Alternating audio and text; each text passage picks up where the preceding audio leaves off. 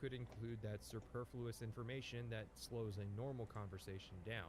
Normies can play a version of the game that's fast and quick and just follow the quest markers, while role players can get the additional dialogue with all those directions and lore details and encyclopedic dialogue people like to complain about in Morrowind. However, this design philosophy requires two things: a desire to cater to all fans of the Who? series, new Interesting. and old, and the drive to do that extra work. We're on Ochiva's final quest. We've been authorized to take down Adamas Philida. Who? You know, the guy we were supposed to avoid in the Imperial City. The guy who's been spearheading the campaign against the Dark Brotherhood. Adamas Philida? The guy is supposed to be an antagonist for the Dark Brotherhood, but because he's only mentioned in passing once, and otherwise only exists in a newspaper article, he just doesn't have the presence that Hieronymus Lex had. This is one of those disadvantages of the disconnected quest design theory. For all its benefits, it's hard to have an antagonist in a storyline with so many disjointed missions. Tying a thread between all of these quests to involve Philida is effectively impossible. Which is a shame, because Philida is said to have both interfered with contracts and to have survived 3 different assassination attempts. Maybe he could have shown up during the job in the prison and interfered with the contract. Like we kill our target and then he appears and now we have to escape him because our conditions say that we can't kill him. Maybe it's even possible the guards intentionally drew us here to kill a prisoner to increase the likelihood of him capturing us. Regardless, Philida's retiring now and has moved down to Leowen, but the Brotherhood, being spiteful pricks, want to have the final word. So they fashioned a Rose of Sithis, a special arrow which will instantly kill its target, in this case Philida. He lives in his armor, however, and the game won't recognize if we nail the shot through the slit in his helmet.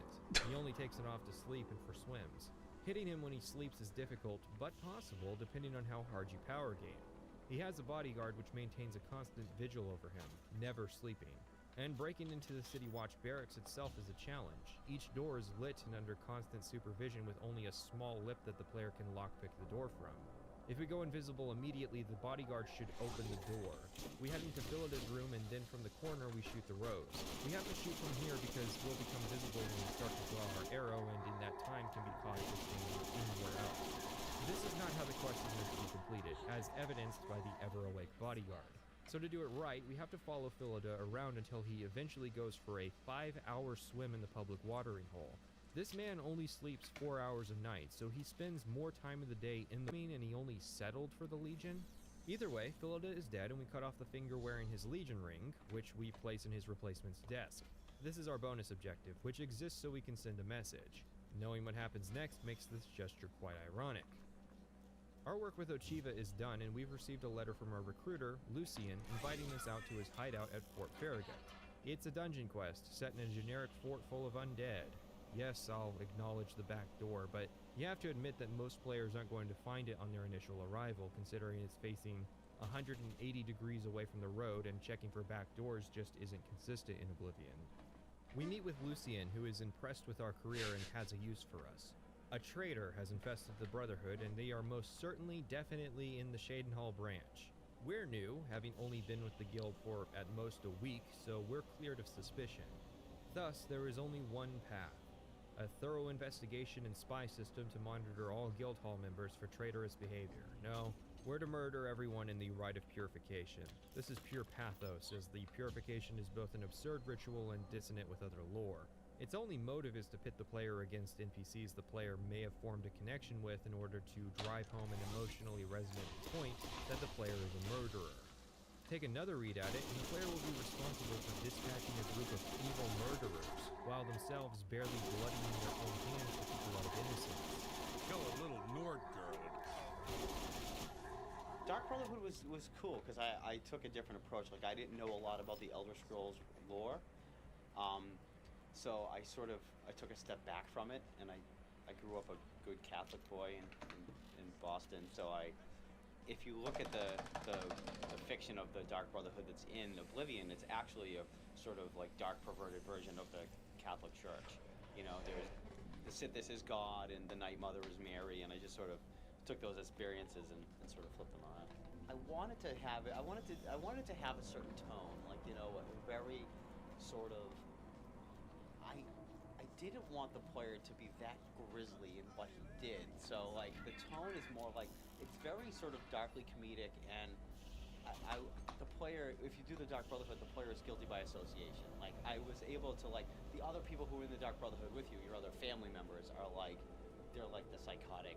Like, there's the one guy who talks about, you know, killing a little girl at her birthday party, and there's everybody else is way more evil than you, but you feel guilty by association just by hanging around them. And in a game like Oblivion, where you kill hundreds of people through the course of the game, what makes it special about being an assassin? You know what I mean? Big deal, I can kill people. Ow. If you just think about it, how many people that God of Human kills? So that's why I try to like work in some of the novelty, like, you know, dropping the head on the guy, and you know, It's obvious, again, that the idea came first. Some of the assassins in the Sanctuary have strengths and weaknesses the player can account for, like placing garlic on Kazenche's person to weaken him. The player can also miss out on 2 quests if they rush the quest line, like losing the chance to be properly sired as a vampire, There we go. or the Renegade Shadowscale quest. The Shadowscale quest is interesting. One of the titular Shadowscales, an Argonian born under the Shadow Sign, has broken the code by abandoning his life in the Brotherhood. It's kind of weird that Shadowscales vow not to Yeah, I harm other believe this one. Shadowscales, because how are they normally supposed to deal with situations like this otherwise? We track the Shadowscale down and he presents us a choice. We can take our proof, a Shadowscale heart from a nearby corpse, and he'll tell us where some loot is. Or we can kill him and take his heart. Or we play both sides, taking the false heart, getting the treasure's location, and then killing the traitor. Your choice is entirely based on your character's thought process. Wait, why is there a Shadowscale corpse here? Were they dispatched to take care of him? What about that vow? Anyways, we wipe out the Sanctuary, and we're now officially a member of the Black Hand. The Black Hand is a reference to the Serbian secret society responsible for a couple of high-profile assassinations, including Franz Ferdinand, which resulted in the crisis leading to the First World War. The organization works like this. There's a listener who deals with the Night Mother, and there are 4 speakers. Each of these speakers, in addition to presumably having their own sanctuary, have a personal silencer, which is the role we now fill for Lucian. We never see any of the other sanctuaries. We're told they exist, but that for the secrecy of the guild, we can't know about them. Which makes it weird that we so consistently operate outside of Shadenhall, considering there must be sanctuaries in at least a couple of the cities we operated in. Just seems inefficient to have a Shadenhall guy performing jobs in Coral or Leowen if there happens to be a sanctuary there. That's all I'm saying. This marks the beginning of the second half of the guild, where we receive our next orders with our payment from the prior job at various locations across Cyrodiil. We've also been gifted Shadowmere, an immortal and powerful horse, and we ride off to the first dead drop.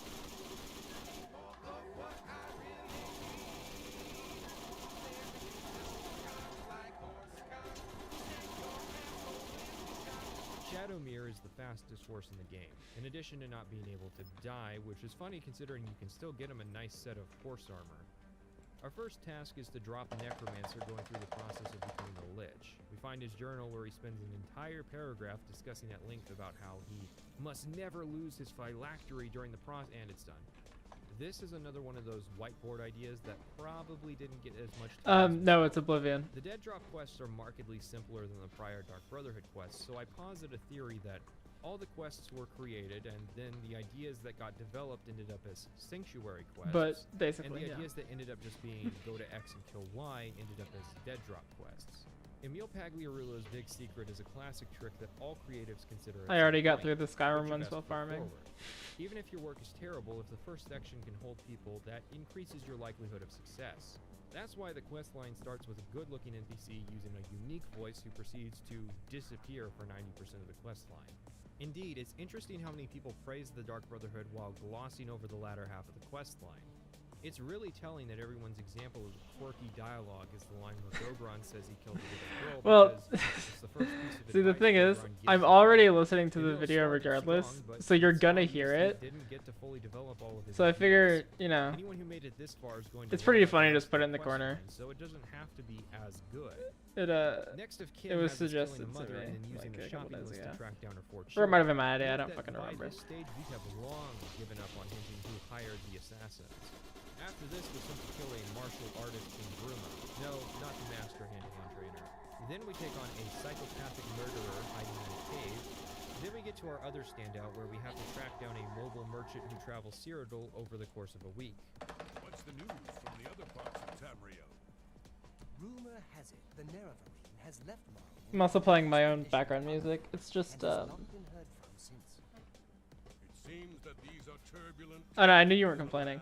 The background music is just music from Borderlands Not the only is it a pre-sequel. standout for using a schedule and the actual in-game weekdays as a method of working out his location rather than a quest. Oh no, sorry, we're still given a quest marker.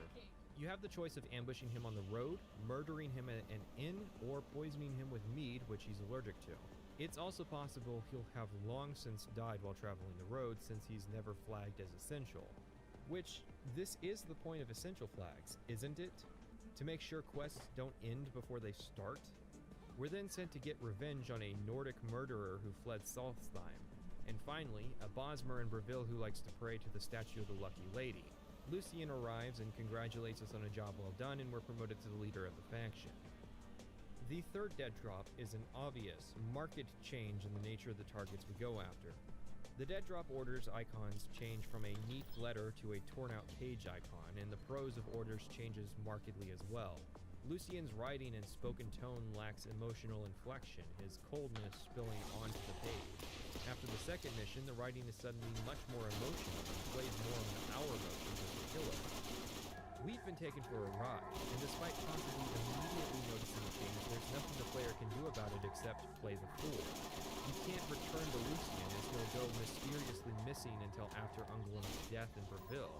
You also Shit. can't speak to First any drop. of the targets who become Never mind. immediately That's a obvious as pistol. either skilled assassins or speakers with hints littered all over.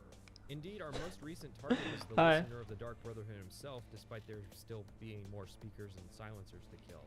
I This quest upgraded. Do you line like is a how I sample of upgraded the player, so live sure reaction they will thing? just follow the quest markers and not notice any clues as to not provide the player with any measure of escaping this trap. So Lucian's pissed, naturally. The Except two fonts look Black Hand is stupid, but I'm gonna apparently keep blaming it him specifically and not because it us. looks No, stupid. we were just following orders, which, okay, that's true. But if the Black Hand is suspecting Lucian, he should be able to make an easy case by pointing at all the targets and dead drops Lucian assigned us that we just didn't do. Anyways, rather than doing the smart thing and coming with us to Anvil to our next dead drop to investigate it, he instead decides to wait at Applewatch. I already knew despite how to stating do that, he's being pursued by the Black Hand. From doing something else Okay, like a buddy, while who's ago. I next just in forgot order? that I could. At our next dead drop, we confront the person who drops it off, but it's just a Bosmer, and Bosmer can't be villains, so you're free to go. He points us at the lighthouse, and after an intimidation play, we make it into the cellar. It's a bit rough, but fairly clean compared to the average YouTuber's house. We find a severed head, we telepathically intuit. Oh yeah, the it's gun that the I'm guy's that I'm mother, farming for is a and the general 5% outline drop on from the this guy, points by of the the way. story. This kid And I want watched his one with mom good get parts. assassinated by Lucian, so he joined the Brotherhood and has been slowly climbing the ranks until the day that he felt confident he could assassinate the entire Black Hand and the Night Mother herself. So, Lucian's been murdered, naturally, and it doesn't matter if we slap the members of the Black Hand with the journal itself, all of them will refuse to listen and our character will refuse to speak, because this is a theme park and we're along for the ride. At midnight, we speak to Arquin, who utilizes illegal teleportation magic to transport us to Breville. I'm sorry, murder's one thing, but there's no coming back from a crime like this. Luckily, most of these characters die when the traitor reveals himself, and we put him down. He did miss a spot, though. Honored listen. I offer Well, yeah, myself it's- as your humble servant and guide. You know, Please allow me to mentor you in your new role. just getting the gun is not that hard. Getting the So gun Belamont was the with traitor, the and the specific only body I flaw want, was the that Night specific Mother's site, the ghost. specific accessory, She's the known all specific along that he level. was a traitor, which, like, is she omniscient? You know, Her seeing the rituals is fine, as well as her being able to watch her members of her cult. It's all tied to her. rip. But apparently she sees everything. and Is she elected gonna, not like, to get you a tell new one? anyone because she wanted this outcome. Okay, if Mr. Next Listener, Lucien Lachance, was actually fated for that position, then you didn't see this coming. Also, the purification is not complete. There's still one dumbass left Okay. to kill. But I know what you're thinking. That's funny Night as hell. Mother has the benefit of her patron Sithis, right? If you believe in Sithis as an entity, you are being had. This is 20 hertz. anticipation of Mine's death. 144. She's big into murder and deception, so much so that she's the Daedric prince of those concepts. And this is Sithis. He's a tumor. Despite I could get a new representing one, the I just don't general really concept of care. Chaos as a dualistic counterpoint to Anu, who represents the general concept of order, the writers have tried to cram Sithis into the mythos as a more active entity.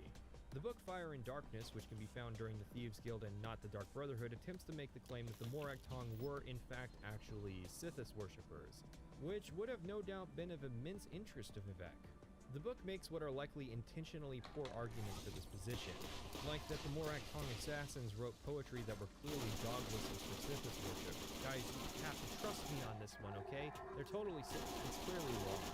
Because later it posits that Vivek stopped the Morak Tong from worshipping Mephala, which he largely didn't, and then the book claims that Vivek allowed them to continue worshipping Sithis, which they never did. Dualism is Yeah, a concept 60 of is two a forces that struggle. balance each other, which in our world extended to religions like Hinduism and Zoroastrianism, and then later Judaic Christianity. The idea is that you have a good god, Anu, that all the beggars praise, and you have a bad god, Padme, aka My hardest on 60 is Anu represents order, Sithis deadlocked, represents I chaos. think. Reality then exists in the balance of these two forces. Too much Anu is how the world was before this conflict, orderly and dead. Too much Sithis is how the world was during the Mythic Age, chaotic and difficult to live in. Both entities have been anthropomorphized by various religious sects on Nirn, but unlike the Aedra and Daedra, which were verifiable entities that either used to or continue to interact with worshippers, Sithis and Anu don't. The closest we get to Anu doing anything is Anuiel in the Altmer Pantheon, whose sole action was giving Auriel his bow to kill Lorkhan. In effect, this is a metaphorical explanation for why Auriel, aka Yeah, I Akatosh, beat held the position of Deadlocked on Titanbond, my which was phone Anu's a while domain as back. the conception of order. What about Padme? Not like a aka while. Sithis? It Padme, was like Anu, only like a made couple a years ago. vicarious contribution to the world, which was Maybe. his son, Lorkhan. If you're not getting the picture yet, Lorkhan and Akatosh are the actual gods, and they simply each have a dualistic conception assigned to them. Akatosh got order, Lorkhan got chaos. But what about all the meddling Sithis does, who sends wraiths down to attack the player if they break tenets 4 and 5, and that's basically it. And there's nothing there to indicate that Mephala isn't the one doing it. But we get the word of worshippers of Sithis who all end up being to some degree insane latex-bound fetishists trying to justify their actions. Okay, but the Night Mother mentions Sithis as well, even though the Night Mother is almost certainly just Mephala in disguise. In essence, I posit that the worship of Sithis is a ruse made up by Mephala and probably Lorkhan to some extent. We get access to Deepscorn Hollow, a DLC home for evil characters. Notable is that it has a shrine to Sithis, which depicts a statue of a robed man missing a heart, which is a very striking visual choice to make when designing the statue. It's probably that this visual representation is inspired by Lorkhan. There are some other features of the house. You get a cattle cell containing a sleeping person that we can feed on. We get a small garden full of various poisonous plants, and we get the font of How many times have I which done? will I don't know. cheaply and easily cure Not that vampirism many. at any time Like, without much effort. I haven't. I like Since basically darkness just started power, doing we this. already have a means of removing it. Let's discuss vampirism. On Although average, the it takes like overall 20 to get a vampirism drop, takes more so recognizable form in Skyrim. I don't In think I've done Morrowind, 20 yet. vampires were effectively cursed with never being able to really do quests or use services NPCs ever again. Oblivion added a stage system where depending on how often you feed, you may be able to keep your vampirism under wraps. At the first stage, you'll be able to move around outside without issue. You gain the Hunter's Sight spell, which casts Night Eye and Detect Life. We become immune to disease and paralysis. Our acrobatics, athletics, destruction, hand-to-hand illusion, mysticism, and sneak skills will all see a +5 bonus, as will our strength, willpower, and speed attributes. We only have a 20% increase to fire and a 5% normal weapons resistance. On the second day without blood, our skill and attribute bonuses go up to 10, our weakness increases to 30%, and our resistance goes up to 10%. We also start to take damage from the sun, meaning we can no longer fast travel or wait outside during the day. We also gain the Vampire Seduction ability, which allows us to heavily charm an NPC once a day. On the third day without blood, our skill and attribute bonuses not that go up hard. to 15, I don't know. our weakness increases to 40%, and our resistance goes up to 15%. We take 4 times as much damage from the sun during the day, and we gain the Reign of Terror spell, which casts silence and demoralizes once per day. Finally, on the 4th day and beyond, our skill and I mean, it, like, attribute takes a bonuses while, max at but- 20 points. Our fire weakness reaches 50%, our normal weapons resistance reaches 20%. Yeah, I have we take 6,000 twice as hours in much the sun game. damage, and we gain So, Embrace of Shadows, which that might allows be us to why. go invisible and use Night Eye for 3 minutes once per day. NPCs will generally stop providing And also, services I've to only the beaten player 2. at this stage, however, So. so feeding on a sleeping NPC to revert back to 25% is a good choice. My only real change would be to make it so that feeding reverts back only one stage, so if players are comfortable playing as stage 2 or stage 3 vampires, they don't have to constantly keep reverting back to stage 1. Playing the entire game as a vampire is actually fairly viable in Oblivion. Your only combat weakness is fire, and you can either play a Dunmer or use the Atronax sign and a couple items to easily offset that weakness. People only notice your vampirism at stage 4 and Yeah, liberal so usage play of the game charm more. spells That's how you prompts beat it. an extreme demon. And since most people in the game have sleep packages, it's easy to find fresh food. Sadly, none of the game's content accounts for vampirism. Nobody ever mentions the player's rather obvious affliction in quests, and unlike Morrowind and Skyrim, there aren't any special quests just for vampires, except for the Cure. The player can approach healers about the subject who point to Raminus Polus of the Mages Guild, who himself points to the Count of Skingrass.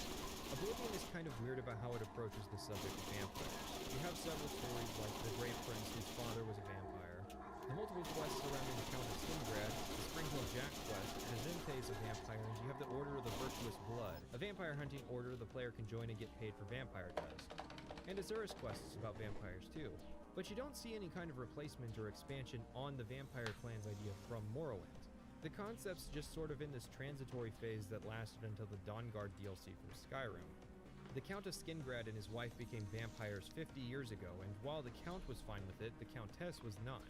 She refused to feed and eventually slipped into a coma. The Count since then has sought a cure but is somewhat trapped in the castle for the sake of protecting his citizenry, so he passes the search off to us. He has heard that a witch of Glenmoral is near the Corbolo River. Glenmoral witches have existed since Daggerfall but have been performing the thankless task of curing lycanthropy and vampirism since Bloodmoon. This witch, Melisande, demands 5 grand soul gems as payment. Sure, take them. I don't need them. I can get them blackened for you if that's what you want as well. She'll then give the player a shopping list of ingredients for the cure. Bloodgrass, garlic, nightshade, Argonian blood, and the ashes of a powerful vampire. This doesn't mean Janus, however, no sacrifices necessary. Hindarl, a powerful vampire, was trapped in a cave by hunters. He hasn't fallen into a coma from sadness, so we have to fight him. Ingredients in hand, we return to Melisande, who takes a day to brew the potion. We then take 2 doses, one for ourselves and one for the Countess, and return to Skingrad. We go to where the Countess is resting. Melisande, who shows up for some reason, awakens her, and the Count gives her the cure, whereupon she dies, and a day later we're paid what is probably the highest scaling gold reward in the game, with 10,000 gold being the reward at level 30. How many attempts did Land Circles or whatever take you? People actually consider this quest particularly lengthy. I think that might only be true if you do it at a lower level when Grand Soul Gems are much rarer. I like this quest, but it does raise the question of what the hell was going on with the Pale Lady. I'm guessing originally the Pale Lady was the Countess, and this was reworked after the Vampire Cure quest was written. There's also the Purge Blood font if the player's lazy and had a couple dollars to burn on the Vile Layer DLC. So, in conclusion, the Dark Brotherhood. Probably the best content of the base game, that being an exceptionally low bar to reach. When you have a game as iconic as Oblivion was back in the day, the person who made the highlight content is fated to do well, as Emil Pandiarulo did. He's taken the reins as a lead designer at Bethesda, potentially even a successor to the Howard Crown when Starfield's finished and Todd resumes his aging. I'm the only alchemist in Springfield. Not much business here, but I can't go back to Morrowind. It's just like anywhere else in the Empire. Holy shit. By the way, do you happen to know what the fine is here in Cyrodiil for necrophilia? Just asking. That's a really good Is roll. it your first offense? Let's assume no. Then it's at least 500 gold. That's nothing compared to Pick that up, I Morrowind. guess. Thanks. I don't know if that's better or worse than the one I have. It's not something I need, but I like collecting them. I have like every type of class mod and stuff like that. Before we head on to the Shivering Every type of Isles, shield. there's a bit more base game content left that bears mentioning. These are the Daedric and some select side quests of Oblivion. The Daedric quests are the work of Mark Nelson, at least that's what I've been led to believe, and nobody's taking credit on these, despite many of them being some of the best content Oblivion has to offer. The quests are gated by level requirements, and I did many of them during the events of the other quest lines. So you'll be seeing our character jumping around various parts of the playthrough. We'll handle these in the order Well, I that gotta I go did get them them, from the so bank, let's but then begin. yeah. Also, I should throw in here, many of the Daedric princes have sibilance issues, where the sharp S sounds are piercing. I've tried to correct that for your benefit. I have like 80 because hours in they this are one mentioned. character. Sheogorath. Shigarath's quest is offered at level 2. All 15 of the available I figured, princes have shrines, and most I of could them start have streaming it offerings the player must and complete to get the get free quest, watch time for it. which the player can learn And it's at more the fun than shrine just doing it by from the myself. priest. So, funny thing, the Making of Oblivion documentary shows Mark Nelson and Ken Rolston trying to fix a bug with the Daedra shrines where the NPCs walk around constantly, which can be annoying if you're trying to record footage of the prince's monologue and you keep getting pushed around because the NPCs can't decide which patch of grass to pray at. Shigrath in particular wants an offering of a lesser soul gem, a head of lettuce, and some yarn. He's a bit random. Is it again? We're out! Look out, Sarai! Oh, right, the name. In Morrowind we get this line. What is it, mortal? Have you come to be of service to Shagarath? Despite putting that in the video and pointing out that this is the pronunciation of the I also name that have- Morrowind gives you, I've people gotten still leave or embarrassing comments about how have to say at the name least wrong. like I haven't picked them When all the up because voice I don't actor because changed some of them are from pretty Jeff shit. Baker to Wes Johnson, it came with But I some have changes to his every character. um Oh, but Wes pearlescent Johnson and was not legendary the original Shia weapon Gorath voice actor in / Oblivion. item in the In game Shivering except Isles, the voice for actor was Craig one. Segler, who voiced all of the Elven femboys. which is just super rare, and also I'm gonna be specifically farming later anyway. The actual free watch time glitch is doing Geometry Dash level requests. I could turn you into a goat! I did like in to be fair, it was like a 7-hour fucking stream, Fingers! but I got like 40 hours of watch time from it. Perhaps I could make it into something useful. Let's find out. Shia Gorath's presentation in Morrowind was very deadpan. He asked you to do something ridiculous, but he asked normally because being ridiculous was his normal. I'll have a lot more to say about this in the Shivering Isles section. For now, let's focus on our task. Shaggy wants us to mess with a Khajiit settlement that is superstitious. Yeah, I We go basically there, want to get ask like about the Kashara prophecy and then everything. fulfill it. We're directed to Ribasa, who after a disposition check will tell us of 3 plagues: vermin, famine, and fear. We have to figure this out on our own, but it turns out the local tavern chief is a cheese collector who keeps a potent Olroy cheese locked in a display box. We steal the cheese and place it in a pot over a fire, which draws a swarm of rats to the village. Ribasa panics and places rat poison on it, killing all the rats. He's taken this as potentially the first stage of the prophecy. If we then take the rat poison and place it in the sheep trough, they'll eat it and die, whereupon Shia Gorath congratulates us and handles the 3rd step for us. Well, yeah, I'm missing literally one. I even have. There's a few super rare ones, but the rarest are probably the Reaper and the Ogre. I don't have an Ogre. I got a Reaper from a fucking vendor, so I have a level 69 one. The Wabbajack which is insane. transforms creatures into other That's like forms, that's sometimes probably the less dangerous, that's usually easily the more rarest thing I have is a It's level fine 69 toy, Reaper. but that it only works on creatures as well as the limited The number only of way you can get resources level needed 69 is items it's is from easy to vendors. I forget think I've about. told you that. I don't Still, remember. I enjoy the idea of a powerful lich who spent years uncovering and undergoing a ritual to attain immortality, unparalleled in power by the mortal world and immune to the effects of age and disease, getting smoked in the side of the head by the Wabbajack and turning into a sheep, then dying almost instantly. Namira. You dare approach my shrine, child of light? You who walks this plain basking in the light of the warm, cruel sun? Namira's quest is available at level 5 and requires no offering, but does necessitate the player's personality value be below 20, which is I used to impossible hear by this default song and that's playing requires right every now, character to use like some all kind the of time, supplements, because while it's cheap the way to reach that value. ambient Namira music wants to help some for Skyrim fans who are being an harassed by area priests of in Arcade, who won't pre-sequel stop that I harassing spent a them. lot of time in, and I would just like I'd have the game pause and go do something else, and I'd just leave it on. If we touch the priest I'd just himself, leave it we'll open, so fall this would be back. playing on my PC for like hours, because I'd forget, and it sounds nice. My followers' perfect darkness. The forgotten are free to wallow in their misery. Take my ring. Let it bring pain to others who would wish it upon you. Namira blesses you. The Ring of Namira has a static effect, which reflects damage 12% and reflects spells 10%. I kept this ring throughout the entire game, which should speak volumes to its usefulness to the player. The despite how soundtrack simple is the really quest good. Otherwise. I literally just Azura's quest unlocks. Whenever everything. I'm It may playing seem this that game, I've I done just loop things out of pre-sequel order, soundtrack. however, Azura's offering mostly. is Glow Dust, which comes from Will o' the Wisps, who only start showing up at level 9 as bosses and level 11 as generic enemies. When I'm farming. There are only 2 ways to get Glow Dust. When I'm actually before playing the level 9, game, I which are let the quests music play, Mystery but- at Harlan's Watch, Late in the Fighters Guild, or Blood I'm just of doing the same Daedra thing over and midway over. through the main quest. We donate at the hours of dawn or dusk, and I have seen your name, traveler.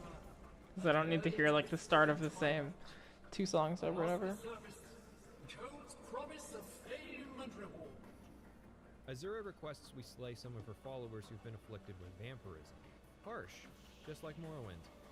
The followers had acquired the affliction after slaying a vampire themselves and then sealed themselves away in its lair. Guys, you had 3 days to go pray at a shrine to get cured. Shepherd's pie and mandrake root would also do it. No? Okay, I just think you're being over dramatic. I mean, hell, I've been cured. Or wait, no, this is earlier in the timeline. I'll get cured later. Thank you, mortal. Their spirits are free. And henceforth, above my shrine, 5 bright candles shall burn forever in memory of your sacrifice. For your service, take this token, that your deeds might be entered in I like how when he dies up on something, all of his loot is Azura's also just in Star the air. is- well, do I need to even introduce it? Oh yeah, the It's funny Borderlands. that I this mean, is all of an the artifact Borderlands the game suggests games have you a good sacrifice soundtrack, as part of the honestly. main quest. I can I like only them all. imagine the horror from the thought of I'm gonna make a sacrificing this playlist of item. like all of the good, Azura's Star is a reusable all the tracks that I sword like which from can all fit of any them, and then creature's just shuffle soul, big or that like small. forever. It can't accept Black Souls yet. Azura's Star is so ubiquitous with Elder Scrolls that it exists in the Oblivion construction set, even if you haven't loaded Oblivion yet. It's important if you plan on making a consistent use out of enchanted items with charge, like the Wabbitjack as a for example. It also, however, invalidates any of the lesser soul gems in the process, since you don't really need to keep any of those around anymore. One way to get good use out of it is to keybind a super lethal soul trap spell to one button and the star to the next to make sure you keep your gear topped off. Sanguine. Sanguine's quest opens up at level 8 and requires a pricey bottle of Cyrodiilic brandy. I tried and failed to do this while doing the Fighters Guild work. I'm fairly certain it ended up breaking the infiltration quest my first time around. Anyways, Another mortal. Come to beg Sanguine to add a bit of spice to an otherwise Borderlands 1. existence. Sanguine wants us to go to a dinner party in Leyawiin tomorrow night. Buddy, your shrine is halfway across the continent from Leyawiin. Doesn't matter, the party is delayed until our arrival, despite not being invited. We're to attend the party and cast the Stark Reality spell on the guests. It has a small drain health effect, which registers it as assault. When it hits, all of the guests, ourselves included, lose all of our items and will immediately find ourselves wanted. However, doing what I call a pro-gamer move, you can cast the spell and then immediately use an invisibility potion to bypass the legal challenge of this quest. We still have to get back to the shrine despite losing all of our items, which is a challenge and involved months of pouring ourselves out at taverns to pay for carriage rides. Skingrad is quite a ways away from Leyawiin, after all. A rousing success, mortal. And it appears you joined in the festivities as well. Good for you. You need to lighten up a bit. You'll find your equipment in that chest over there. And here's a little something for your efforts. Maybe we'll celebrate again sometime. Sanguine's Rose. Martin has an interesting line about it. I never thought to see this again. I once possessed it, briefly. A lifetime ago, it seems now. To obtain it, and then give it up. I honor your dedication to our cause. The implications. Of all the Daedric princes for Martin to have served, you picked Sanguine. I hope it's not because his shrine is close to Kvatch. Or I hope you didn't move his shrine close to Kvatch because of that line of dialogue. The Rose, when its spell hits a target, summons a random Daedra to aid you. It's not necessarily an ally to the player, so using it is effectively a wild card in fights. At level 8 it's great because the Daedra you summon can be more powerful than the enemies you're fighting. Later on, less so. Nocturnal. Nocturnal's quest is only one of 2 which have no extra requirements. You just have to hit level 10. Secrets in the dark. Nocturnal is here. But my eyes find and stolen from its shrine and hid in darkness. To steal from a god is most unwise. Nocturnal wants us to retrieve her eye, which was stolen from her. This happens to you a lot, doesn't it? How come Azura I wonder how doesn't many have kills these I've done on issues? him. First, the Grey I Cow, kinda wish I then was the Eye of counting. Nocturnal, and soon the Skeleton Key. I cannot help but think you're either enabling this kind of behavior or lying and simply saying the previous person you've rewarded actually I'm gonna stole from assume I've done After a like short 10 and investigation start in counting Leyland now. and an eavesdropping section that requires a small amount of stealth, they put the eye in a cave full of trolls, which is fair enough, since it probably won't get taken, but that's a huge amount of risk to rely on being able to sneak past trolls just to stash your goods. All these trolls are named Ash Clan or Kapler Clan trolls. Maybe we were going to get more named monsters originally. One dungeon. No, it's crawler I and literally one- have like like a tally counter that I bought. So I'm gonna use that. Once again see into the darkness that is your world. We mock the thieves. Yeah. This was the loss. You, mortal, may take this. It shall I bought it on Amazon because I was like, I feel like having one of those. Wait, the skeleton key to the skeleton card. So I've been using it for No, I'm Borderlands gonna actually. Make it as often as this is the first thing I think of. Hey, Nocturnal, isn't this thing super dangerous? Like Mehrunes Razor changing yourself into the Dragonborn kind of dangerous? Unlocking metaphysical concepts dangerous? I guess that part of the lore wasn't written until Skyrim. The skeleton key, as mentioned previously, is an unbreakable lockpick that also boosts security by 40 points. It basically allows you to turn off the lockpicking minigame and just spam auto attempts. This is because they changed the fundamental way lockpicking works, so the skeleton key has to be a good alternative shit. to normal lockpicks, which are universally homogeneous in quality. I favored lockpicking on my character as opposed to using magic due to my condition Fucking where I world don't dropped before naturally he manipulate dropped his magic, actual thing. discouraging casual use of magic. Simply put, the skeleton key is too valuable an artifact for an Atronet character to even contemplate sacrificing to Martin. For everyone else, though, well, why aren't you using alteration magic? Perryite. I have like a way better version of that gun because of the like giant Although this chest time farm, that's likely but you know, because the worshippers are usually still cool to claiming see. the prince's You don't wand get and world drops frozen in super often. ice. This one rules. A welcome change. So, mortal, you have found my shrine, and you have seen my followers. They are an embarrassment to me. The fools cast a spell in the hopes of summoning me to them. It was prideful and foolish, and it has had its consequences. Perryite's followers attempted. Attempting to touch a Daedra prince. Take this with my blessing. May it bring you order. Still, despite all that, Perryite's reward is substantial. Spellbreaker. It's hardly the most powerful shield the player can get in armor value, but its Reflect Spell 30% enchantment is insane, especially when paired with our natural 50% spell absorption. You aren't capable of making anything even as remotely powerful in Oblivion. You may say the Escutcheon of Coral is better. I would counter that it only gets better after level 25, and I ended the playthrough at level 28, whereas I was able to get Spellbreaker a quarter of the way through my playthrough. Malakath. Malakath's quest is available at level 10, and he likes troll fat. Let's see what he has to say. That characterizing a whole species in your game as ugly, warlike, and benevolent might be harmful to real-world groups regularly mischaracterized as ugly, warlike, and benevolent. Sorry, let's use the better orc exclusive version. I love greenskin arc content. That's what I'm all about, pal. Yeah. Nice present. Good. And from a nice orc, too. Double good. Orcs are smart. They know you want something. You do what boss tells you. So, listen good. Lord Drag took my ogres. Foxy Whiteskin says he owns them. Lying maggot! They're my ogres! So, this Lord Drag, he puts my little brothers in chains, working in the mines. It makes me mad. You get over to Lord Drad's estate. Get my ogres loose and get them out. Do it for me, the boss! Lord Drad is a Dunmer skirting the Empire's very incredibly violent history with abolition by using ogres instead of humans as slaves. Of course, this isn't the only reason Malakath is invested. I bought it for a song from a foolish woman.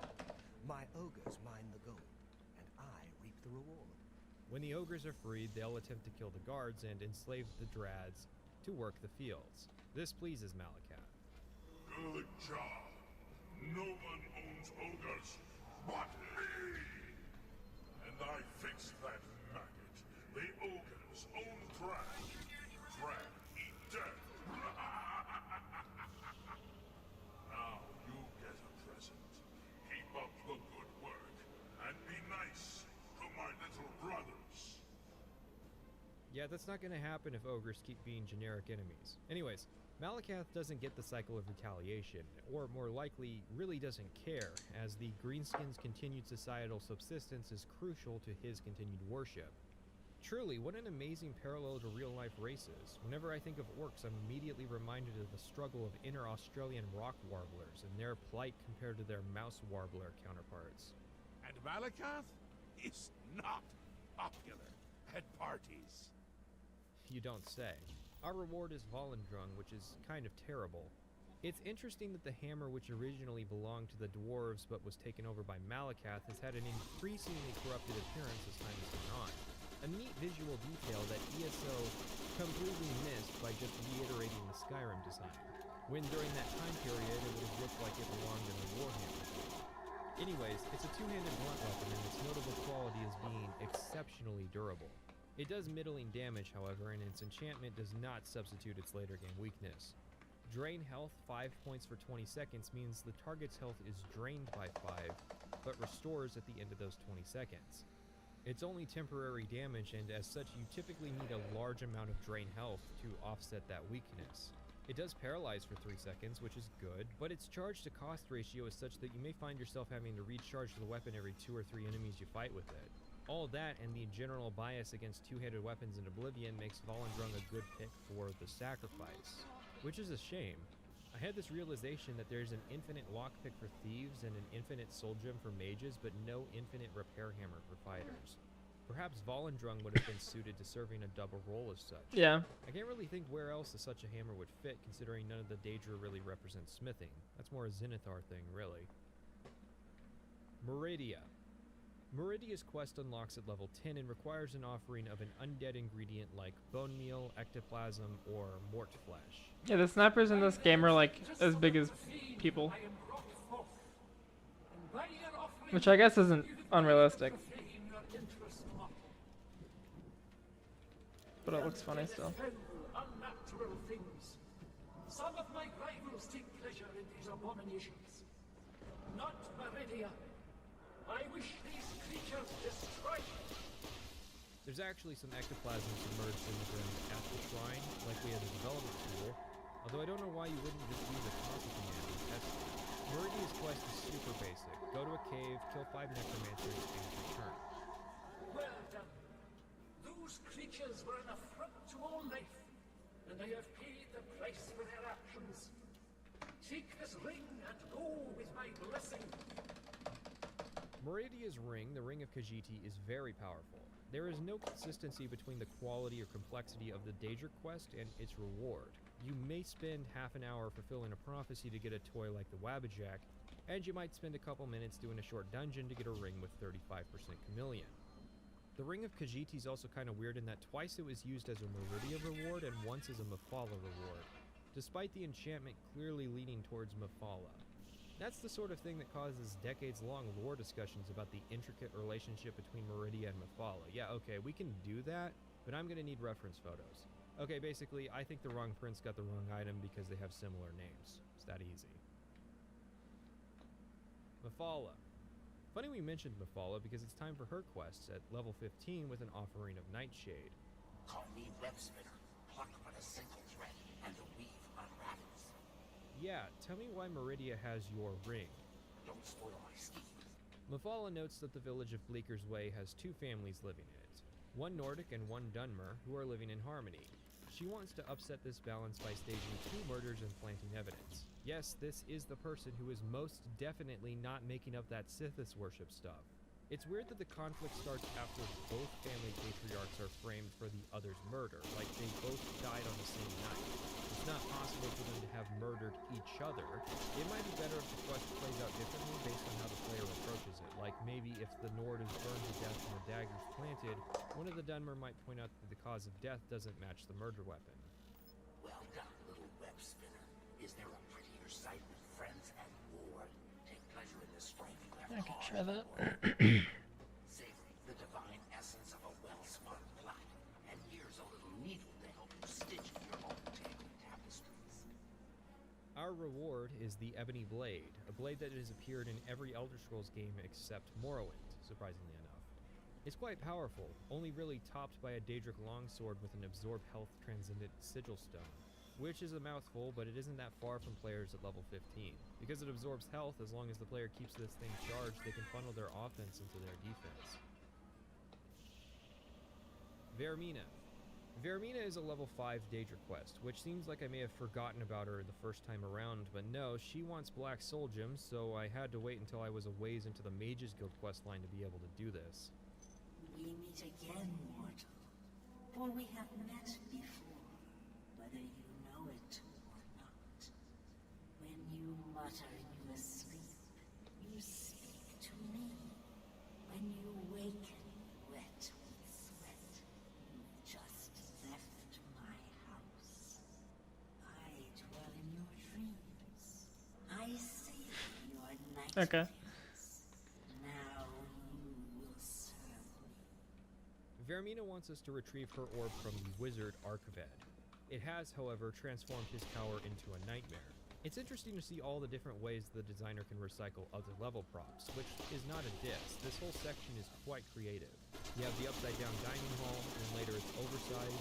You get to Archved's bedchamber and grab the orb. He's permanently asleep, so he's not a monster.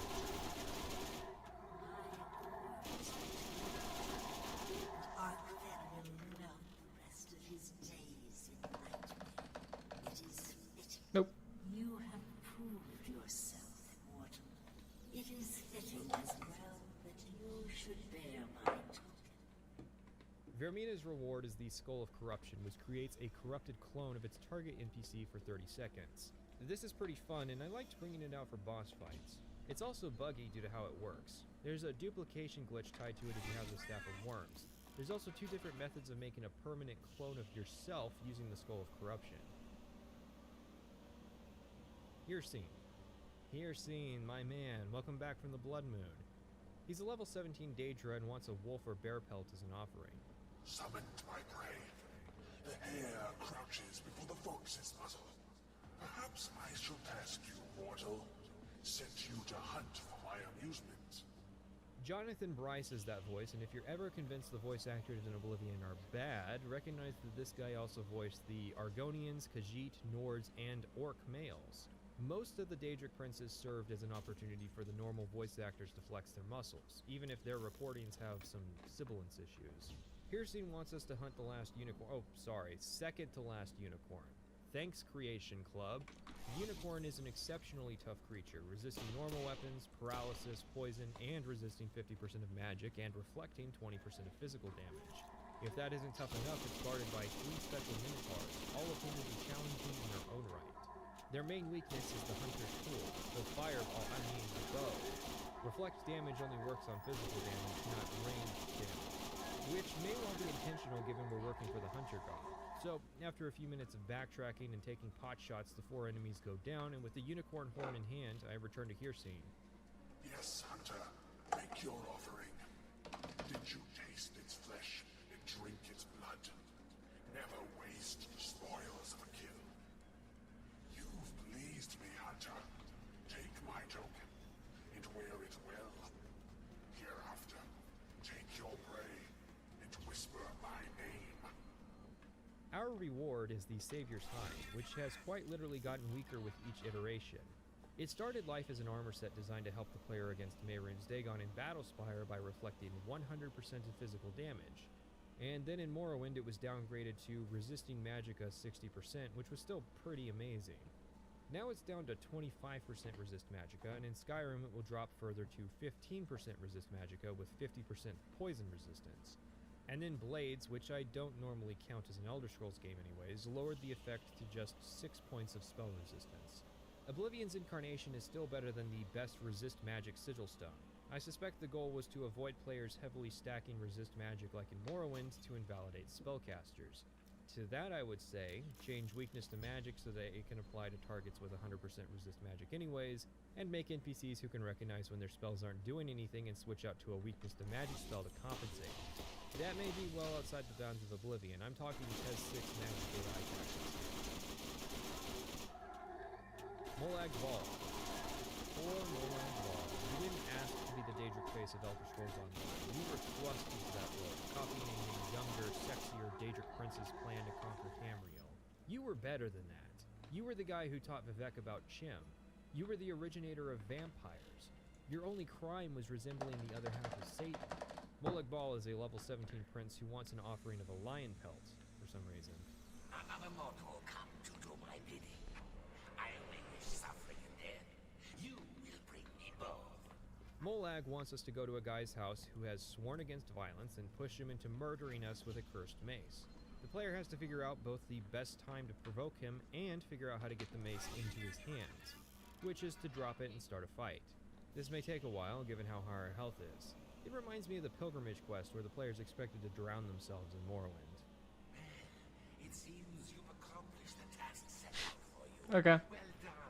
Another man damned. Another ruined soul.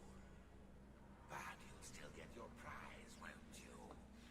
I think it was worth it, don't you? Keep up the good work, little mortal. This was also Jonathan Bryce's voice, and I think he was leaning a little too heavily into the Khajiit voice for this. It's funny because Wes Johnson's Molag Bal from Morrowind fit the character way better. The Mace of Molag Bal does a lot of damage, but it comes with a terrible enchantment. Absorb Magicka is an awesome effect that I wish it showed up way more often. Even fighter NPCs still have Magicka values that we can steal from. But Absorb Strength, while sounding good, has no effect duration, meaning that without the unofficial patch, it doesn't actually do anything. Boethia. Boethia is one of the 3 Daedric princes that require the highest level to start their quest, level 20. His offering is a Daedric heart. Why do you summon me? You lied to me. Do you hope to be counted among my chosen? Then prove yourself to me. He's also presenting as a male in Cyrodiil. Daedric princes don't have genders because they don't have sex. Okay, we did talk about Molag Bal just now, so to clarify, they don't reproduce. Instead, they simply take forms that fall into mortal gender definitions. That's why the big-tittied goth Daedra girlfriend is called a prince. Boethia doesn't care, which makes having lengthy arguments about his gender pointless. Boethia wants us to enter his realm, which of course is just the Deadlands again, although at least this time it fits, and fight in a tournament. There are 9 champions to beat, all of whom align with a different race, and we replace the 10th Breton champion. Since we're at level 20, all of the champions will be armed and armored extremely well, and we come with a host of spells, poisons, and potions to boot. And we can't leave until we're done, which is one of the few times Bethesda really makes the player commit to a gauntlet in Oblivion. It can be cheesed, however. Since this is the Deadlands, it's easy to make NPCs go into the lava and just die. I personally would have set this in a closed environment, just a series of rooms forming a circle with the starting point in the middle. Upon our departure, I greet you, chosen one. A victory in my tournament I should not be alive. brings great honor. Take Goldbrand, shield it in your enemies, and offer their souls as praise to me. Goldbrand is one of the best swords in Oblivion. I've missed like 3 kills. You can barely edge it out with a Daedric longsword using a Transcendent Sigil Stone. Let's hold a best sword contest later. Clavicus Vile. I find it funny that since Clavicus Vile's quest involves Todd Howard as a voice actor, it's a bit broken. A mortal! Wonderful. Always a pleasure. Perhaps a little service from you, mortal, and I'll reward you. A fair bargain, don't you think? At level 20, Clavicus wants an offering of $60. However, for most people, this is not how the quest starts. Chopper's purple, by the way. It does not enable Umbra after starting. I guess you Umbra can see it under the actually be thumbnail. visited at any time in the level. Her sword is very powerful, and Her armor, while leveled, can be taken off at level 1 and is identical in stats to Orcish, or taken off at level 15 and will be identical to Ebony armor. And since her sword is a quest item, it currently has 0 weight. She's a challenging fight, but a lot of metagamers do it early for the weightless sword and keep it until level 20. The sequence is actually supposed to go like this. Clavicus sends us to get the sword, Umbra from Pell's Gate. Umbra, if you recall, was a Morrowind character and weapon. The player can encounter Umbra, I mean, I'll who see will it. tell them that they've done everything and only wish to die in battle, which I obliged. The last living dwarf, Yagrum Begarn, wrote in Morrowind that Umbra was created by an ancient witch to trap souls.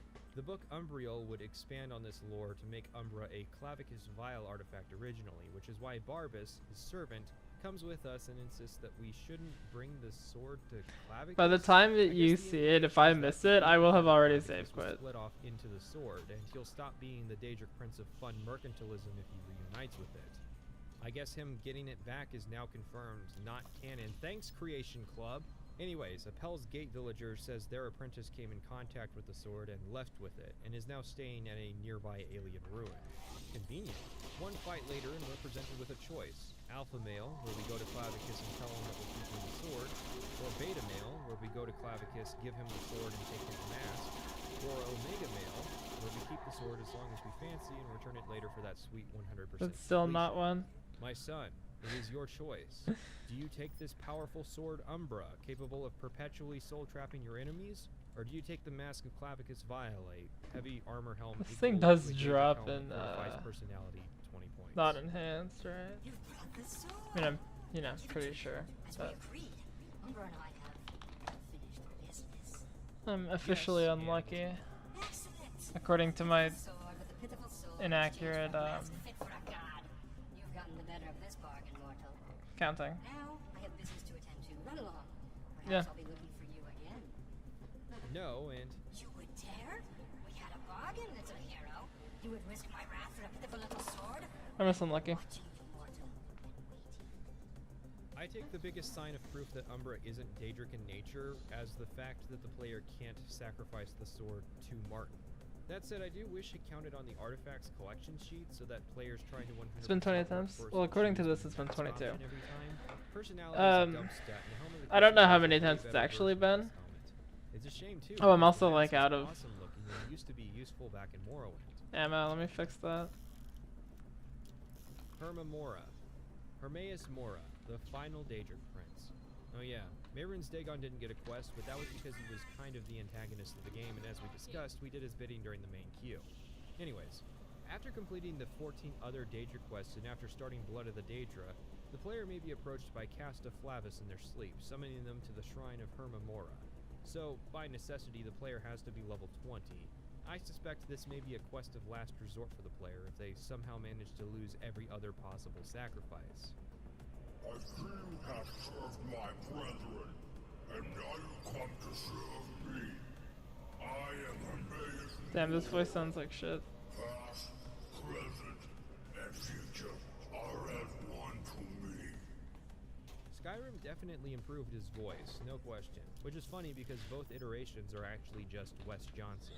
Hermaeus Mora wants us to capture a soul from each of the 10 races, which is easy if you target the bandit population.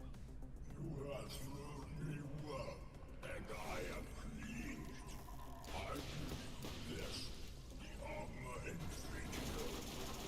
Knowledge given by me to Xerxes is restored again. Read it and gain knowledge of yourself. Oh, now, learn and remember. The Ogma Infinium, similar to the Bitter Cup of Morrowind, is a powerful tool for leveling. Kind of.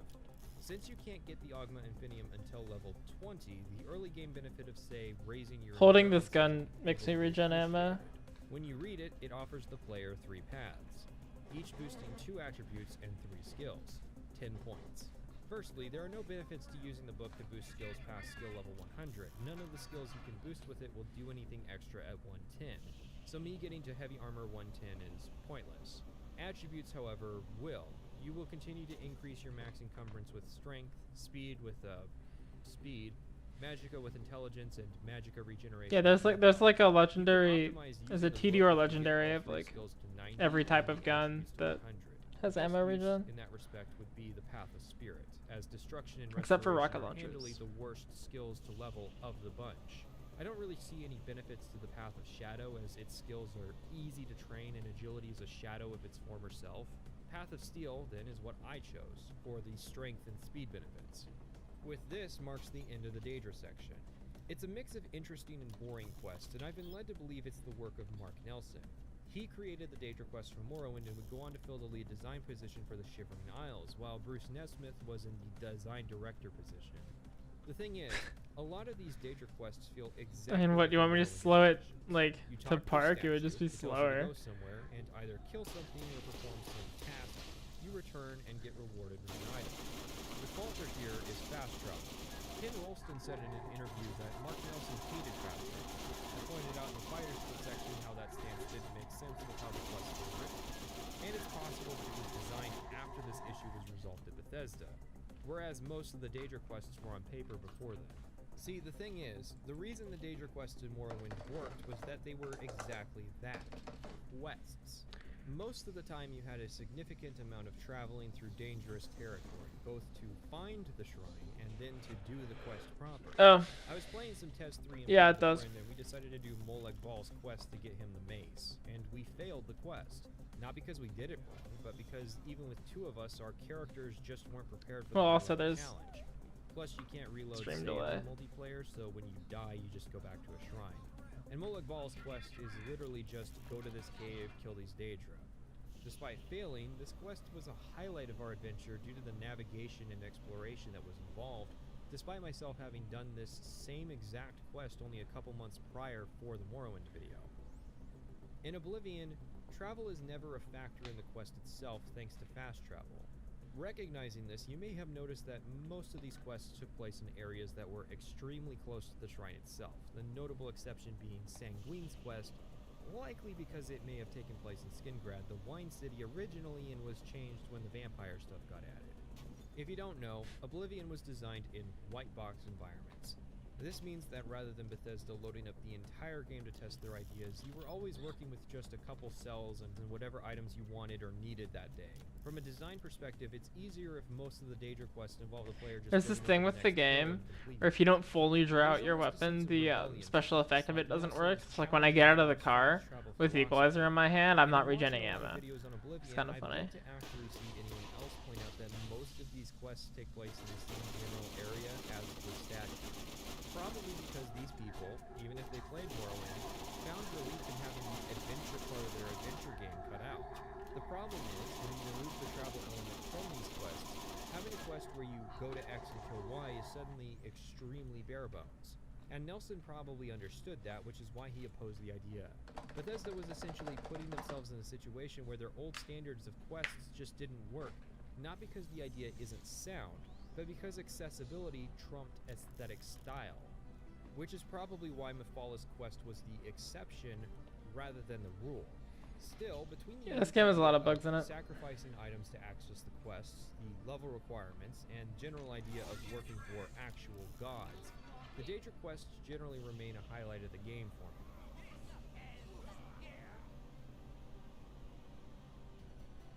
We're nearing the end here, and I've just thrown a bunch of Daedric items at you, so I feel it's necessary to discuss leveled items and metagaming. The Daedric items aren't leveled, likely another holdover of Nelson's old-school design philosophy. There's rarely any leveled items in the Fighters Guild as well, go figure. Now, the idea behind item scaling, or leveled items, probably went as follows. Players are getting powerful items very easily in our game Morrowind. We don't want players to get bored at level 15, so let's make it so Oh, that that was players cool as fuck. constantly challenged and constantly receiving even better items. This is an attempt to solve that power threshold problem I mentioned in Morrowind. Yeah, this Now, the game funny is thing this design philosophy would 4 years actually younger than work I on am, I think. Ardenfell, where there was so much more content. But they implemented this design philosophy while simultaneously cutting back on the amount of content in the game. The example I like is the Spelldrinker amulet. This is the only amulet in the game the player can get with spell absorption, which won't come from randomized loot, but it's leveled in 4 level intervals. The effectiveness of its enchantment comes from the moment the I did a barrel player roll. completes the ulterior motives quest for the Mage's Guild. That was cool. I I'm got gonna it at clip that. 14, which means I got its Not version like that only does in 18% YouTube. spell I absorption. The problem is I use used OBS Samuel replay throughout buffer. the entire game. Save things Not because locally of any with personal at the connection, shitty it's a piece of YouTube blame bitrate. that Raminus gives us, so we're not mad at him for betraying our trust. But because even with all I actually the just keep it on dungeons and constantly. I Oblivion just bits have that like Raminus replay provides, buffer on. you Like can do anything it to saves like really 6 minutes replace it. back. With like isn't that my I'm stuck desktop with capture Morrowind when I'm not for doing game. anything, Most of my Morrowind or when characters I'm not are. like streaming. The problem So is if that I'm I'm like stuck just with playing a the game or whatever and something crazy It happens, is I can almost clip it challenging no the matter player what. to grind to level 30 so they get all of the best leveled items. This actually got worse with Skyrim, which cut back on the overall number of leveled items but greatly expanded the level ranges of the ones that still exist. I personally would prefer to get consistent items at consistent times. Even if it's like the Ebony Blade where the sword will be outclassed in 10 levels, the solution to that system is not to make the Ebony Blade leveled. The solution is to raise its rank in the totem pole, which is what Skyrim did. Skyrim largely addressed this problem. I take the few leveled items that do exist as a rebellious designer and nothing more. You can practically see the division Shadowplay success, so no thanks. Coleman, Nesmith, and Nelson didn't seem to like leveled items, so they rarely rewarded them. Chapin and Pagliarulo seemed to love leveled items. Emil especially, given how many bonus items he awarded with level scaling. Is it any wonder then that Fallout 4 ended up being a looter shooter? I think one potential fix to the system may be some kind of That's fine, I need to upgrade regen system ammo where anyway. Once you reach the higher level brackets, the enchantment can be leveled up to what you would have gotten if you'd completed the quest at that level. So what is the best of the best? Let's put the build I came up with forward then. To start, Breton Atronak. Resist magic 50%, absorb magic 50%. I'm basically already an anime protagonist shrugging off all the special attacks. Spellbreaker from Curryite Shrine, deflect spell 30%. Spellbreaker, absorb spell 26%, only 18 on my character. Ring of Namira, reflect spell 10%, reflect damage 12%. Delayed Turn Hood from the Mirror's Razor DLC, reflect damage 15%, resist normal weapons 15%, shield 17%. Raiment of the Crimson Scar from Vile Layer DLC, reflect damage 35%. In total, 40% spell reflection, 76% spell absorption, 50% magic resistance, 62% damage reflection, 15% normal weapons resistance, 17% shield. If someone attacks me with magic or physical damage, they'll do more damage to themselves than to me. And we've still got a free ring slot for a wild card. Now for the weapons. Daedric Bow, enchanted to do 10 points of shock damage for 3 seconds. Even with console commands, I couldn't reopen the Oblivion gates, which means I was cut off from the very best Transcendent Sigil Stones. Otherwise, I would opt for a Transcendent Sigil Stone with damage health, which will also do 30 damage, but instantly... I don't think Claptrap can whisper. Sneak attacks with a bow will give us 3 times damage, which is not as powerful as people make it out to be because it only applies to the damage of the bow and arrow, not the enchantment or poison, which is where the fun begins. So first we have our character, who I'm going off of the final save, so they have a marksman skill of 56. I'll put the UESP numbers next to it, which assumes a max marksman value of 100. The Daedric Bow does 12 damage, and the Daedric Arrow does 9 damage, which is a cumulative 21 damage for an ordinary shot, and 63 damage for our stealth attack. That's pretty good. Our character with a blade of 66 can only pull 42 damage out of Fulgrim on a single swing, and can up that to 252 damage with a 6-9 swing. However, the Daedric Bow is ranged, making stealth far easier, but Fulgrim can hit multiple times in the time it takes to land a second shot with a bow. It's fairly balanced. Let's introduce a dump truck to the equation. This is my super poison. I call it Game Over. I don't even know what's in it anymore. Before I show you what it does, this is the best a default poison can do. Damage health 30 points. It's a nice topper to our bow damage. Time for the dump truck. Damage health 6 points, 25 seconds. Fire damage 8 points, 31 seconds. Shock damage 8 points, 30 seconds. Add all that damage up and you get 638 points of damage. Some characters might resist the fire damage, and some characters might resist the magic damage, and Argonians will resist the poison, but in general, if this arrow hits you, let alone from a stealth attack, that's 701 points of damage. I don't even need the stealth damage at this point. I can just run around putting this poison in people and watch as the bodies hit the floor. And if they resist it, I made a spell that does 100% poison weakness, doubling the damage in a normal person and rendering people formerly immune to poison now vulnerable. Nothing is funnier than an ancient lich suddenly being vulnerable to poison and dying from a single cut. Players getting to use weapon poison was new in Oblivion. In Morrowind it was represented in shorthand with an actual poison spell, which means that we're basically seeing the Morrowind version of weapon poison late in Oblivion, hence why it's so unbalanced. This must have been frustrating to the designer that worked so hard to put balance in a single-player game only to find out that super poison existed. This isn't even a matter of playtesting. The designers probably just didn't realize the potential of this system. I suppose, then, a small contest of the best swords is in order. Swords tend to be massively overrepresented in fantasy. Our first contender is the Ebony Blade. 23 damage, absorb health 8 points, silence for 10 seconds. While I like the utility value of silence, having it constantly applied means enemies aren't using magic, which means the absurd amount of spell resistance, absorption, and reflection is just going to waste. I want enemies to use magic on me because that means I'm either going to get more magicka back or do more damage to them. Absorbing health is nice though, but only 45 uses? Bruh. Gold Brand. 25 damage, 22 points of fire damage, and 76 uses. Really good. A very popular pick with good reason. Umbra, 28 damage, soul trap for 120 seconds. Soul trapping for so long with the sword is only sensible if you're using poisons, and even then most custom poisons only go on for like 30 seconds. I just think the sword would be better if soul trap only lasted 20 seconds but it got a lot more uses, not that 125 uses is that bad. The problem is that because it does less damage than other swords overall, it takes more swings, thus you use more uses. And while it might keep your soul gems full, that also means constant gem cycling. That said, Umbra has 0 weight until you complete the related quest, which is the real reason it's so popular in Oblivion. I actually never understood why removing weapon weight on equipped weapons wasn't an expert or master perk in Oblivion. Finally, the generic Daedric Longsword, 24 damage. With the Transcendent Sigil Stone, you can apply 25 points of absorb health, which will have 40 uses. While it does really good damage and heals for good, it's also really ugly. Onto our DLC options. Sword of the Crusader. Getting it at level 21 or higher, it'll do 25 damage with 14 points of fire damage for 2 seconds, or 28 fire damage. And 40 points of magicka damage on top with a total of 62 uses. Uses are weird because for this sword in particular, its use number is parabolic.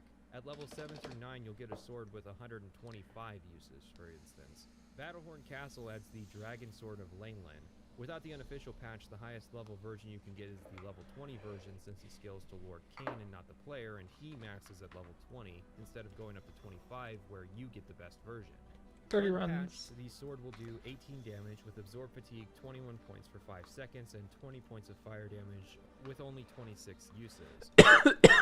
And you can get the sword to 21 damage with 23 points of Absorb Fatigue for 5 seconds and 25 points of fire damage. Fatigue is kind of a meme in Oblivion, and at level 25 you really shouldn't be losing so much fatigue on combat as to necessitate trading damage for Absorb Fatigue. The Dragon Sword does look cool though.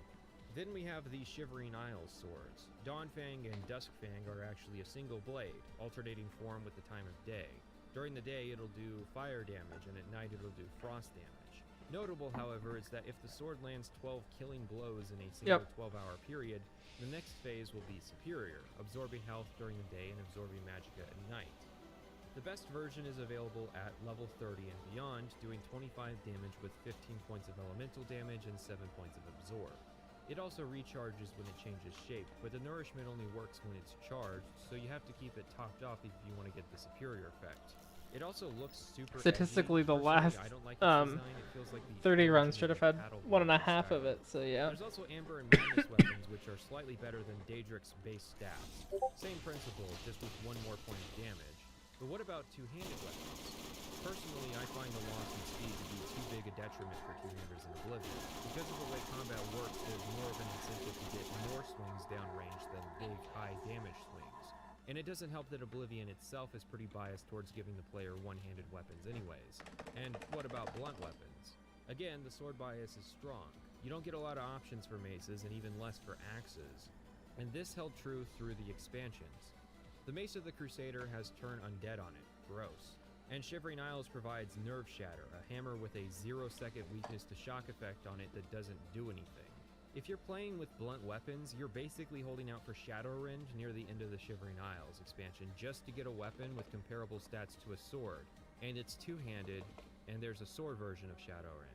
Alright, there's one more thing I want to get off my chest in a discussion of magic items in Oblivion, and that's how terrible a lot of them are. There are a ton of unique enchanted items sold at merchants with terrible effects. Cool, my game Taking didn't a crash. random example off a This link game in doesn't the really list, like when you tab out. Aegis of the Apocalypse Especially when you're full fortifies screen. Blade, blunt, and heavy armor 5 points. Drains luck 5 points. Drains health 10 So I points. try to avoid it. Why? Why are there so many base game items sold by merchants, usually for tens of thousands of gold, that are balanced in their spell effects? Like the Truncheon of Submission. It's funny because it heals the target. That's worth a laugh when you see it. But the Helm of Ferocity drains intelligence, willpower, and personality, and only for the paltry benefit of 5 points to your favored combat stat. It's not like Fortify Blade is worth anything to a hand-to-hand fighter, is it? And you get the Tower of the Nine, which isn't even a tower shield, which drains light armor 10 points. I mean, yeah, it's a heavy shield, but why does it have that effect? The problem is that negative effects still increase the value of enchanted items. It would be one thing if they were cheaper due to having downsides, but they aren't. They're more expensive. Sure, good enough. I'm not even against this idea. I actually like the mentality of having a trade-off with an item as long as the cost is balanced around that trade-off. I'm not paying 10,000 gold for an item that is handily outclassed by random dungeon loot. Where is it? Another thing would be the number of items that just demonstrate a lack of understanding of the game's mechanics. I've detailed various items which in the base game effectively have no enchantment because they last for 0 seconds, or are weakness effects that don't apply on strikes because that's not how it works in Oblivion. My or bad. armor for spellcasters in the game where spellcasters are I got rid of penalized it for though, wearing right? armor. How about this one? The Circlet of Omnipotence. Omnipotence. Unlimited power. You find this ring in a random, easily missed chest during the Pale Pass quest, and all it does is fortify agility, endurance, speed, strength, and willpower by 3 points. 3. You seriously Yeah, you can get your car like stuck between an invisible wall and the floor. even notice the difference when they wore it? Or just nothing in the So, floor. You can our get it just enemy stuck in the protagonist floor. character I've done who that. reverses a ton of damage on his enemies and is capable of melting hardy opponents. There's only a few side quests left in Cyrodiil for us to do. Oblivion is a world full of side quests. Each city has around a half dozen side quests not tied to any of the factions, and there are more spread out throughout the world. These can be hit or miss due to the nature of how quests are made at Bethesda. If a programmer decides he wants to make a quest about retrieving a woman's potatoes from an ogre, well, I guess he can. Not that I know who made the potato quest. Again, the nature of credits in these games means that unless it's stated, we don't actually really know who made what in Oblivion. But I don't see a problem with getting a potato quest. Sure, it's not complicated, it's go to X, kill Y, and retrieve Z, one of the most basic quest designs. It's fairly similar in that structure to a lot of other side quests. The only difference is instead of fetching something of lore significance or character implication, it's just prized jumbo potatoes. We're here. I think a lot of people who complain about there being simple quests are not thinking about the implications of their request. They are essentially asking that every single quest they get have stakes and lasting consequences. And that's really not a good thing. If you, the person listening to this video, want to do a real-life quest right now, do you want to know what that quest will be? Food delivery. Maybe if you're lucky, someone might end up pets taken care of. The nice thing about mundane quests is that it doesn't take long. 5 minutes for a little bit of flavor and probably only an hour for reason to make. Little tasks are nice because they make the world feel more. I wish I got the drop there. That'd be really. That would have been sick. I got that, and I got the frame perfect jump. I got the frame perfect jump on the that makes the main quest feel pointless. Bone Shredder hybrid I'm supposed drop, to be saving which was these cool. people, but it turns out that everyone in Cyrodiil has to have some dirty secret uncovered by a quest. What's the point of saving a world where everyone is a bastard?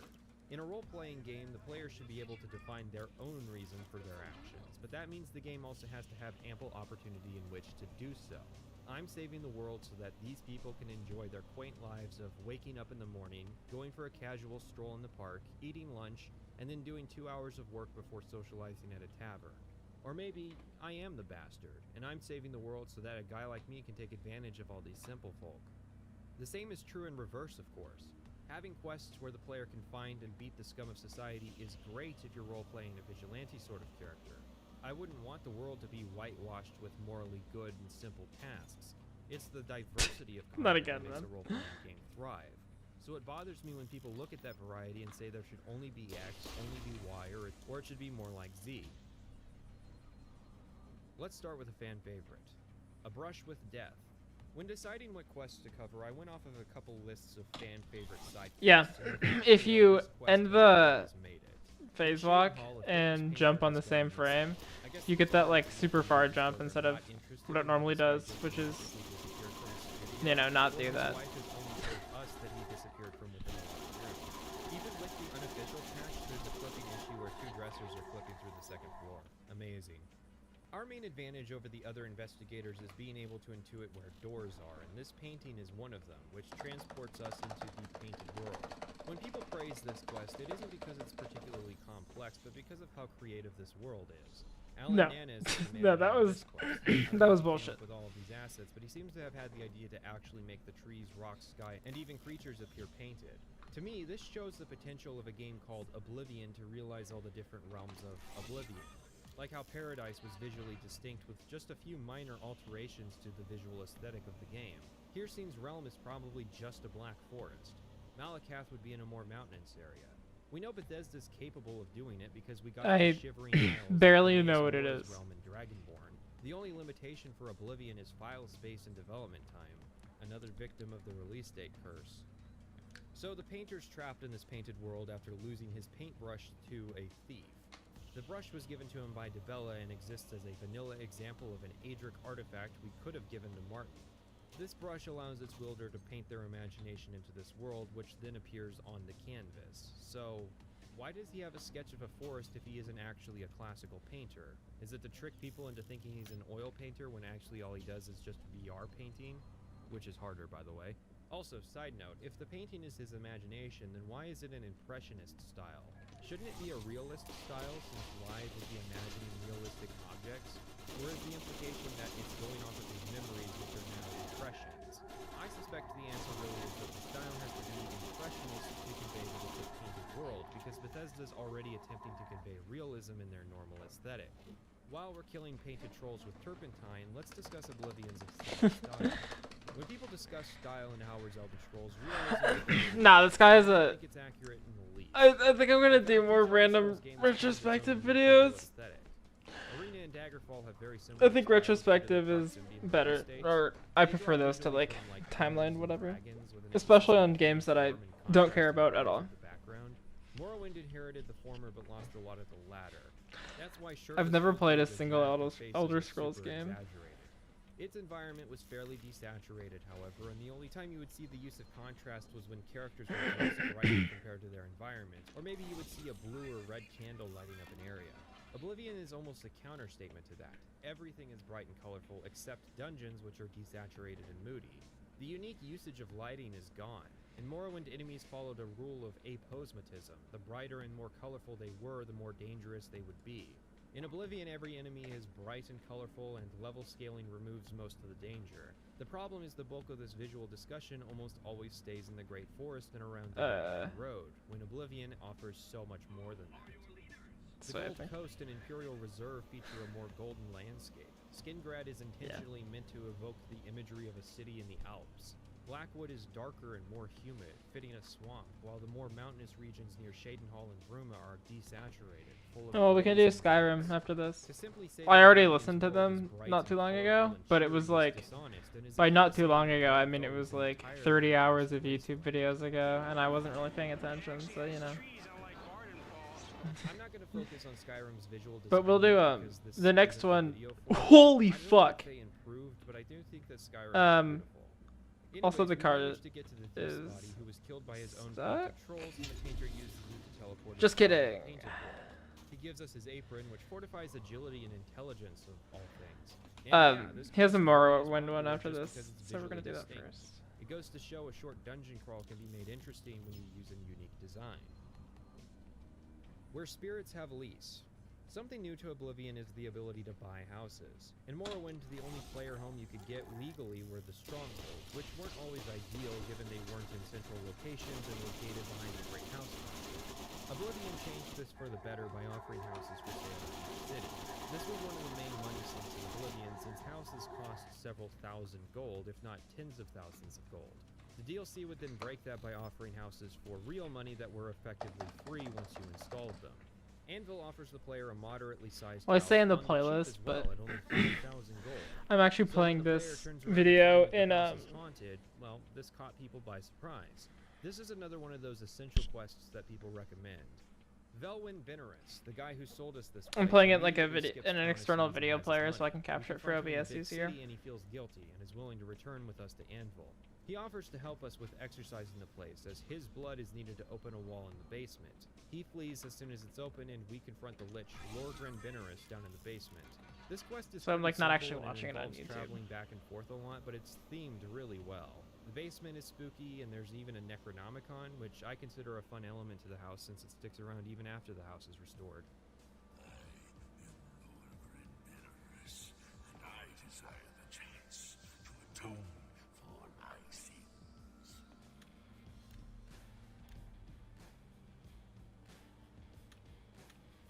The things I've done to the people of Anvil, the horrible, unspeakable acts I've committed, It's like, are the credits playing? Yeah, this is the credits.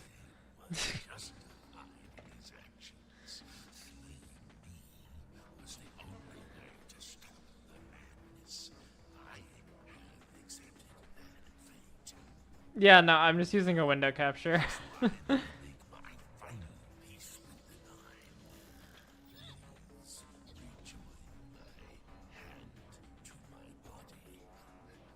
Only then, when I am complete, will this eternal nightmare end. No things to lose me. Ravaged manipulated.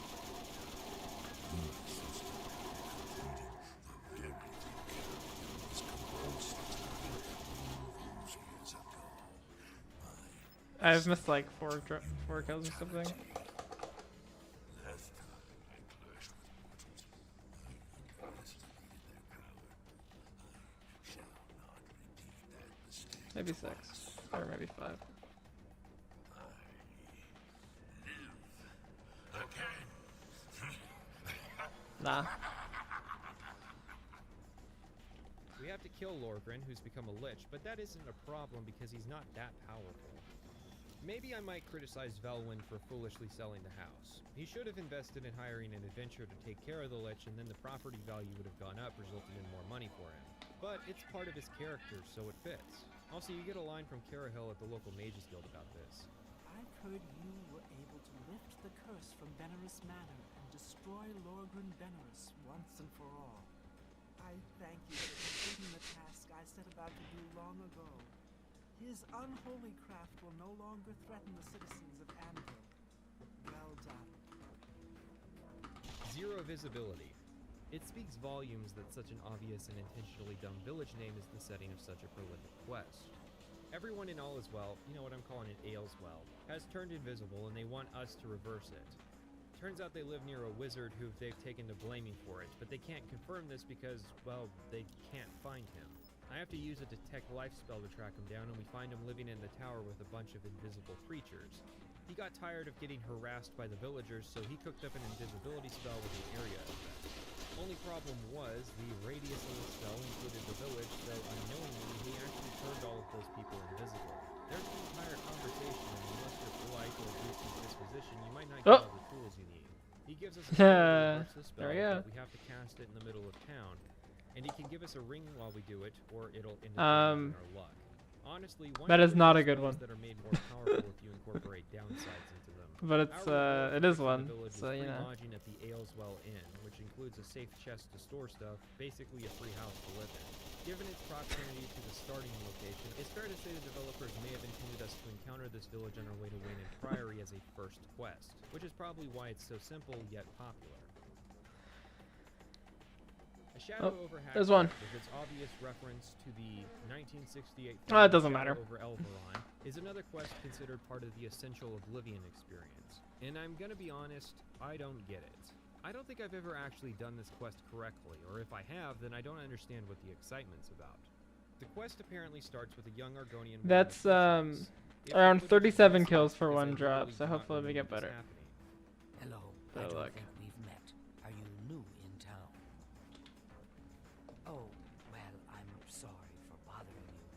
My mother often says I'm too forward with strangers. I do, however, remember her mother asking me to find her missing daughter, mostly because her mother's the advanced mercantile trainer and would ask me to try and Epic find title her missing change. daughter every time I rolled into Coral for training. No, don't worry, I'll go looking for her. Yeah, eventually. true. Dharma, I'm not sure if her name is intentionally meant to refer to I the mean, religious concept of Dharma, volunteered to handle it's not that much the different besides that it's a village like located free. deep within the Great Forest. It's not exactly the richest of places. Well, but besides, then again, you know, they the did gate. decide to name their settlement Hack Dirt, so perhaps it's an intentional living style. It is not. The locals don't exactly take kindly to strangers in these parts here. Maybe Hack Dirt stands out to people because But it's I the am place basically where just gambling. NPCs aren't weirdly cheerful to the player. Like, that's why it's Fuck fun. off probably caught a lot of people Well, that's why what I'm doing The is fun. merchant That's not why the Dharma game was is fun. supposed to meet It's one of the friends reasons the they've game not is seen fun, for it, but and there it's are the many man's other best to reasons. boot. Nobody else in town is much help, but it's very apparent they aren't exactly the kind to trust. That's why it seems questionable that Sydney wait, seriously? That's her name? She's weirdly popular with the, artistic community, too. Anyways, it's questionable that she would ever, in a million years, allow her daughter within a mile of Hack Dirt. I can imagine being called a piece of Dunmer farm equipment was the least of the things Sydney has had to endure while trading with these people. Seetsan suggested that if the villagers didn't know where her daughter was, to look for her daughter's beloved horse Blossom. And sure enough, we find it without the daughter. A villager will deny foul play, saying that they've owned the horse for years. We're eventually approached and told to stop asking questions lest the brethren get involved. After trying to persuade several people to help me, there were just no leads. It's a shame the villagers don't change their tune with a higher disposition. They'll have the variable that normally indicates they should like the player, and then they'll still tell us that we're in love. So eventually I just take to looking for clues in people's houses and eventually find a trap door into a cave system. After a small bit of stealth, I find Dharma in a cave. Yeah, everyone and loves set her free, gambling. and we walk back to Coral with zero resistance. Yeah, I think I did it wrong. There's a whole story here about the history of Hack Dirt and how this cult took over. And Kinda these sense that you're creatures looking roam for? Look at the caves, and thumbnail. escaping with Dharma is supposed to be a challenge. And despite having It's a done perfect this one on quest there. twice, I've never experienced any of that. And yet, I approve. Thing is, having the freedom to somehow mess this quest up enough to actually pull off a rescue without I don't know any too much about lives being lost is assault rifle parts, kind of honestly. interesting. It's But hard for one me thing to I do this with am the definitely looking for is NPCs level and actually 68, and that help one us was and level just 66. barely miss the events where I'm supposed to get ambushed. I didn't do it how the designers intended clearly, but I could still do it, and that's emergent storytelling. Kudai, at the Breville Mages Guild, wants us to help her with her missing friend who's gone missing inside of a dream world. Already, this sounds like 2 quests we've done already, smashed into one. I theorized back in the Mages Guild section that this quest in particular may have been the original recommendation quest and grew into its own dedicated side quest. The reason Kudai needs help is that she needs a stranger to enter the dream world. If she entered, her friend Hinatir would just dismiss her as a memory. Upon entering, we find most of our equipment has disappeared, and in order to escape, we have to help Hinatir with 4 trials to escape. If this premise sounds familiar, that's because the Mind of Madness would redo this quest in Skyrim as Sheogorath's quest. The first test, the test of perception, is a challenging gauntlet of various traps the player may encounter while playing the game. Or it is, in theory, had the animations not broken so the traps move in slow motion. The second test, the test of resolve, gives us a bunch of freebie gear and pits us against a couple minotaurs. The third test, the test of courage, is a short swimming sequence that the game makes sure to provide ample water-breathing potions to help with. It's not that good. The final test is the test of patience. If that isn't fitting for Oblivion, then I don't know what is. We're given a scroll which shows 3 patterns that match the pressure plate series in front of us. The player can recognize the actually pattern of similar characters go drawing look out at the it. path through the plates, or we could just run through. The traps don't spell our death or anything, and doing it right is not a condition for escaping. With all 4 tests completed, Hinatir's therapy session is over, and we return to the real world. We're given 6 Max levels, accuracy scrolls, on. and that's Well, it's probably it. not max I think accuracy, this but brings accuracy back on our like the discussion of perfect puzzles. chopper is fucking This appears to be 6.4. the That's extent that hilarious. Either Bethesda can design puzzles or is willing to make But them yeah, difficult. this one's I'm sure a 364 major X4. concern with this quest was trapping players inside the dream world who may not have saved before entering. Its simplicity may be for another reason, however. This appears to be the only documented quest of Megan Sawyer, Mine an is- environmental artist you can see in the Making of Oblivion documentary working on her Yeah, main pretty job good. during This one's Oblivion, actually which not was that the bad, city of Shadenhall. but it's not great. What's funny is that I wouldn't have known Megan Sawyer had worked on this quest if she herself hadn't put her name on it, which was apparently an accident. She included it to fill space on the letter puzzle and then forgot to remove it later. I'm not asking for Metal Gear Solid V tier credit sequence here, but if there was a tag in the construction set where devs could leave their signatures, we'd probably have a pretty clear image of who created what quests. If this accident hadn't happened, I wouldn't have found Sawyer's website, which happened to answer the question about the Brush of Death quest I had. Nanas may have designed the quest, but the reason people remember it is because of Sawyer's visual contributions. Order of the Virtuous The main way that I tell, besides just looking at the stats, obviously. Her husband, Gillen, wants How a gun is good or not is usually based on the prefix, and for unique guns like this, they often don't have a prefix, so that makes it harder. Revealed on arrival that Roland did no such thing. Roland will claim that he is not a vampire and that neither party looks like vampires, I guess implying that they fed recently and thus can't be detected with just the eye test. Killing Roland nets an easy 250 Gs, but going after Dio is much more profitable, since Roland will afterwards pay us 250 gold for each sample of vampire dust we bring him. It's a shame neither Dio's nor Roland's houses have any garlic in them like Clue. Although we do find 2 bottles of Skooma in Roland's house. Hell yeah, sure, brother. Even though Dio is a vampire, he still makes visits over to the first edition to purchase literature. Hey, Fentius. Fentius, always willing to gossip, tells us that he... No, it'll still say it'll say the chopper no matter what. Exactly. I mean, like... Well, whatever. We head out and find his vampire lair, where he lives with 12 other vampires. Wait, what? I mean, on other guns, you've got like AX11, HX4, HX440C, all that shit. On the chopper, you just got Dio is the patriarch. the chopper. Roland has a reward for clearing his name. Will give us the Ring of Sunfire, resist disease, whatever. But 25% spell reflection at level 25 is fair. The game's over at this point anyways, but still, that's an insane ring to say the least. The Killing Field. Whoops, I haven't written it yet. So it makes it harder for me to tell like what the parts are on When we step out it. of the prison sewers and into the world for the first time, the first dungeon that's immediately visible is Vilverin. Vilverin features an Iliad statue. And I don't really know what's the rifle parts anyway. The statue is extremely valuable, but when you sell it, you'll eventually be approached and asked to visit Umbacano Manor in the Imperial City. Umbacano is a high elf collector of Iliad artifacts, particularly the 10 ancestors. I'm only farming Several this because it statues doesn't that take used to reside that in the long. Imperial City, but were scattered across Well, like to Cyrodiil get during to the him. Slave Rebellion. Umbacano wants to pay us to retrieve the And I think the statues gun for is him, and funny. will pay us 500 gold per. Note that he doesn't give us any clues as to where to go. I mean, it is for it is actually pretty decent. and only 9 of them have statues inside them. We do get clues later, But it's after not, we like, find the second particularly statue, but good. for now we just have to dungeon dive and hope for the best.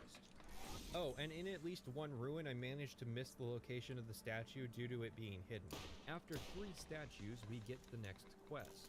There's no fancy reward for completing the set beyond 5,000 gold plus the 5,000 you'll make from selling the statues, so you might The as well move the kill skill doesn't really last Umbacano will long give us enough a key for that and to asks that we actually seek out the location of a ruin be called the High effective. Fane. No relation. Probably I'm not something sure in that. where, but at some point in the playthrough, I happen to have read a book called Cleansing the High Fane. So in a rare moment of lore integration, our character will actually offer up the name and location of the Here, ruin. you know what? Let me try. You'll also Let me try know if using you the come from chopper on ruin, as him. You'll recognize the drawing. Otherwise, we head outside and get approached by Cloud Merrick. He's a fellow treasure hunter who works for Umbacano and will heavily push the player towards finding the ruin, which obviously Yeah, I've because never of the used one travel before, as you nearby can to find see. Sightseers adorned in Daedric and glass What did it actually go up the ruin's to? pretty simple, and when we leave, the ambush occurs. I hand over the statue. Went up to before 8. Immediately stealing it back because that's definitely. Yeah, this guy's like a huge XP bag, so he's actually really good for farming weapon proficiency. Certainly have both. All you get is again gold for turning in the carving, so you could at least let him have it because you'll still get the 3rd quest. Finally, we're given the 3rd quest of the trilogy. Umbacano gives us 1,000 gold and tells us to get another collector to turn over their Iliad crown. Said collector is an Iliad researcher who reveals that the crown is probably not suited to belonging to Umbacano, as he has ulterior motives, and suggests that we give him a different Yeah, it goes up crown. to 50. I steal her crown anyways, and then we get the other crown and head back to Umbacano. He's thrilled and requests we escort him through the ruined city of Ninalata. Yeah, I could have done that It's not for a the secret Bone that Shredder we as well. The Bone clear Shredder's all pretty 10 decent, liches first. but There I is just some didn't. absurd stuff in this game, but the fact that liches show up as common enemies in dungeons in the late game is one of the most absurd things I've ever heard. In broader fantasy, a lich is a master of necromancy, perfecting his art to the degree 'Cause I did have he better stuff. transfers his soul into his own immortal undead body. This action is not casually performed, and liches are often. I can't really do that consistently though, because it's just gonna burn through all the ammo, and I don't have a good way of getting more besides just stopping at a vendor and buying it, which is slow. Because I don't have to do that for the SMG or the pistol, so I'm gonna put it away. And the game even represents this by See, I'm like putting out of liches into their assault rifle ammo interaction now. with adversarial That's what the chopper relationships does. with necromancers. Yet at level 19, you'll start finding the Iliad ruins are full of random liches, and masters of conjuration can even summon the form of a lich. Sorry for saying it so many times, but come on. Dungeon masters spawning tons of liches in order to kill their players is a known meme. So when Umbacano sits down on the throne, and it turns him into the King of Ninalanta and opens 2 monster closets with 4 liches inside them, yeah, I'm saying. I'm pretty fond of the Umbacano quest. I think it represents some of the things that we wanted to carry forward into future games. Yeah, it's not like both in terms of damage-wise, it's pretty decent, but it's not like actually usable and in terms of how the feel of the final encounter for anything serious. You know, back in those Wild West days. Well, for like, sometimes you know, the final encounter was you put a guy down in the world. it's not usable outside of specific use Here, cases. We actually made an actual encounter that you had to deal with that felt like it was more like a boss encounter. So, And even so, it's kind of like, I'm not sure it's ever the best course of action. You find something in the world, the quest is waiting for that, and when you find that, somebody comes and talks to you, so it feels like the world is natural, and that's very cool. The only real reward that isn't the generic Iliad loot we get along the way and could have gotten from any of the ruins are the 2 Iliad crowns. The Crown of Ninalata, which fortifies Alteration and Conjuration 15 points and reflects spells 25%, pretty good. And the Crown of Linde, which fortifies Alteration and Illusion 15 points and resists magic 35%. Nice. These are fine rewards, except they're spellcasting focused helms with armor values, making the whole thing questionable. This is Cool. where I'm going to move on from the side quests, but I hear you say, Didn't end up vertical. Where's the Everscamp quest? Where's the Siren's Deception? Where's Tears of the Savior? Where's Pale Pass? I think to neatly close off this section, Oblivion is fondly remembered for its side quests, because many of them tried to have unique or entertaining premises, making them memorable. Everybody's going to have their own side quest they'll want to have seen covered, but necessarily can't. Not every side quest is that complicated or interesting. The Ghost Ship of Anvil is about exorcising ghosts from a boat. But as I said at the beginning, that's not grounds to cut it simply because it's not bombastic. I'm gonna try instead of using this. This is gonna be. I don't think it's gonna work. Only for it to become But more complicated. I'm gonna try using this instead. Sanguine's quest in Skyrim is a good example. That surprise only works when you have quests around it that aren't complicated for it to better blend in. If Skyrim only consisted of its top 20 most bombastic quests, then Sanguine would not have been a surprise and thus would not have been as interesting. There's one more variety of quests I want to talk about in Oblivion, and those are the Master Trainer quests. All 21 of them tend to work the exact same way. You reach skill level 70, an advanced trainer will recommend you to a Master Trainer. In order to offer their services, all the Master Trainers will have some sort of request, usually related to their skill. The Sneak Trainer wants you to steal a coin from her. The Mysticism Trainer wants you to close 3 Oblivion gates. The Marksman Trainer wants you to own an Elven bow. The Heavy Armor Trainer wants you to get him a set of silver glasses for an innkeeper he likes. The Hand-to-Hand Trainer wants you to spar with him. The Destruction Trainer wants 20 bear pelts. The Conjuration Trainer wants you to summon a ghost. I think the most unique one is the Alteration Trainer, who lives in the Niben Bay, and yeah, he spends most of the day underwater. He'll only offer training to the player if they can survive underwater for 3 in-game hours or 6 minutes of real time. This is not terribly challenging, especially if you're skill level 70 in Alteration, but it's a great quest idea. The player is either expected to know magic or be Argonian. Skyrim got lazy with this, likely because there weren't enough people using trainers to even notice the effort that was going into their quests. So for the most part, the 18 Master Trainers of Skyrim simply required you to either be a member of the Stabbers, Skulkers, or Weird Boys faction. So I put out some feelers after my Oblivion research streams that anyone who had made an Oblivion video was invited to do a short collaboration where we discuss a side quest of their experience in Oblivion. This was intended to be an all-in it works. sorts to the channels I covered in my streams.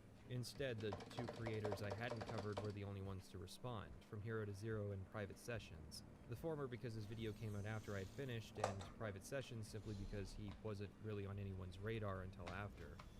A Brotherhood Betrayed has the player investigating a murder in the city of Bruma. Only thing is, the culprit has already been found by the guards and found not guilty. Reynold Drelis was Yeah, it definitely procs more. And when the guards found him, Reynold claimed to be a vampire hunter and that Brayden had been a vampire living a double life. Due to some circumstances, I wish I had like a corrosive invader. the guards of Bruma are quick to believe Reynolds' claim. I guess you don't know what the invader does. Is that Brayden's wife I'll show you. Her husband was no vampire. The evidence the guards are leveling against her husband is faulty, and she's able to dismiss it all quite readily. Help me clear my husband's name. Someone needs to get Sciota under control. She believes this is a perversion of justice and asks the player to get to the bottom of it. Carius belittles the player's involvement in the investigation as he's already content with the flimsy explanation that supports the word of the supposed vampire slayer. Keep up the good work, I suppose. But if the player does a Not little really. snooping at the inn where Reynold is staying at, they will find a journal belonging to another victim of Reynold, proving that Brayden, Reynold, and the journal's grab it. author all knew each other years back and found a powerful artifact while adventuring. It would seem Reynold decided to start murdering his former partners for their keys to the chest containing the artifact. When Carius is told this and shown So the normally journal, it fires he like immediately this. 180 and puts the player on When you aim down the scope, it does this. At Borealstone Cave, the player finds the chest in Reynold. So that with decided to wait rather than corrosion would be use pretty the good. keys and run off with the amulet. He refuses to surrender and opts to take his chances in combat rather than rot in a dungeon for a double quest. He's really forthcoming with his motivation. Oh yeah, the splat gun's super good. Holy shit. Everything he's thinking and about to do. He then wishes the player good luck in killing him and then gets killed by the player. The player then takes possession of the keys and the amulet, which doesn't seem to do anything special at all. Upon returning to Brayden's widow, she informs the player that Brayden had a special spell put on the amulet to mask its true purpose. She whispers the special word that undoes the spell. Yeah, it's pretty rare. You can get the scope of it on this thing super rarely. It's like one of the rarest items in the franchise series, whatever. You may know me as the owner of a YouTube channel. And that's like Sessions. I used to have the longest Oblivion retrospective on YouTube until Patrician came along I don't and made know. one longer. One of the best Asked guns in if the I game. wanted to cover a quest in his video and talk about my experiences with Oblivion. So here I am, covering a quest in his video and talking about my experiences with Oblivion. When I started playing Oblivion 15 years ago, I never would have thought it would one day make me mildly YouTube famous. It's been a fun and exciting adventure. And is this style of narration really boring and annoying? Because this is literally how this quest is written. Whoever wrote, designed, and made this quest seemed to not understand what the old writing rule of show don't tell means, because this entire quest is spelled out in painfully dull, almost monotonous detail. Like, let's just read a couple of excerpts from the journal we find. It's quiet out here, as if the ruins were paying respect. I've yet to get like a quadruple flip. I've only gotten Or how about this triples. one? As we carefully walked along, I scanned Oh, I the don't know. I wasn't really farming for it very carefully specifically. for any type of triggers, tripwires, or pressure plates. Such was my specialty. The entire quest sounds I've done to me tens of like hours this is doing the that first chest story the farm, designer so. ever wrote, and if Bethesda had even revoked the tighter quality control mechanisms, this quest would have, at the very least, been rewritten to sound less amateur. And once again, I just can't get over the fact that the keyword to unlock the amulet is Brotherhood. Oh, there's another one. The name of the quest and the name of the adventuring group. And the thing just fortifies speed. Here, let me get out Anyways, the. thanks to Patrician for including me in this video. Oblivion is a fun Yeah, game. let's keep this one Go down play here. it. Hey there. You probably don't know me. I am from Hero to Zero. Oh shit, this one's pretty good. Now that I think about it, Well, it's better anyway. because apparently after watching an 8-hour-long Morrowind video, a lot of people went, what's another 1.5 hour? Am I right? Basically, before Pat uploaded his grandiose 8-hour epic, I was sitting at a very modest. That one shreds ammo even faster. But then,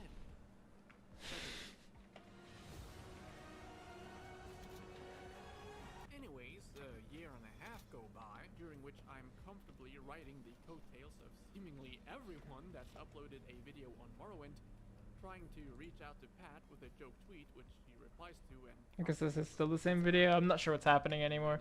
after all, and working on other projects, I finally release my take on Oblivion. For some reason, my videos on the Elder Scrolls series and Pat's sphere of influence seems decline. Maybe by sheer coincidence or some other cosmic force, but either way, I don't know who that is. someone picked up my Oblivion video and posted it in the Patrician TV Discord server. One thing led to another, and here I am, guest appearing on what I'm certain will be the definitive Oblivion video on YouTube. But hey, you're not here to hear me talk about myself, so let's get into the meat of things. As we all know, a great narrative needs a protagonist that is tailor-made for the role, which is why I have crafted the most optimized detective known to man.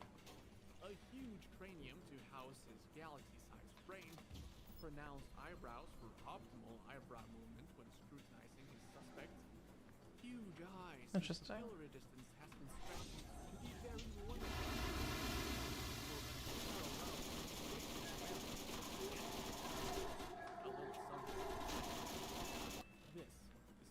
Maybe I should spec into this. Oh no, this doesn't. Do I have anything that makes? I thought I had something that made like specifically corrosive damage better. I guess I just thought this did.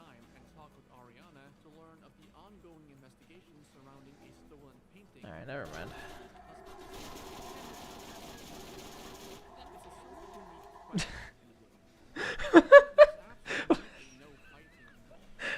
What did you do a front flip?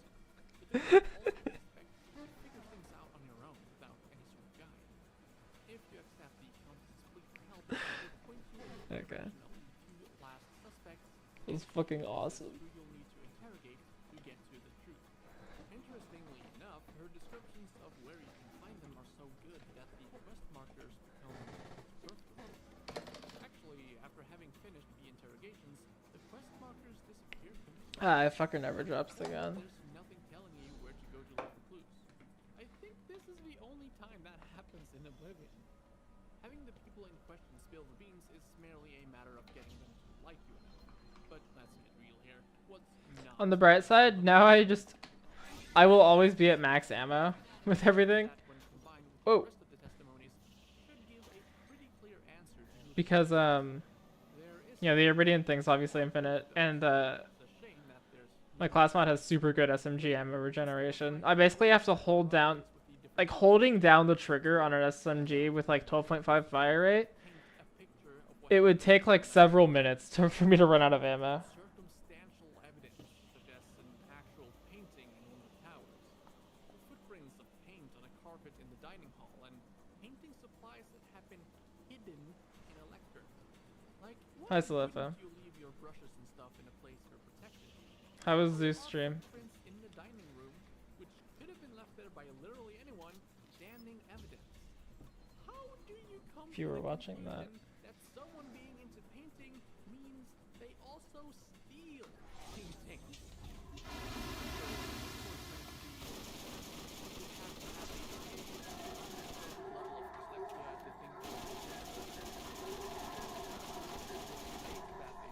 Drinking in the West Tower, the same place as the paintings found. But that same statement also says that he quit doing it I after see. so that theory barely even enters the room before it flew back out through the window. You can still accuse him of the theft, though. I was considering watching his stream, but I was like, nah, you know.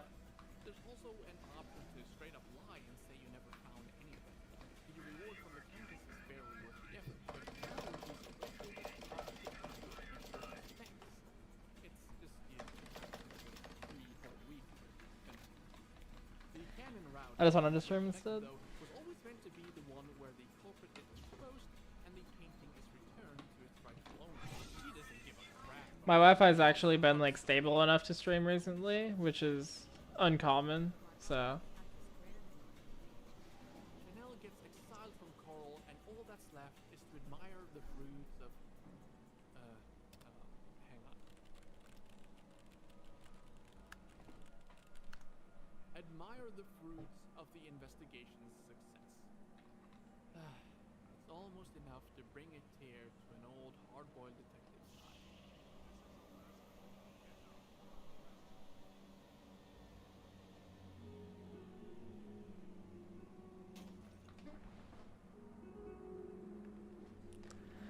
should you? Okay, yeah, you should do that, but you should gotta also say that for my you should Morrowind leave my video, stream it open went in something the like background this. though.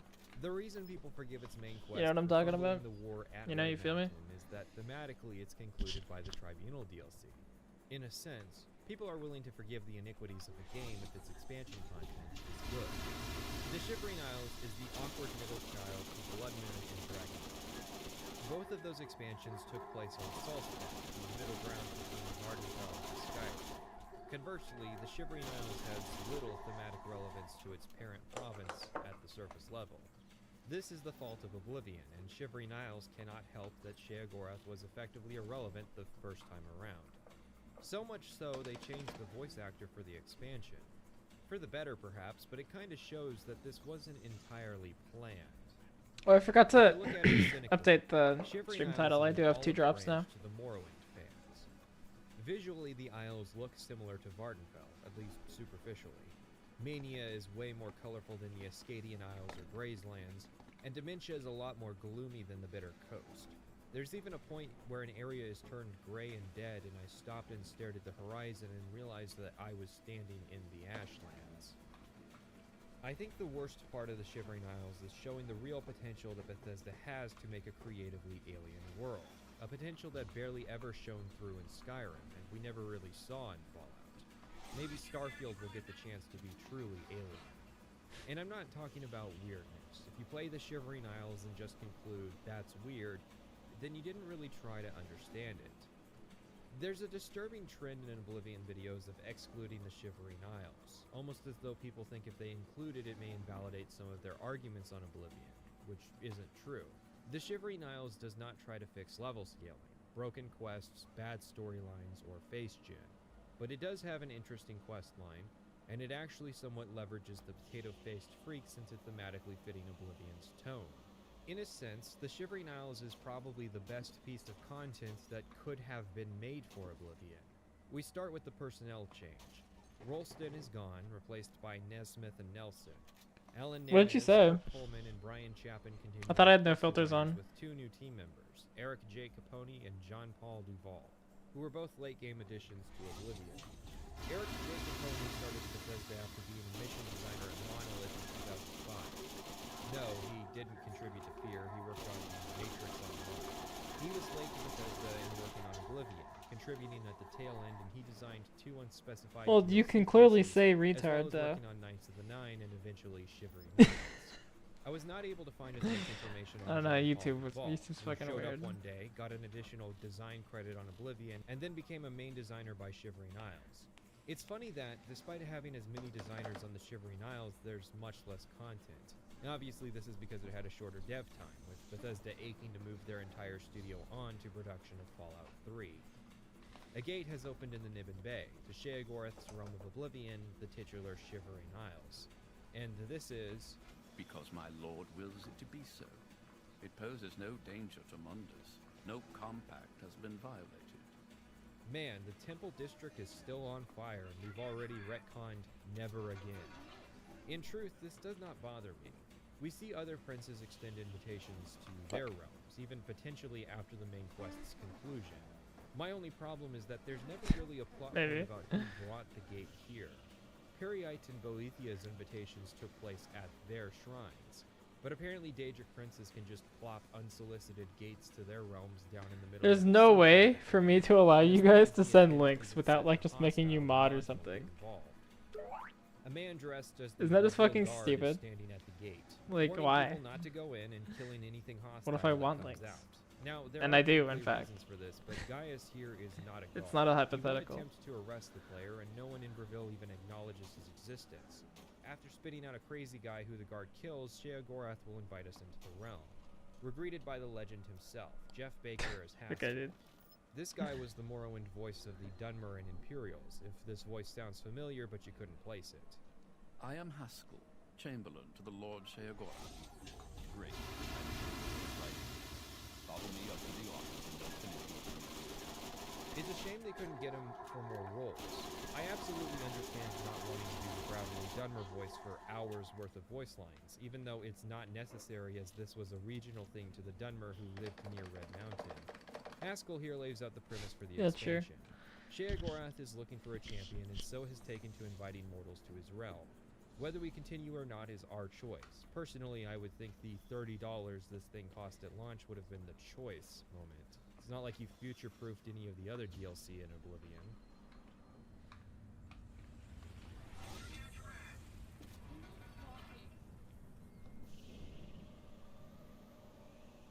That's a nice effect. We get deposited into the Fringe, a quarantine zone. Oh yeah, I for the forgot to realm do proper. this. We have to either get Last past time the I streamed as Gatekeeper, well. a giant flesh golem which possesses the keys to the gate, or go mad and get admitted into the realm proper. Seeing as there is not a way to actually go mad in Oblivion outside of role-playing, our only option is the former, which means that canonically, the cock did not go mad. Beating the Gatekeeper is interesting because while there are ways to make the fight easier, we could also just elect to fight him head-on and could even win. Some snooping around reveals that the Golem's creator visits him at midnight, and she will even say that her tears adversely affect the Gatekeeper. It's not like There's anyone's also a actually local watching this one, but J-Red it's fine. Iceveins who wants to attempt to fight the Gatekeeper, to brute force his way into the realm. He posits that the best way to kill things is with its bones. That's a Nordic philosophy for you. After a short visit to where the Yeah, I don't know Gatekeeper if is built, we're you want to fashioned join it. 20 It's full of like Gatekeeper 12-year-olds, bone but arrows. There are several different varieties of arrow to be found, all of which are leveled to the player, and the best of which does 16 damage, 1 point more than Daedric arrows. Shivering Isles is, in many ways, a horizontal progression to Oblivion rather than a vertical progression like Tribunal and I'm Bloodborne totally or gonna Morrowind. eventually end And up that's banning not that cash consistent. guy. Now, before we continue, I have to put this out there. It's fairly evident that with most things, I'm not really an expert in the stuff I talk about, outside of like sound engineering and writing, which is tied to my profession as a video editor. The thing is, however, when I butcher music theory in a discussion of the soundtrack, it's mostly correct for the benefit of the people who don't know much about that subject, and hopefully only minorly cringy for the people who actually study it. At the end of the day, however, if I'm wrong about music, it's not really that harmful. An inevitable part of this analysis is going to be a discussion on mental illness, which is where I have the most potential to say something actually harmful if I'm wrong. I'm putting this disclaimer in less so as a way of shielding myself because, well, people will just ignore it if they want to, and more so as a way to shield you, the listener.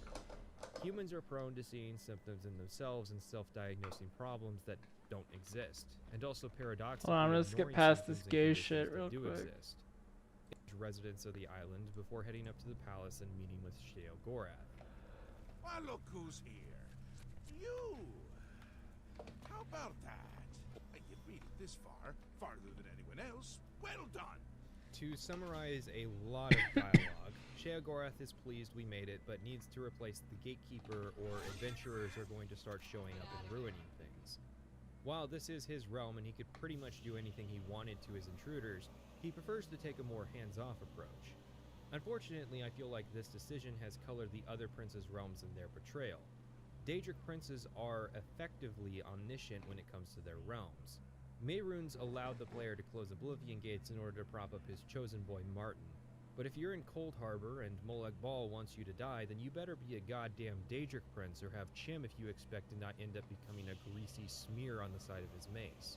Even if Sheogorath isn't taking an active role in kicking the normals out of his realm, we can probably assume he's watching everything we do more than he would care to admit. And I mean, if we try to fight him, he'll just teleport us into the sky and send us falling to our deaths.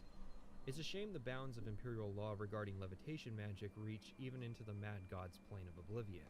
So we're sent out to Zidillion to react to it. It's an old tool Sheogorath used before the Gatekeeper to keep the normals out. Now it's just a Grummite thing.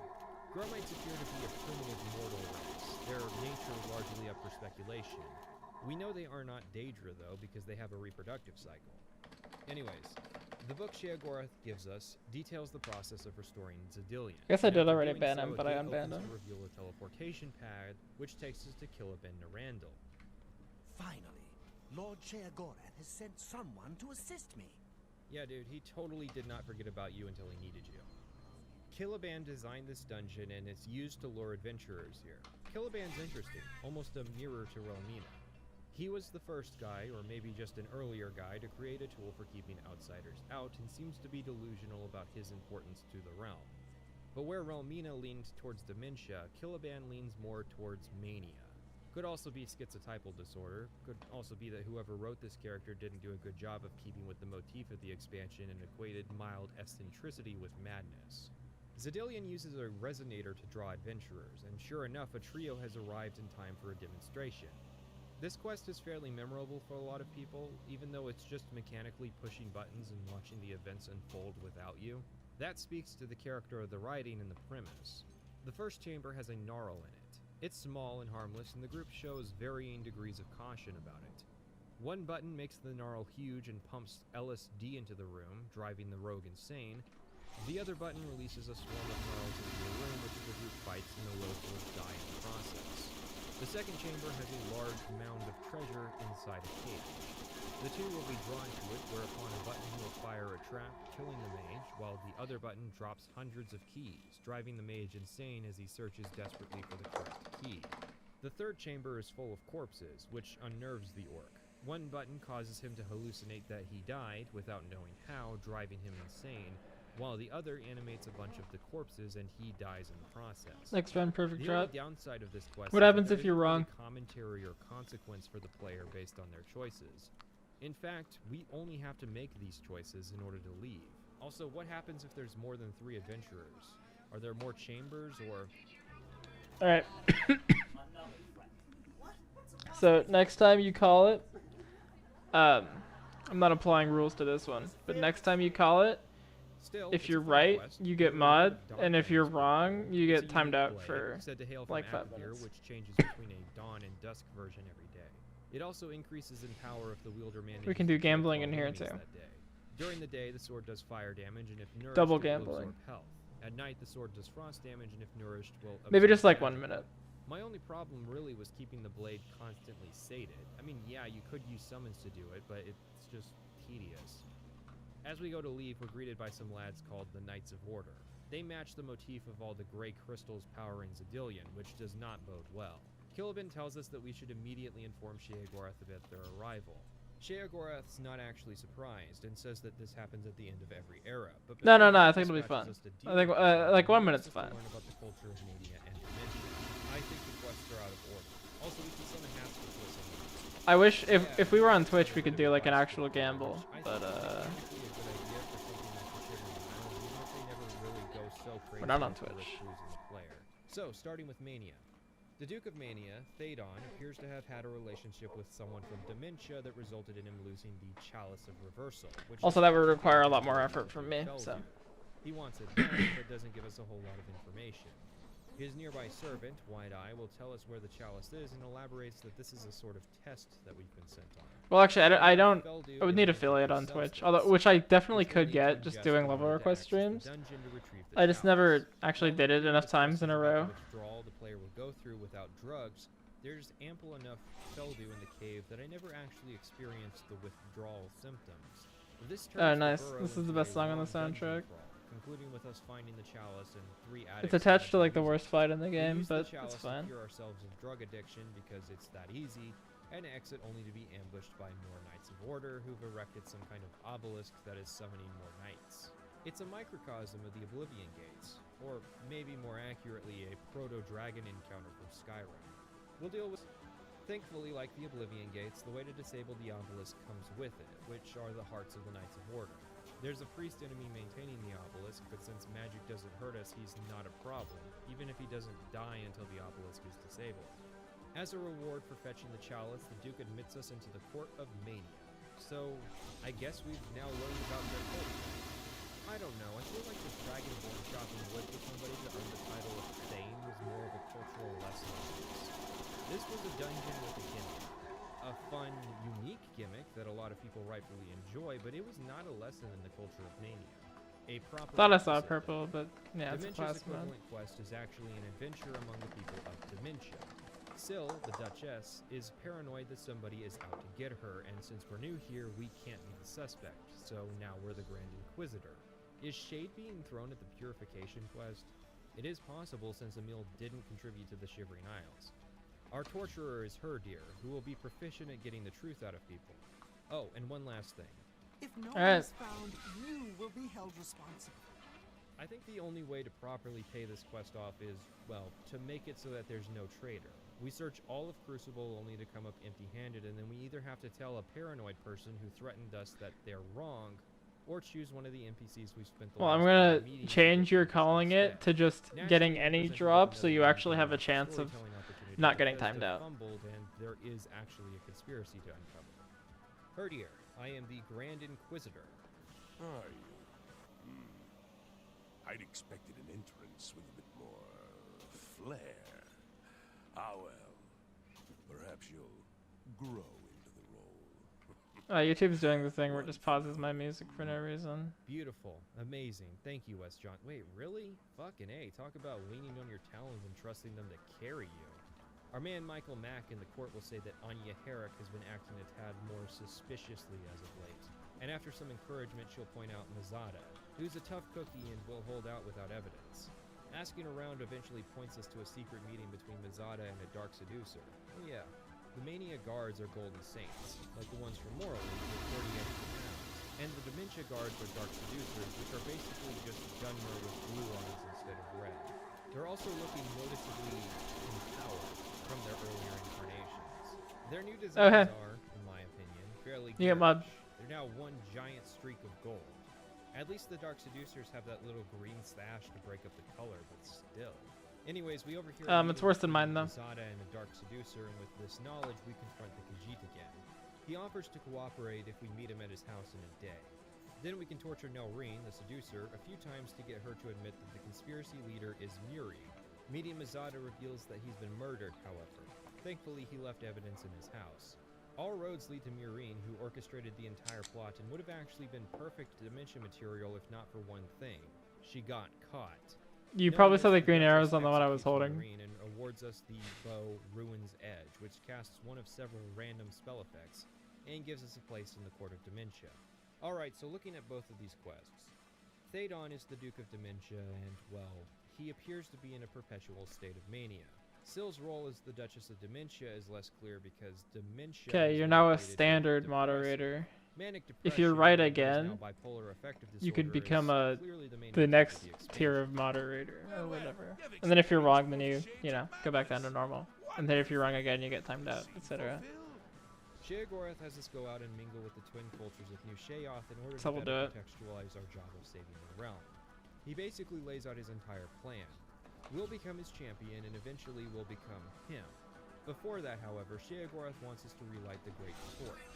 This has some religious significance to the city, so we're off to Cylon, like you even know where that is. Cylon is currently locked in a red versus blue conflict. there's two between the tiers of Saints and the mod, which is Seducers. nice. Which side we pick is superfluous, and that's the point of the Chivalry Arms. There's no recognizable difference between the Saints and the Seducers besides their color scheme. This is kind of awkward though, because Skyrim had the identical Imperials versus Stormcloaks. Yeah, I generally have The about series had opposing 0 to 1 factions that person in player my had to choose chat, between so that meant meaningful sacrifices. Now, as a thematic point, we have a faction conflict between sides that is intentionally pointless. At least in this case, though, the player's final mission is resolving that difference. All that said, the premise of this quest relies on our neutrality in this situation. You could not do a quest like this with the Stormcloaks and Imperials. The premise is that each side is in control of an altar, and one side will need both altars to perform the ritual needed to create the cold flame of Agni.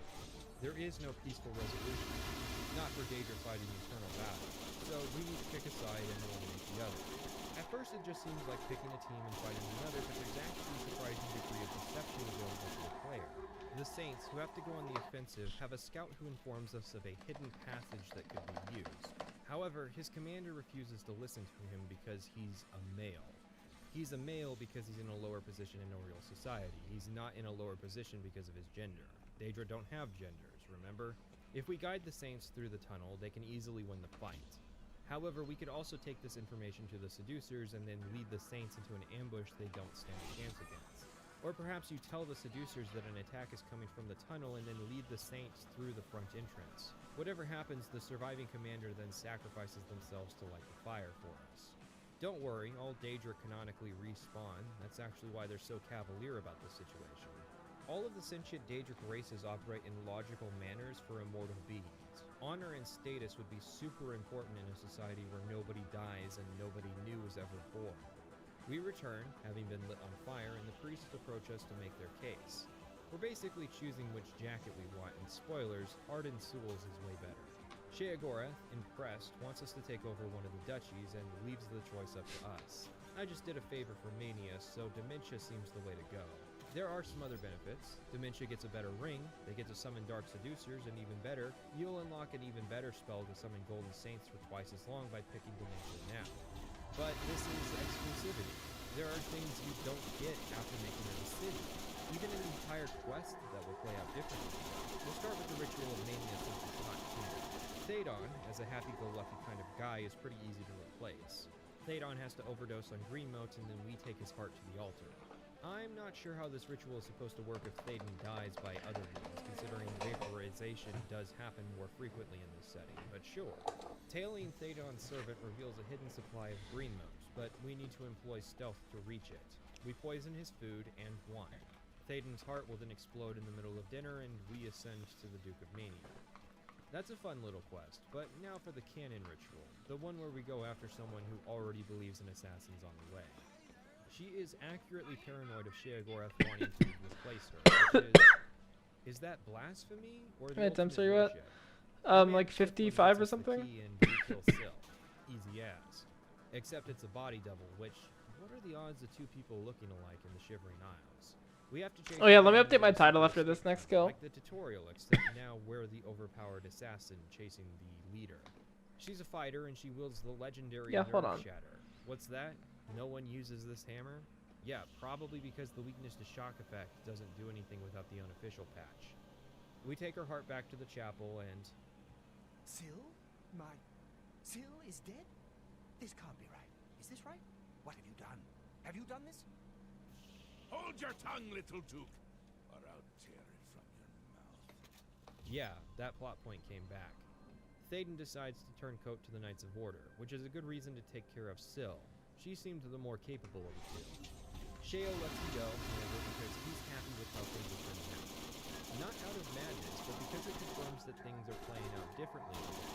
The forces of Order have also taken the fringe, which at first may indicate to players that they're invading from the portal, but really it's more of a tactical move. Without fresh blood entering the realm, the numbers of madness are going to dwindle. As the only remaining leader besides Sheogorath himself, we're sent to command our forces in the fringe and retake it. Our forces are 4 Dark Seducers, whom we can position at will. There's not as much nuance to this as the designer was probably hoping, seeing as unit positioning is mostly irrelevant in Oblivion. It's less like a battle and more like 2 sponges grinding against each other. The commander assumes the source of the Knights is the Spire, which is probably being powered underground in some old ruins. The Seducers will stay in Passwall to defend the town and will go disable the Spire. And there's You can't say around. You gotta give me a range or an exact one. Despite being the same bleak, gray, boring Oblivion fare. There are refugees hiding out. Actually, Knights rushing from the you're already mod. You gotta give me an exact one. One of the guys from the beginning. Context and a little bit of scripting turned an average dungeon interesting, which is sort of a prelude to how Skyrim would shift its dungeon design. With the obelisk down and the fringe handled, we return to Sheogorath. His riding has noticeably changed, and he's a lot more efficient with his conveyance. Yeah, laugh it up. But the conversation prior, he was still his random self. Now he's a lot more focused, which matches what he's saying. He's running short on time, and we still have several things we need to do. For one, we need to go back to Relmina and assist her in building a new gatekeeper.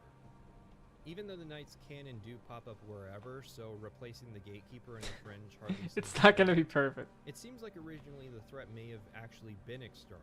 Like imagine a story. You know, I where don't think you understand how Zelda rare a Legend perfect drop decides is. to shut this gate down, and instead of fighting Knights of Order, we're fighting legionaries. I got What around makes the 600 bone gatekeepers and shredders, civilian is and Order weapons more 4 of them were perfect. 3 or Relmina 4. now works at the bottom of a dungeon, and worse, when she begrudgingly agrees You lose to mod if build you get a it new wrong? gatekeeper, Yes. the building process is yet another dungeon. Unlike before, where there's a direct conflict So, in you know, stakes, you get to... now we're dungeon crawling I'm for just more esoteric editing it to reasons. normal drop. Sure, the gatekeeper needs to be built, so it's urgent. I'm not letting you call perfect Flesh drop. attributes, which, well, stellar work with Not it. happening. Awesome. I'm going to save us both a lot of time and skip all of this to the part where we build the gatekeeper. We get to choose all the body parts, which directly affects the stats and powers of the gatekeeper. While neat, I really don't get the point of this. So they It's had not a to bad shoehorn master, in that actually. You could activate the It's funny. gatekeeper to get one of his powers. Great, add that to the pile of greater powers I forget to use. We return to Sheogorath to report our success, only for the next I mean, quest it to just act guarantees that you're going Since to our lose decision mod. right. The threat is coming early on, but it's not immediate that the player feels It just compelled to guarantees drop you a everything loss. to handle the situation. Sure, ignoring the orders of a god would be a bad idea, but we have plenty of room to go off and do our own thing. Only once the player gets a ways down the line does the imminent threat of the apocalypse get made apparent to the player. Our army is under attack at their spawn point, which is bad news for us. The question is, where's Jigalag? Aren't you precious? Do you really not know? You're like rolling on a roulette reel, but it has 1,000 colors. No, it has like thousands of colors, and they're all different, and you're choosing one color. Split personality within a split personality. Truly, you are the god. Anyways, we're off to help the Saints, although Ow. we'd be helping the Seducers if we were the Duke. It's of so York. funny to me in this game They that may not be comfortable hitting with walls the makes you take dementia helping damage. them out, but that's what leadership's about, making people feel uncomfortable. That's why I feel the canon approach to this quest line is to alternate which aspect of They the don't do power that to in assist instead of Borderlands just 2 and 3. focusing on one side. Putting it all on We free purple the commander, 64. but Okay. now we take care of all the knights before the wellspring gets stopped up and all the saints turn to stone. Stada, the commander of the saints, is in fact the same golden saint that gets killed during Zura's Morrowind quest, where the player has to stop Sheogorath from entertaining the vet shenanigans. The premise is that Thaden, switching sides, used his position to get into Oh, the I dropped a base, legendary. as though the saints weren't told he was no longer the Duke. Perhaps it's the timing, but we're implied to have been liberating the Fringe for a while. Not a seeing good as one. Sheogorath's demeanor changed over the course of the quest, and we rebuilt the Gatekeeper. So this is really your fault for not doing something sooner. Speaking of, it's too late for Sheogorath. His transformation is beginning and his staff has lost its power. He's black-pilled, naturally, which is why Haskell comes in for the assist. Haskell sends us to an ancient secret library of Jigalag. In it we find Dias, a servant of Jigalag and librarian trapped and forbidden to die. He actually helps us, for reasons we'll get into in a bit. But first, a fetch quest. We go into a dungeon, find the Grove of Reflection, and are faced with our clone, who is normally a challenging fight if not for how hard he gets bodied by my super poison. You may have thought I needed to learn my own weaknesses, but I already knew them pretty well, which was bows and poison damage. The other item is inside an apostle base, a heretic faction formed by a survivor of the last Grey March consisting of people disillusioned about Sheogorath. While we could annihilate the heretics, we could also steal a uniform and infiltrate their ranks, supplying a rebel sub-faction with weapons to kill their leader, or simply going Nailed it. straight after our target. Faction uniforms. Look out your eyes! Driving in this game is awesome. And with that, Dias creates the shell of the staff. We'll still need to empower it, which we do at the fountain behind the throne, leading to a lengthy dungeon sequence that involves opening and closing doors with items and creatures. It's interesting. We have to cleanse these pools, and that means killing some priests of order, including Theta. So that was your moment, huh? You went down like a roach. With the staff fully powered, we turn to the sacrifice and find the palace is under attack by Order, and Jigalag is coming to kill us. We take down 2 obelisks in the courtyard, and then Big J shows up to fight. Alright, so what have you got? I'm gonna try something.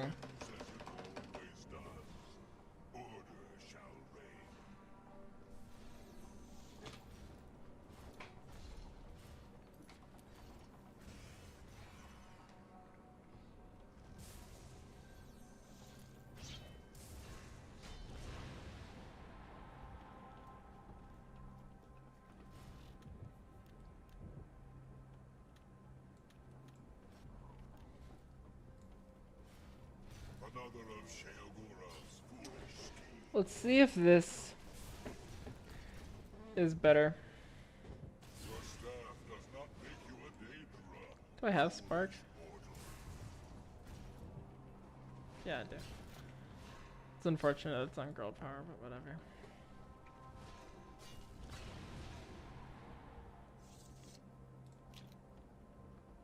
Bodied. Hard. Oh yeah, let's see I if even it's checked better the than my difficulty and redid the other fight. Plague Bearer. I feel like I messed something up. Like he ended up getting stuck with low difficulty. It health increases because I fire saved in damage. the middle of the fight or something. But looking at his stats, his slow gait, and considering the sheer entity we've crafted up to this point, I guess it's no wonder this fight is so Oh, this one is ludicrously better. easy. Enough! I am beaten. The Grey March is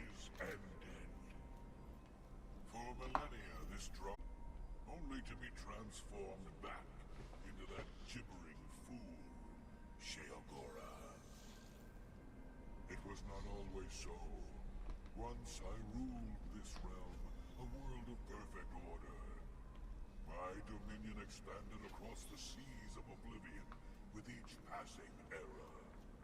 The other princes, fearful of my power, cursed me with madness, doomed me to live as Sheogora, a broken soul reigning in a broken land. Once each I'm doing both. I was allowed my true form, conquering this world. The SMG does fire. And each time I did, the curse was renewed, damning me to exist as Sheogora. Now, though, you have ended the cycle. You now hold the mantle of madness, and Jigalag is free to roam the voids of oblivion once more. I hit him with corrosion first because, one, having 2 dots is better, and 2, it makes him take more damage from everything else. It seems uncertain. This realm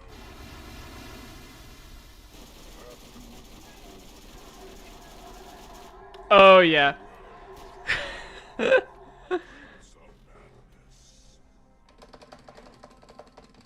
Kind of had a thought of that might work. I could grab something else really quick.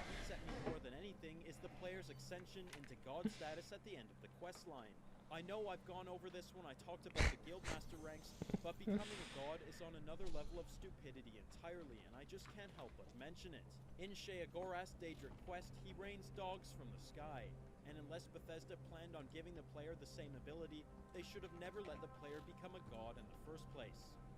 This is an extremely narrow-minded perspective to have when it comes to creativity, and I imagine pretty much every single Oblivion fan is going to disagree with that perspective. I try to avoid telling artists what they can and can't do and focus rather on how well they Unfortunately, my because then I actually agree with Will. The powers and oh, that's not the right thing. are not adequate. We can change the I was lore, getting guards will no longer SMG focus ammo on regen from that class mod, so now I have to pay more attention to my ammo. But I have this SMG that regens ammo for me. It just feels like the reward for becoming So that'll help. Sheogorath should have been the designers just going wild with spell ideas and powers. But like the artists who made this game, I'm also ready to finally bury this thing and get it over with. Oh, I forgot to mark that Alright, off. so let's tackle my list. Um, First, why does Dias help us? If he's a servant of Jigalag trapped by Okay. Sheogorath, then it seems like he I wouldn't love have it made when the pivotal plays involved. Borderlands makes my Jigalag and Dias DPI both believe in determinism, that it's negative possible 1 to million for some accurately reason. predict the outcome of events with logic, and have used that to repeatedly curb stomp Okay. the Shivering Isles. They were so good, in fact, that the other Daedric princes cursed Jigalag into becoming Sheogorath, and they didn't even try that with Molag Bal. Jigalag is emancipated at the end of the questline, however. He started life as a mysterious missing prince in Daggerfall. Ted Peterson, his creator, as well as Douglas Goodall, both corroborate that Jigalag's narrative purpose was to become the 17th What it is? prince I from actually have Shivering no idea. I Isles. use my Normally, mouse he has like wins the 4 Grey March preset and settings is on it. reverted I back just into use one of Sheogorath those. at the end. This time, however, we mantled Sheogorath and were able to defeat And then I Jigalag. usually just Since he change. can't I convert change back into sensitivity us, in like he's games effectively individually. free, which is actually a desirable outcome for TS. Yep, we got played. Again. Giving credit where it's due, that Reddit post I linked earlier about the guy with bipolar schizoaffective disorder remarks that the Grey Marsh is similar to medication, explaining that things become cold when medicated, which becomes its own form of madness that contributes to many people with the condition entering cycles of medication and madness. The end of Shivering Isles is basically Sheogorath shouting to the world that he is done taking his medication. But the big question is, did the cock become Sheogorath? I've said before that unless there's a necessary narrative purpose for characters across multiple quest lines, that I generally operate under the rules of assuming that each individual quest line was done by its own character. The Nerevering was the guy who defeated Dagoth-Ur and potentially went on to defeat Almalexia. He was not the guy who solved the disappearance of the dwarves, I don't know. Oriel's bow, or took down the Thieves' Gate. Arguably, he was not even the guy who fought Hircine and Bloodman. Likewise, I don't subscribe to the theory that the cock defeated Mehrunes Dagon, and then went on to defeat Umril the Unfeathered, and then mantled Sheogorath and defeated Jigalag. It's fine if you do. You can believe your character did whatever you want them to have done. But people get really defensive about this point. I don't know why you're asking It me. is Oh yeah, this is ingrained like in the worst people's track heads in that the cock equals Sheogorath, and even mentioning I don't believe this to the be the fucking case thing. will spark arguments. Yeah, no thanks. Usually citing this line from Skyrim. You are the best septum that's ever ruled. Really lame ambience. But he Ambiance, whatever. And that's hard to support. You know, I was there for that whole sordid affair. Marvelous time. Butterflies, blood, a fox, a severed head, and the cheese to die for. It's kind of just loud Now, and rather annoying. than taking this as just a sequel, playfully referring to its prior game, people take this line as a hard canon that cock equals Sheogorath. There's another First, one similar. Unreliable narrator. Literally the most common trope in Elder Scrolls. Second, Sheogorath did participate in the events even without the Shivering Isles, considering every Daedric prince would have been interested in the outcome. This one's boring, so I'm probably gonna skip it too. He also says, I'm a mad god. The mad god, actually. It's a family title. Gets passed down to me to myself every few thousand years. ESO took this as a cue to say Haskell also mantled Sheogorath at one point, which... no. You'll be stuck in the grave, altering the course of events, breaking the cycle. No, things will be There's a different drop. this time around. You'll be my champion. You'll grow powerful. You'll grow to be me, Prince of Madness. Nah. New Sheogorath. Or you'll die trying. I love that about you. Yeah, I can't turn the video lower Wondering actually. why I let him go, aren't ya? I can see it in your face. Mostly in the eyes. I may take those from you when this is done. This has never happened before. The ruler of What number is this? turning traitor. 62, I think. Maybe 61. I don't know. In this play. Maybe we're onto something here. We'll see how it plays out. It can't be worse than what's Keeps happening. giving me the fucking level 66 ones. Sheogorath has cast out and killed every aspect of order found in the Shivering Isles. I alone have survived. Sheogorath cannot bring himself to destroy the knowledge that I possess. Instead, he's confined me to this place and forbidden me to die. I've not seen another creature until fate, predictably, sent you to me. The Grey March is ended. Yeah, I'm pretty sure it was 62. I'm just gonna say that. This drama is unfolded, and each time I have conquered this land, only to be transformed back into that gibbering fool, Sheogorath. Now, though, you have ended this cycle. You now hold the mantle of madness, and Jigalag is free to roam the voids of oblivion once more. This realm is yours. Perhaps you will grow to your station. Fare thee well, Sheogorath, Prince of Madness. I'm not just saying it didn't happen, because you can make that case if you want.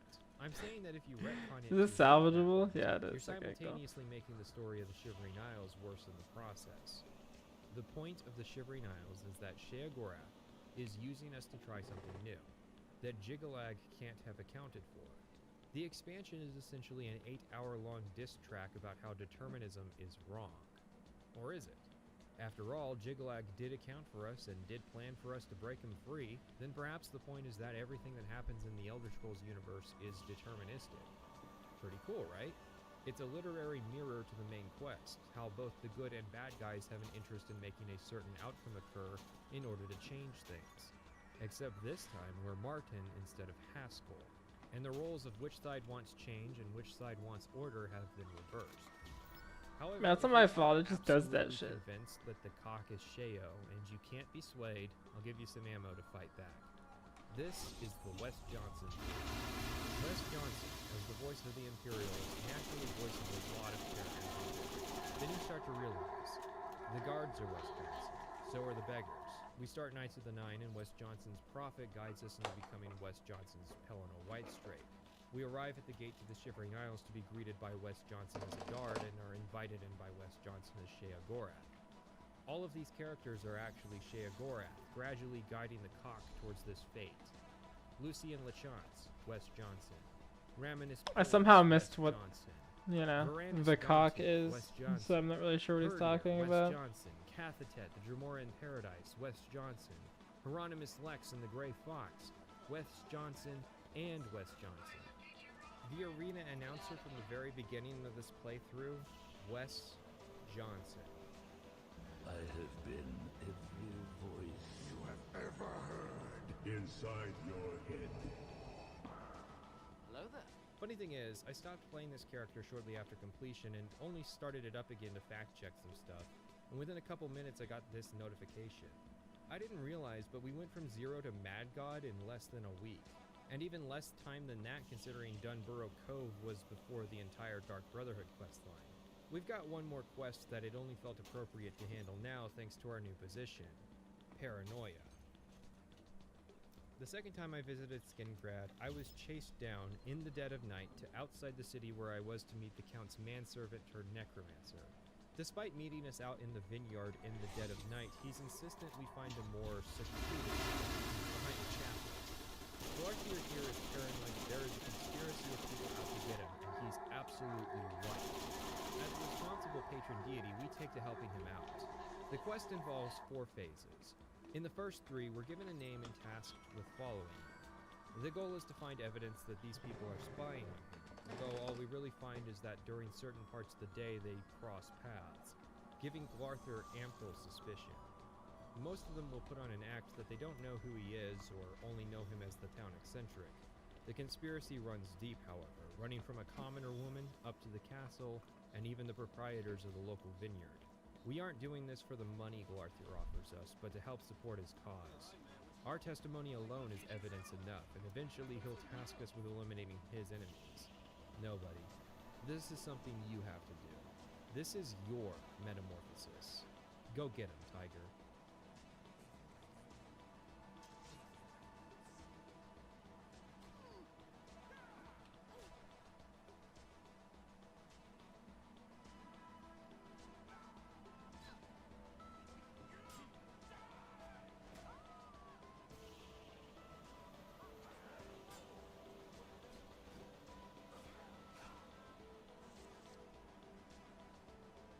You didn't even manage to kill any of them.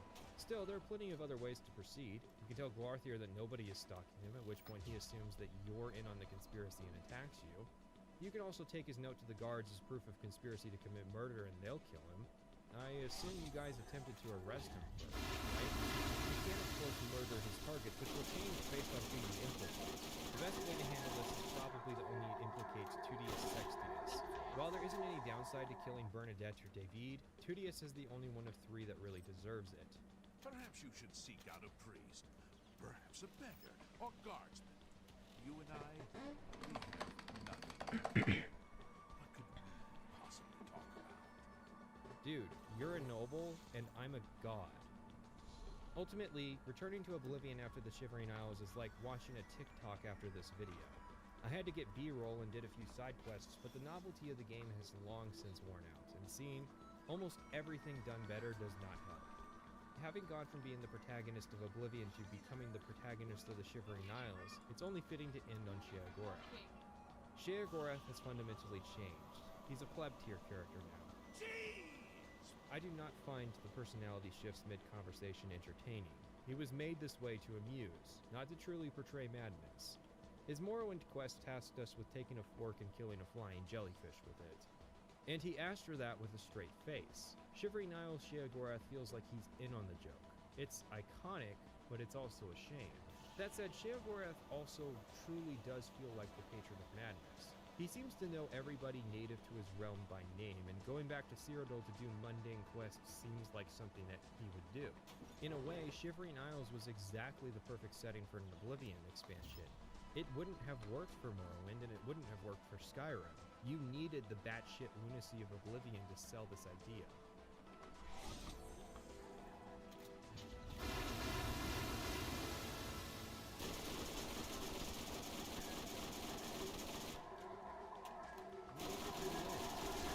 Hundreds of pages and over 100,000 words into the script, and time to wind things down and bring you a conclusion. Endings are hard, even harder than beginnings. So let's start with our thesis. Hopefully by now you can see the effect pushing to be an Xbox 360 launch. Oh man, this one sucks. It is fun to imagine the game we could have gotten if Bethesda had gone at their own pace. Oh, that was 65, by the way. You missed it. Bethesda would be in the industry if they had done that. How much of the nostalgia and success surrounding this game can be owed to its release date? To people who had never played an RPG in their life trying this game out and discovering the unique gameplay formula that Bethesda was offering. Bethesda might not have ever gotten their chance if Oblivion had come out in 2007. A perfect RPG to an industry that It's okay, now you can have Halo 3. Despite that, gamble I don't think more. it's a valid excuse to blame the release of the game on the deadline. After all, in terms of man hours, Bethesda still had as much time, if not more time, than they had spent on Morrowind. Morrowind didn't start real development until after the Y2K disaster had ravaged all of the computers. But Oblivion had a larger team, more designers, more artists, more visions of what Elder Scrolls is. 2006 may have been a limiting factor to Oblivion, but it will never be as limiting as the changes in design philosophy at Bethesda. A design philosophy that says that content can't be exclusive, that allowing writers to be inconsistent with their work is preferable to restricting their design, that large dungeons don't need context to be interesting, that making the Daedra more palatable to a Christian culture was better than making them unique, that the premise trumps the execution, and that making the game more accessible to the lazy who feel satisfaction in checking off boxes is preferable to maintaining the series' roots and requiring the spirit of adventure from its players. Todd Howard is still doing his thing at Bethesda as executive producer, selling his games and shielding his devs from purse holders. Ken Rolston retired after Oblivion, but not for long, as he moved on to the cancelled Ascendant, and from there led the development of Kingdoms of Amalur. Mark Nelson would go with him, but more interesting than that is the duality of two Shivering Isles designers. Almost matching the theme of the Shivering Isles expansion are John Paul Duvall and Jake Capone. Capone would go on to work on Fallout 3 and even took a lead design position on its DLC, The Pit, before joining Nelson and Rolston on Kingdoms of Amalur. Inversely, you have Duvall. Duvall went on to design for Fallout 3 and then Skyrim, Fallout 7, Fallout 4, and then Fallout 76. The duality of artists, one took a risk on a game, the other stayed in a comfortable, if increasingly stagnant position. Kingdoms of Amalur failed, by the way. Oh, I can just fucking switch to the combat rifle? Bad move. The real lethal mistake was not understanding their place in the industry. A freshman studio needing to sell 3 million copies just to break even is a sign that you sold your idea to investors way bigger than you could actually manage.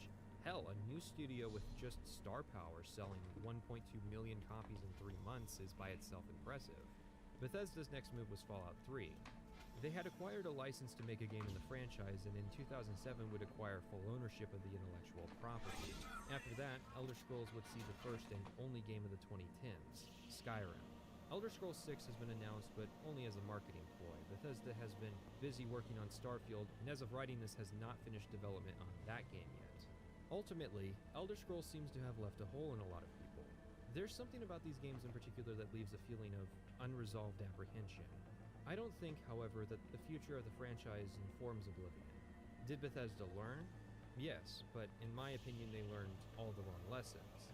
They learned what was necessary to broaden their appeal, beyond the breadth that was Oblivion.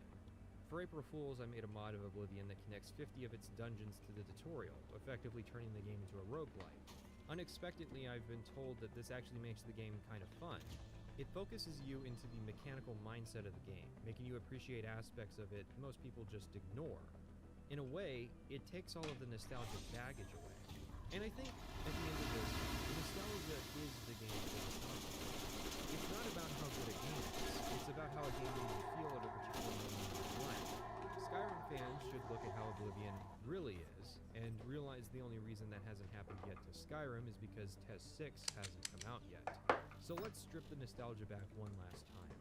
Oblivion is a game with goofy voices and goofier faces that tells bad stories and makes the act of leveling tedious. It made stealth archery overpowered, it made combat boring, and it squandered the creative potential of magic in favor of balance. It's full of dungeons that are so repetitive that people believe they're all just copy-pastes of each other. It effectively started the practice of downloadable content, and it watered down its setting and mechanics to broaden its appeal. Despite that, it brought us another masterpiece of the Jeremy Soule soundtrack. There's a lot of lore contributions that are positive, just not to their full potential, and Oblivion had a lot of concepts that evolved into better quests in Skyrim. It brought a new generation into role-playing games, some of who would even become more interested in what was at the time just a niche genre. Section by section, then. The combat rework is at odds with the new leveling system. In fact, the new combat could work if the game wasn't raising the bar on new enemies as you progress. Instead, it becomes a static game of weaving outside of the AI's attack range and blocking choreographed attacks, while magic suffers because it's extremely difficult to stay at a level where it feels good to use, and the enemies won't take too much damage. And the stealth overshadows all because it's now on the other side of the spectrum from where it was in Morrowind, going from the weakest playstyle to becoming the dominant strategy of the game even without poison.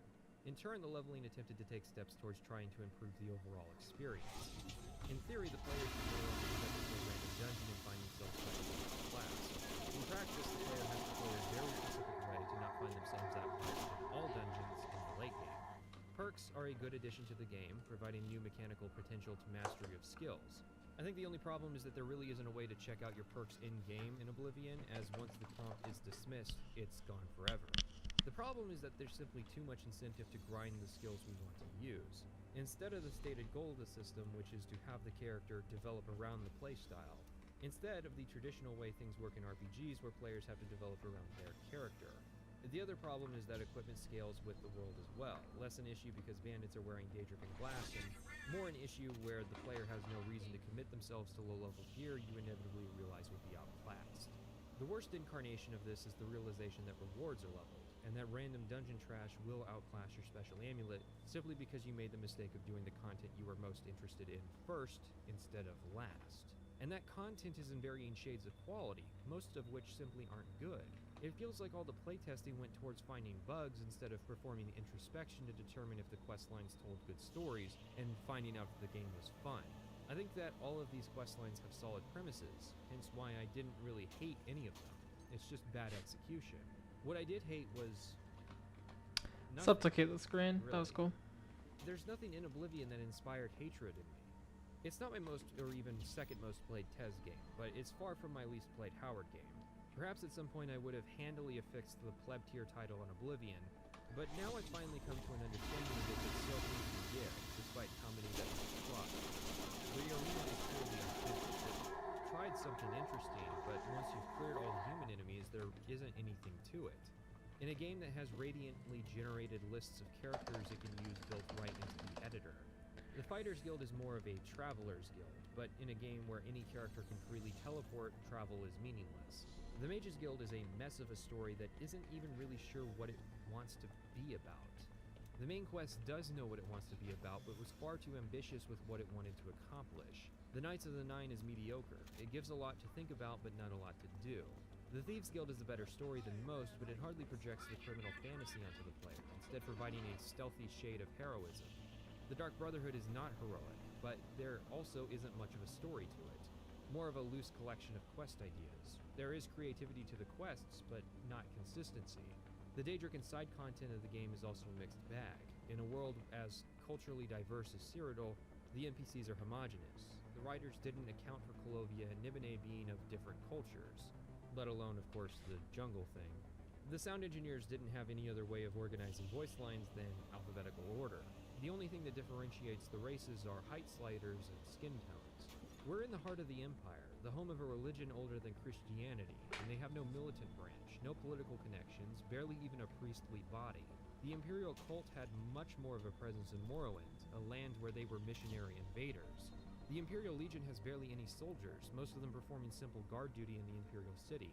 They aren't joinable and they have no character. They could all literally be clones for all you see.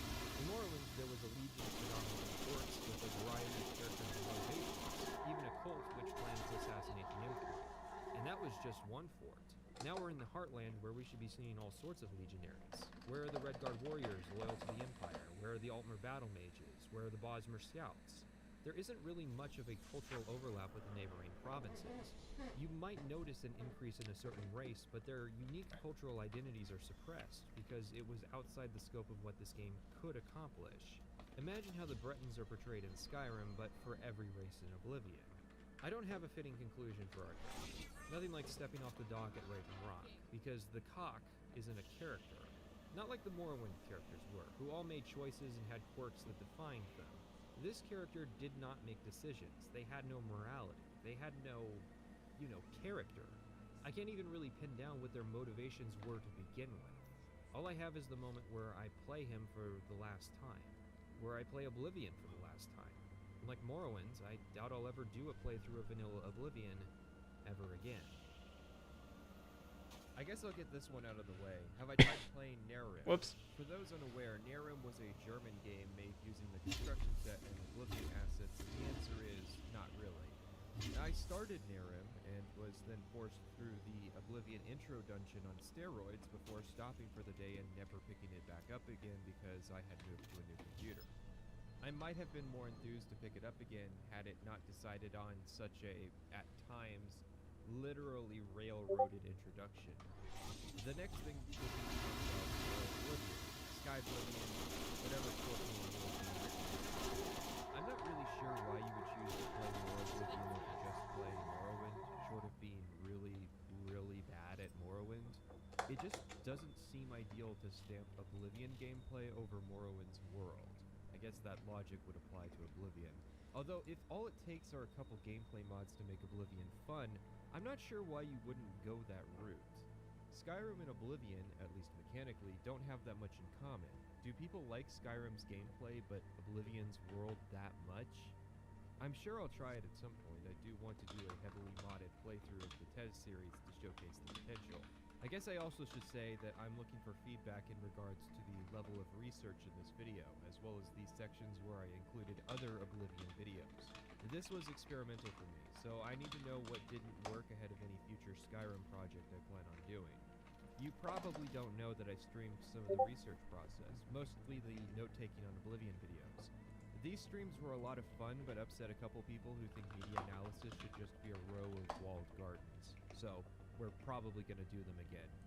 Literature reviews are in fact part of the academic process. Oh, my fucking... the thing I was looking at chat on just stopped working. My bad. Because I'm usually recounting actual arguments people make, but hey, you took English comp and want to justify learning Sorry. about all these logical Okay, bye.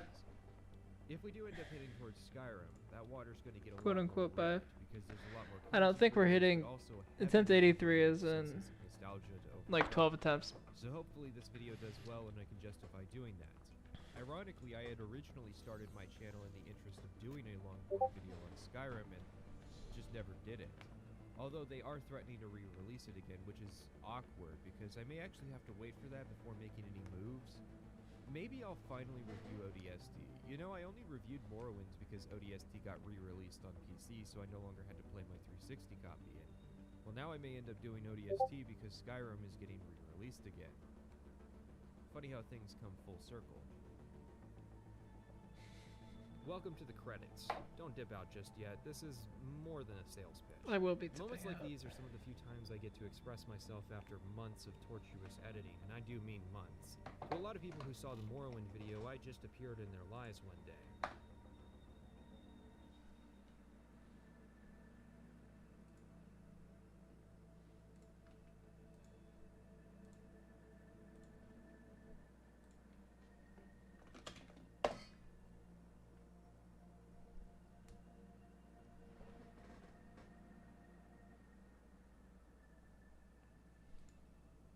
Oh shit.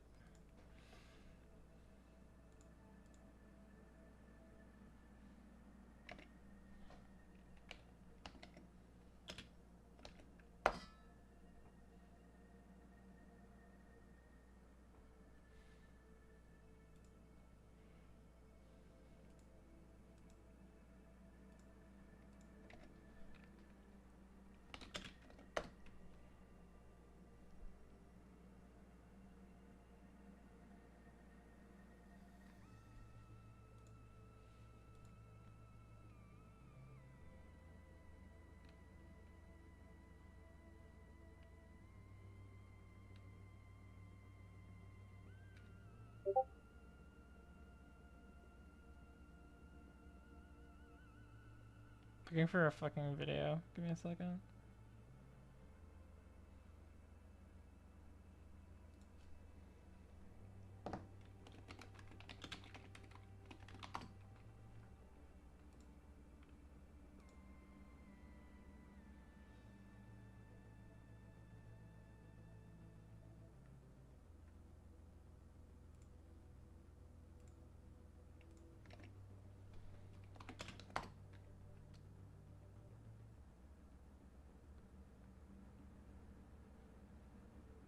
Cool, that one works.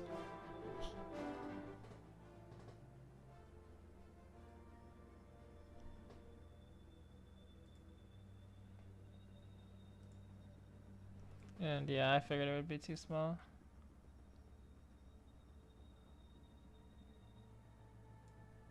I was born 87 years ago. Oblivion again. Let's For go. 65 years, I ruled as Tamriel's emperor. But for all these The other 3 videos by the same guy on different games that I tried to pull up were all age restricted. So. My relationship with it can best be summarized as such.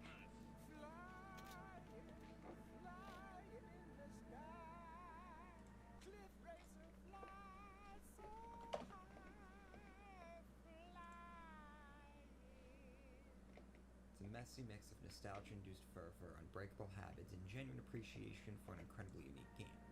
To say Oblivion is flawed is to say I'm autistic for making a multi-part video series on a game from 2006. That is, you're pointing out the painfully obvious. From weird design choices to cookie-cutter dungeons and plenty of bugs and flat quests in between. The faults of Oblivion are numerous, and I'll get to covering as many as I can. But make no mistake, I think this game is fantastic, possibly a masterpiece even, because it's what it gets right that gave me an itch that no game has since come close to scratching. Beneath the flaws, some of which I just find endearing at this point, is an incredible sandbox exploration that, when everything is going right, or at least not horribly wrong, can be quite immersive and engaging. It's the go anywhere and do anything approach Bethesda took with every aspect of the game's design that it's both its greatest strength and its greatest weakness. In some regards, this was a liberating approach that opened up so many ways of playing Oblivion, and in other ways, it utterly ensures certain parts of the game cannot be enjoyable. Fortunately, the former often outweighs the latter. With the passage of time, I can forgive certain flaws and give credit as in certain respects, even Bethesda has yet to match its high points.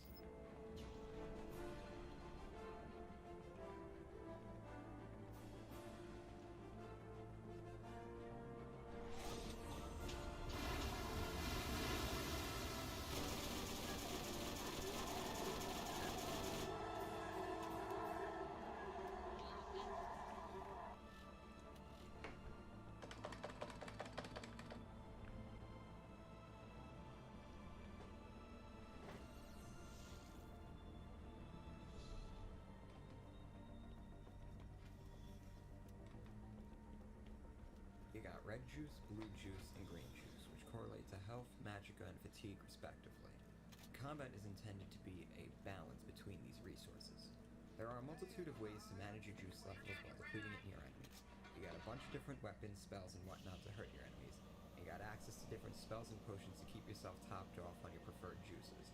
In theory, these juices are supposed to be treated with close to equal regard, but in reality, they are anything but.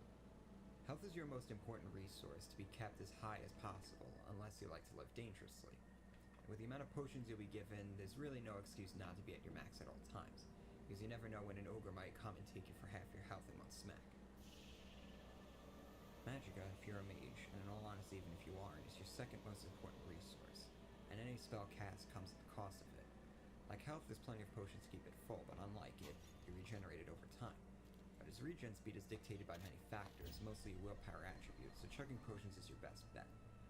Fortunately, since you'll be depleting magicka all the time, get used to having none and waiting for it to regen.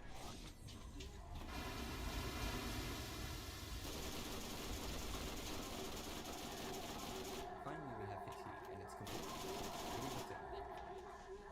Okay, maybe that isn't 100% accurate, but it's close enough to the truth to be the truth. The fact is, your base recharge rate is 10 points a second, which is usually more than enough to keep you from ever having to resort to chugging potions or using spells to refill it. The damage penalties from ignoring it just aren't enough to justify worrying about it, and the most noticeable effect of having low fatigue is not being able to perform power attacks, which just means you have to back off of swinging for a few seconds as you recover. Take it from me, don't worry about the green juice levels.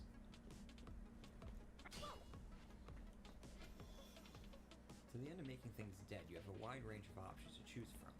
You have melee, which lets you smack things, bows that lets you shoot things, and magic, which lets you shoot things with colorful display. And all three can be augmented by stealth for an added bonus, though stealth synergizes particularly well with bows. Melee characters are given a slew of swinging options to choose from that fall into two camps, blade and blunt. Blade slashes, blunt crushes. There's also using your fists, which has its own skill, but this is just not advised for any but the most devout masochists. Blade lets you use daggers, short swords, long swords, and two-handed claymore type weapons. Blunt lets you use small axes, maces, two-handed war axes, and two-handed warhammers. The difference between these is attack speed and the ability to use a shield. Because you can cast spells at any time regardless of what's in your hands, magic as a secondary form of damage is always an option too. But despite all this, the option only boils down to what model you wish to see occupying the screen space as you smash the attack buttons. Because the difference in playstyles is little to none thanks to the lack of depth in your repertoire of moves and way more A than I in the NPC's AI. They'll tear right through your armor.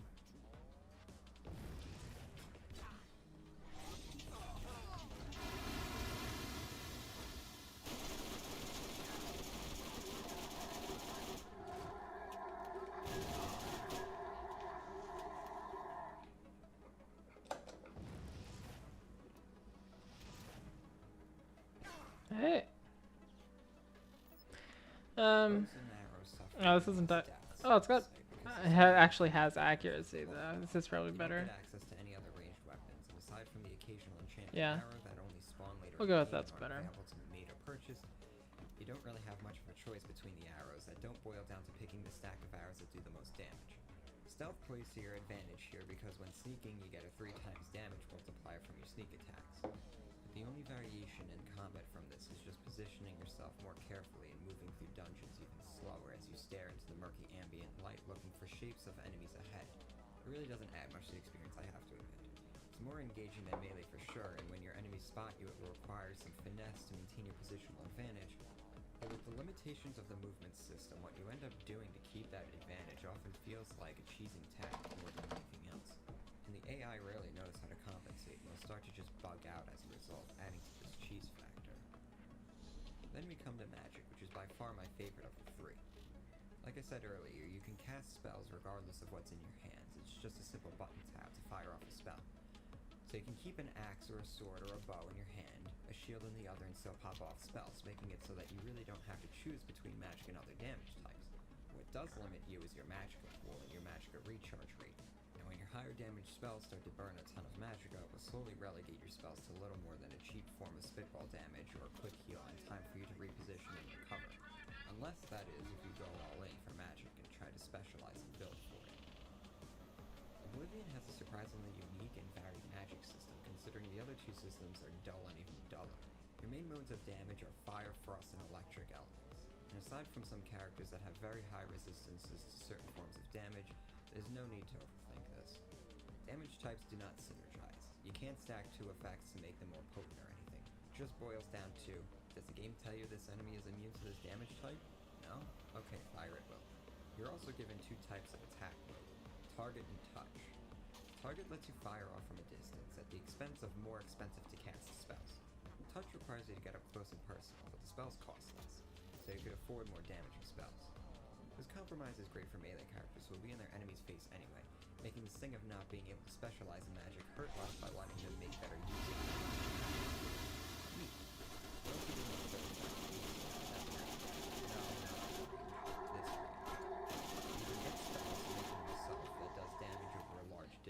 Allowing you to fire off a spell that will hit multiple targets or a whole room.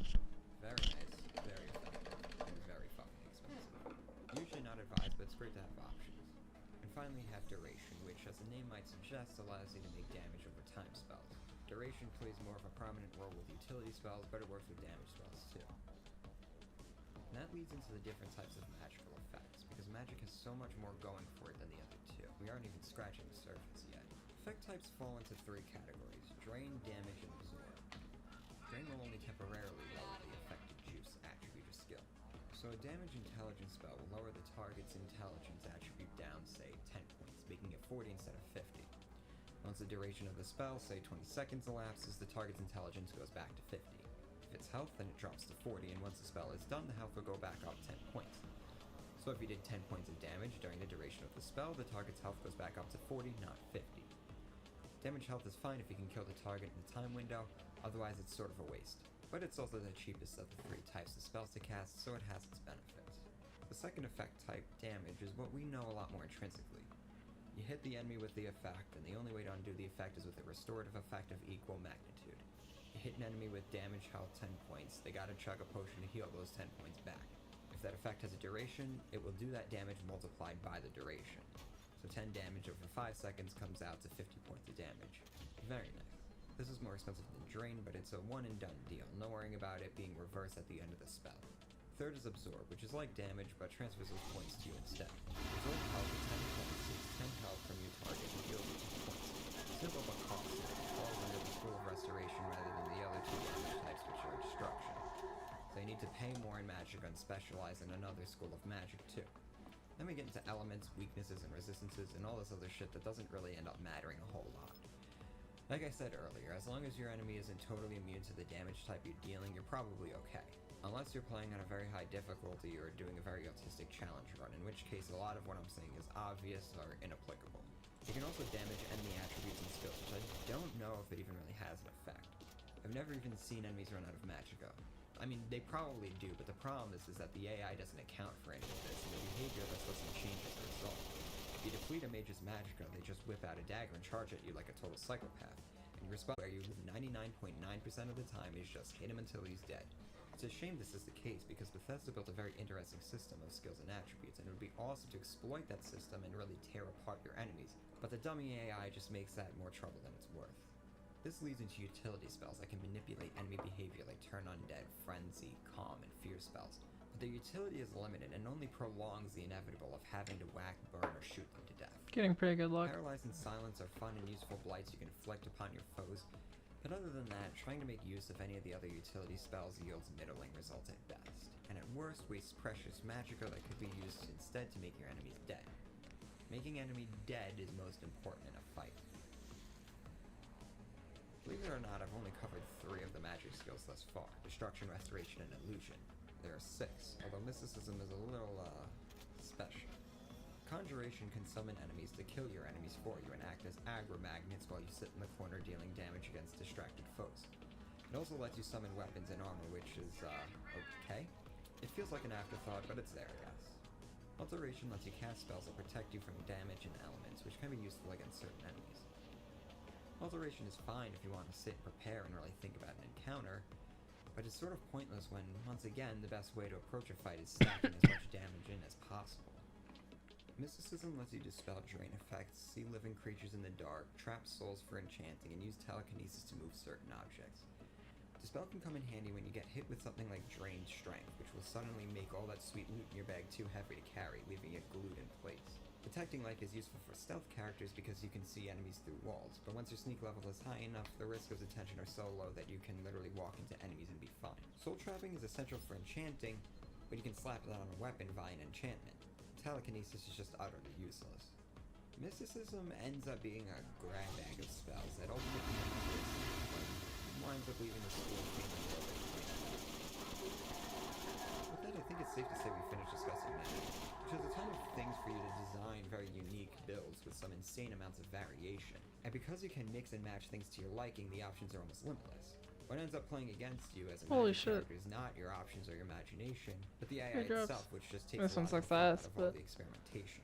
I've always wanted to do some crazy magic builds, but just never did it because the cardboard AI is always quicker to dispatch with some basic fireball spells than anything else. It's like spending your whole life training to be a martial arts master only to get shot in the head by some kid with a gun because bullet beats fist.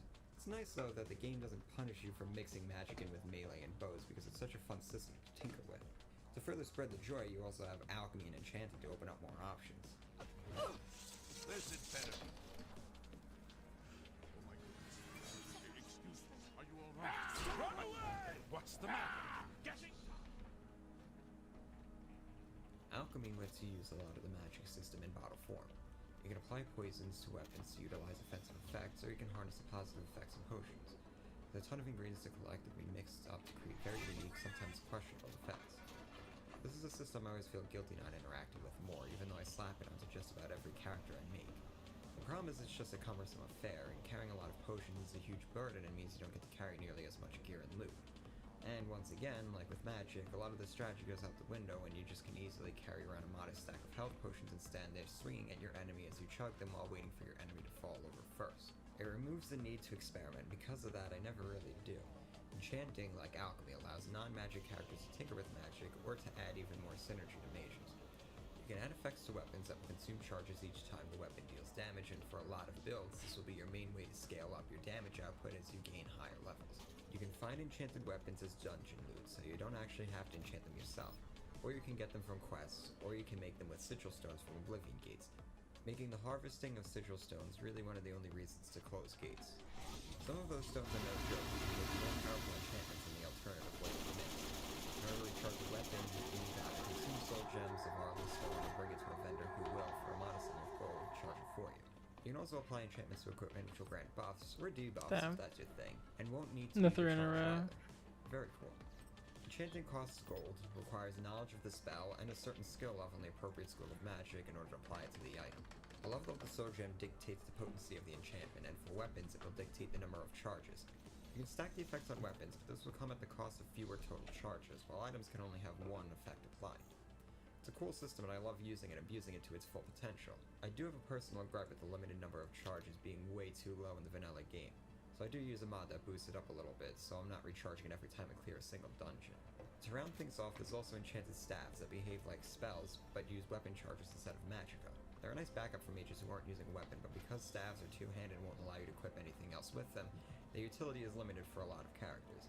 There's also spell scrolls that allow one-time casting of the respective spell they are tied to. The problem with both staves and scrolls is that they aren't craftable or customizable, you just find them as loot, and as such, they always feel like a secondary thing and not something that can be relied upon as a primary means of dealing damage. But now I think we can leave magic totally behind, and offensive combat mechanics entirely, and go into defenses. Because while your main goal is to make things dead, your second goal in combat is to keep yourself from being made dead.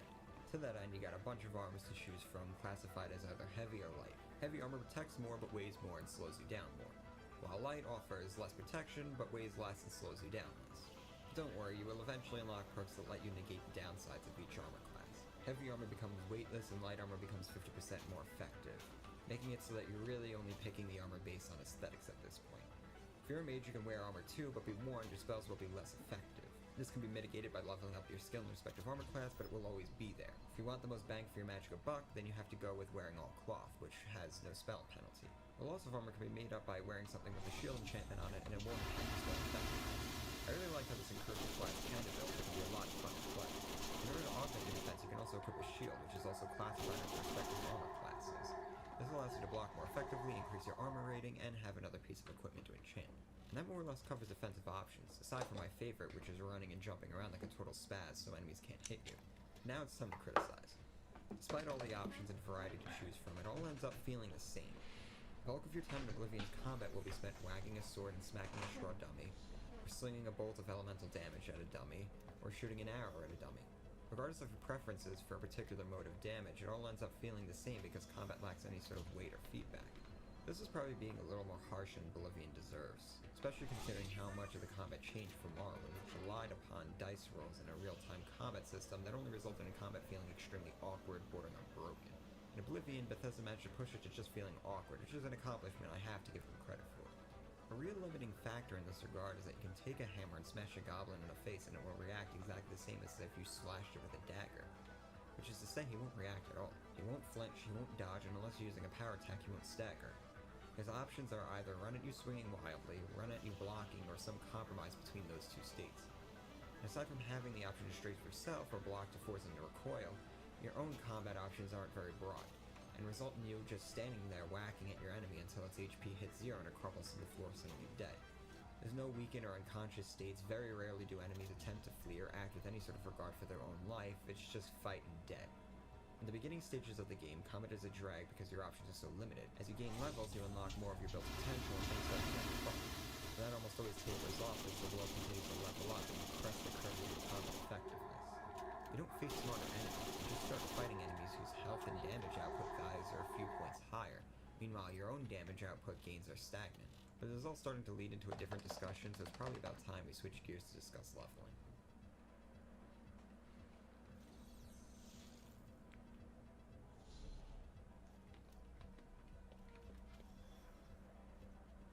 I was coming from the background of RuneScape Addict when I got this game in 2006. This is important because RuneScape is all about the dopamine drip feed from constant progression, and Oblivion has, well, an interesting take on progression. Not so much a drip feed, and more like starvation for a few hours, and then a diesel-spiked injection of progression crack that has you going from wearing chainmail to glass in one game session. I don't know how I didn't ruin the game for myself back then, because I was still at the stage where I thought doing shit like this was the best way to level up.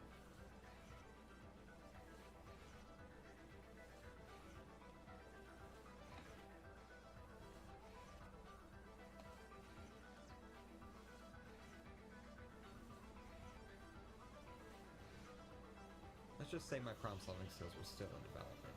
I was used to job simulators that had more grinding than gameplay. Bringing that into Oblivion isn't advised. Fortunately, I spent most of my time running around the world and crawling through dungeons, so I managed to accidentally save the experience before I overleveled my character and destroyed the game. Before I explain how you can manage to overlevel in a game where leveling and character progression are one of the pillars of its design, I need to introduce character creation and leveling mechanics. The beginning of Oblivion has you learning the mechanics of the game in a surprisingly engaging sequence of sewer world. During the sequence, you build up your familiarity with a lot of what the game has to offer before finally settling what your character will be. Or you just make a save a few steps from the sewer exit so you can skip the whole thing when you inevitably make 30 more characters after. Everything is up to you to choose. The game will make a suggestion based off your style of play during the tutorial, but you can tell Borsi doesn't know shit and make your own class, or choose from one of the other pre-made ones. Now, a character build works like this. You got 3 specializations: Combat, Magic, and Stealth. These influence starting skills, skill leveling, speed, and starting attributes. Then you select 2 of the 7 major attributes, ideally ones that synergize with your main skills because you want to focus on leveling the main skills you'll be using the most. Then you pick your 7 major skills. Once again, you'll want to pick what will synergize with your attributes, because when you level up those 7 major skills, you get points to your actual character level up. The minor skills will not contribute to your character skill progression, but they can still be leveled up, albeit more slowly. But that doesn't make the leveling them useless, and here's why. Minor skills still contribute to your attribute leveling progress. Okay, I'm sure more than a few of you watching this have played the game, because who else cares about it at this point? I'm going to pretend you didn't, or more likely didn't know this because it's never actually explained and isn't obvious in the slightest. When you level up and sleep in a bed, you get to pick 3 attributes to level up. Ideally, you pick 3 that will complement your build the most and contribute to its combat effectiveness. Each attribute does something different. Strength increases melee damage and carry weight. Intelligence increases your mana pool, and so on and so forth. The only one I level on every character is speed, because doing so enables you to achieve land speed record-breaking sprints, and even more game-breaking jump distances. But you see those little numbers next to each attribute? That's how much you will increase by being selected, so you want to prioritize the higher numbers of attributes. When you get more pluses, level up skills in those attributes, even with the minor skills. So really, if you want to be the most optimized, you'll level up a ton of minor skills governed by your preferred attributes to get maximum +5 every level up. But if you're min-maxing this hard in Oblivion Sun, you got problems and 3 + 5s ain't gonna fix them. To recap, we picked our specialization, our attributes, and our major skills. Oh, did I mention your race and gender also impact your stats? Because they do, which is why I almost always go with the Swiss Army Knife Dark Elves. They kinda can do anything, and their bonuses are all unuseful skills, so there's no wasted potential here. But don't despair, those stats are washed out rather quickly once you've leveled up some, so don't feel bad about making an Orc Mage. Oh, and don't forget to pick your birth sign. There's very little reason to go for something that isn't the Thief, Mage, or Warrior, since all 3 just apply useful skill bonuses. But there's a couple in there that are useful, I suppose, and the Chad Atronach can be very, very special to play. But wait, I hear you asking. You still haven't explained how leveling can be a bad thing in Oblivion. And to answer that, I gotta introduce what quite a few people, or at least a very vocal group, consider to be the main antagonist of Oblivion: global level scaling. So when you level up, not only do you get incrementally more powerful, so do your enemies. Enemies get just a little more powerful, gain a bit more health, and you'll face scarier variants after certain thresholds are crossed. Trolls are replaced by ogres, minotaurs are replaced by minotaur lords, scamps are replaced by the masters of Stunlock and Clan Fears, along with many other cast changes. Also, bandits will begin equipping higher level gear, and you'll find better gear in higher level potions, or soul gems, and greetings in dungeon chests. The theory for this design choice was that it removed limitations on players, because that is, in my humble opinion, the truly defining feature of Oblivion. Bethesda didn't want to tell the players no. Want to walk all the way to Anvil on the other side of the map once you leave the tutorial sewers? Enjoy the walk. Want to go join one of the guilds? Sure. Want to do what I usually do and go straight to the arena to level up a few times to make the beginning hours of the game less of a drag and get enough money to buy the starter shack on the waterfront? Go right ahead. Things like level scaling were only the symptoms of the actual problem hurting this game. Player freedom is, in fact, the cause. The symptoms were the price we paid for all this freedom, all this glorious power, and I intend on covering all those symptoms. Just remember, they aren't the real problem. let's start investigating level scaling. See, in a lot of other RPGs, the world is not level scaled. Certain regions are harder than others, while other places become so easy there's no reason to revisit them. It's a different approach, but Bethesda didn't want to say no. They wanted to maximize player freedom, and that freedom, first and foremost, begins with freedom of navigation. And I'm personally glad they went this route. I would have not sunk nearly as many hours into this game otherwise. I guess this makes me one of those filthy casuals that a lot of people blame for ruining the franchise. Look, I get bored easily because I got a scattered form of attention, and that makes me very intolerant to having to do the exact same thing over and over. When I start up a game like Mass Effect or Dragon Age, the opening few hours are almost identical each time. Eventually the game opens up, but it takes a few hours, and sometimes those few hours are enough to turn me away and towards a game like Oblivion, where I'll be up and running in a few minutes if I have that handy save that flows through right. What ends up happening is we pay that back in the long run. Because if everything's scaling and challenge remains constant, well, in theory. In practice, the difficulty curve can either slope down or slope up, depending. I know stealth characters get progressively easier to play until they literally break the game because they can completely ignore combat. How close can I actually get by?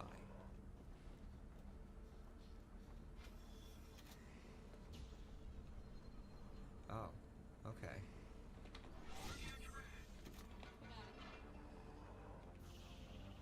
And I know melee characters are pretty much doomed because melee damage is capped by things like skills, attributes, gear, and enchantments, which are all finite thanks to caps. Magic characters land somewhere in the middle, but a pure mage will generally find the game gets a little easier, especially when they start stacking spell absorption and willpower buffing gear that will make mana regen a non-issue. But you can pretty much expect the difficulty to remain relatively static unless you start fucking with the difficulty slider, which there's no shame in doing if it gives you a few more hours of enjoyment. This means that in terms of gameplay, a lot of it starts to feel the same, especially when your builds start doing what you were designing them to do. In essence, Oblivion begins to break itself if you play it intelligently. Unless we do something that would violate every sensibility a seasoned and novice RPG player alike would possess. Ignore leveling up. This is the thing I realized when recording this video when I was doing the main quest and had to run through a dozen Oblivion quests. If you don't want more challenging danger to spawn, just don't level up. You can keep collecting gear and leveling up skills still provides bonuses, but if you're not leveling up, then the world isn't leveling up. We can take this a step further, which is what Big Brain Problem Solver me back in 2007 accidentally did. If you don't make your combat skills your major skills, then you will never level up from combat. This will let you control your leveling to such a degree that you can maximize those attribute points too. Rather than doing a smart build like I did for this character, go with things you'll never actually use, like speechcraft, mysticism, and armor. The problem with this approach is twofold. First off, the skills you really need and want will be leveling up slower. Especially painful for your slower leveling combat skills like Blade, Destruction, and Marksman.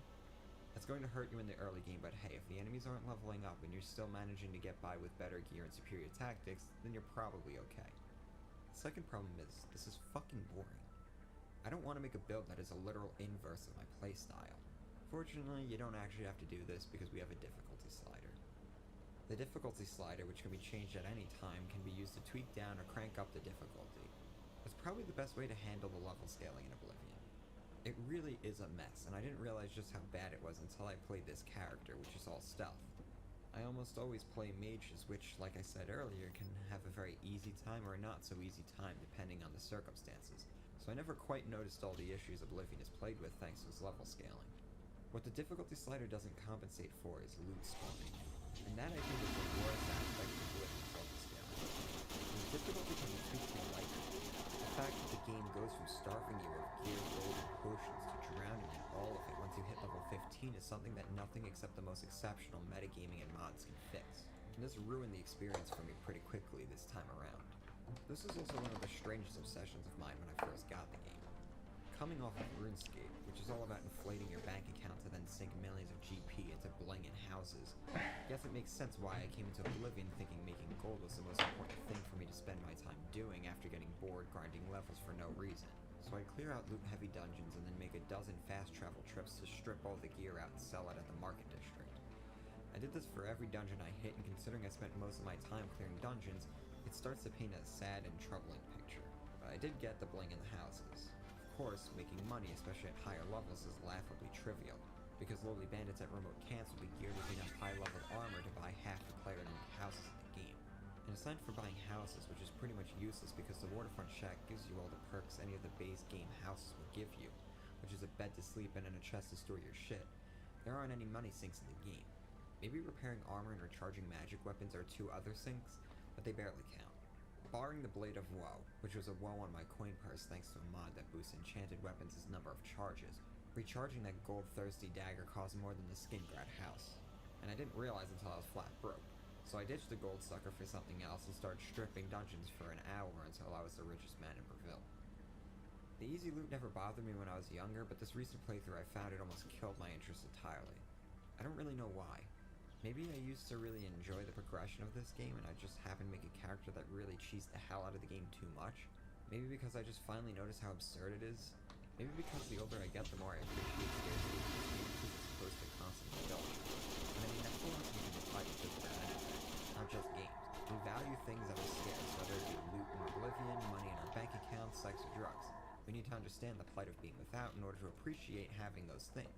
And we need constant reminders of how great having those things are, otherwise we lose that appreciation over time. With all that said, do I hate level scaling and wish it gone? No, not really. I wish it was toned down some, but I still appreciate the freedom it enables me to have in this game, even if it creates some ugly and weird contrivances as a result. Really what I think would make this game better was if the level scaling was more subtle. There's a soft level cap around level 50, but the best gear starts spawning in the world by level 20, with everything being out there by 25, and it doesn't take long to reach 25. You can easily hit 60 hours in the base game if you're blasting through all of its content and doing some exploration on the side.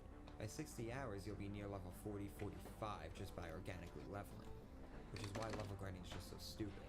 That means you haven't seen any new gear enemies in 20 to 30 levels, or 20 to 30 hours, because each level is about an hour by that point. But I think that's enough harping on level scaling. The fact is, Bethesda has made 3 more games since Oblivion, and all of them have had level scaling playing a central role of their design. And I think, especially in Fallout 4, Bethesda managed to strike a balance where it seems are not so apparent. It's here to stay, and I'm fine with that if it lets me continue to play these games with as much freedom as the design can permit. I'd like to take a moment to look over all 21 skills in Oblivion, as there are some notes for certain skills I'd like to make. Honestly, I could make a 40-minute long video on just the skills in this game, because it's a very broad subject and there's such a gradient of quality in these skills that makes some of them almost universally essential and others universally useless. But let's just compress that down to a few minutes and call it a day. Total there are 21 skills in Oblivion, 7 for each of the major 3 specializations. For combat skills we have Blade, Blunt, Hand-to-Hand, Armor, Block, Heavy Armor, and Athletics. For stealth, we have acrobatics, light armor, security, sneak, marksman, mercantile, and speechcrafting. And then for magic, there are the 6 schools of magic: illusion, conjuration, mysticism, alteration, and destruction. And then we have alchemy to make deception. Because I think I've covered enough magic for one video, I'm going to omit those entirely. So that leaves combat, which is a misleading name since all 3 are combat related, and stealth, which is more apt in the name but still doesn't quite match up. Blade and Blunt, like I said earlier, are on the surface quite distinct. When you get down to it, they end up playing almost the same, as there's little to differentiate them later in the game. It boils down to choice aesthetics and little else. Hand-to-hand is nothing but the butt end of every Oblivion joke. You can never really hope to make up the damage output surrendered for not taking a weapon, and even though you unlock some knockback and paralyzing attacks, so too does your weapon-wielding counterparts. Armor is something strange for me. I get what Bethesda is aiming for with making your armor and weapons degrade with use, requiring you to get them fixed from time to time, but their decay rates are pretty absurd, and I'd argue the system only detracts from the game. Armor allows you to use repair hammers to maintain your equipment, which is a tremendous pain in the ass when you have a lower level of the skill, as you'll be constantly breaking hammers. This means you need to devote 20% of your carry weight to just carrying hammers in the early game, when your carry weight is already low and your armor is weighing you down even more. Armor offers little reward aside from giving you some cheap points for your endurance attribute, because leveling armor is very easy and very fast. Other than fixing your gear in the field and those endurance points, it's a worthless skill to have, because you could just as easily get your stuff repaired when you go to town to sell your loot, and the money you make off your sales will almost always be more than your repair bills. So why bother? The same can be said for recharging enchantments on weapons, which ordinarily calls for you to micromanage filling soul gems, when you could just spend a few coins and get it recharged by a vendor. Bethesda swept out the light and having vendors do it more easily and for a larger price. Because honestly, what are you using that gold for anyway? Let's assume vendors couldn't repair items, or they could but their prices were much less reasonable. What fun is there in such a system? It adds to the immersion, I suppose. A Considering the game has a million beds and even more food items, but never makes you eat or sleep is more jarring. Or the fact that I can stand in one spot and wait for several days with zero consequences. They chose not to implement that though because it would inhibit player freedom. There are plenty of players who want those features, but from what we've already discussed so far, it looks like Bethesda wasn't trying to appeal to those players. So why did Armor make the cut? My guess is they needed something to round out the skills of combat to act as a 7. So they made equipment durability management a skill. What this would have ended up doing is forcing almost every player who wants to use weapons or armor to have armor as a skill. And having a skill that every player really must pick in order to have an ideal experience is a contradiction of the design philosophy of Oblivion. So they let vendors do it for you, nullifying the skill in the process. Armorer really underlines the slippery slope Bethesda stumbled down when it came to making Oblivion more accessible. Once they set down that path, there were other concessions that had to be met in order to make an experience true to that paradigm. And before we know it, we have a skill that was rendered inert before we even hit the end of the sewers. It's no wonder they dropped it for blacksmithing in Skyrim, which, well, that's a whole different story for a whole different video, I suppose.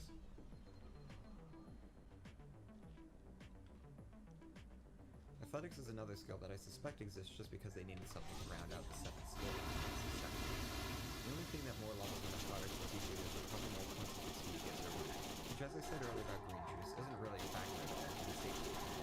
So having a skill whose sole purpose is to help with that makes the skill completely useless. Acrobatics, on the other hand, has more to offer in that you'll be able to jump higher and eventually unlock abilities like dodge, roll, and defy Newtonian physics by being able to jump off of the surface of water. Still not a skill even worth considering specializing in, but if you bunny hop all the time while playing, you don't need to select any of it. Doing so with any character will let you level up your speed attribute, which makes you run faster. Make no mistake, that is indispensable for any character you play. Light armor I already went into, and as I've already said, your choice between light and heavy armor really comes down to preference, and aligning your build to as few attributes as possible so you can focus on maxing them out more. Security is another skill I've always had major gripes with.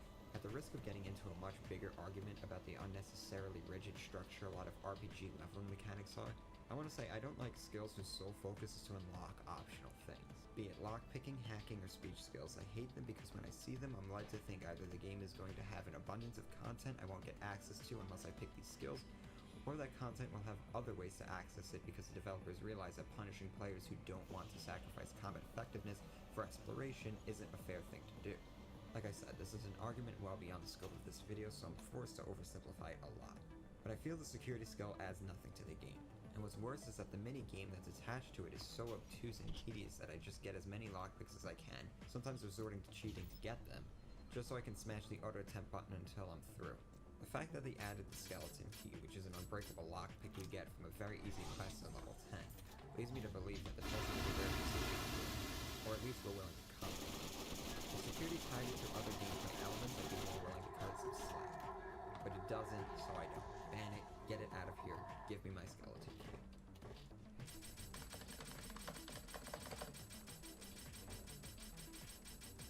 I love this sound, don't you?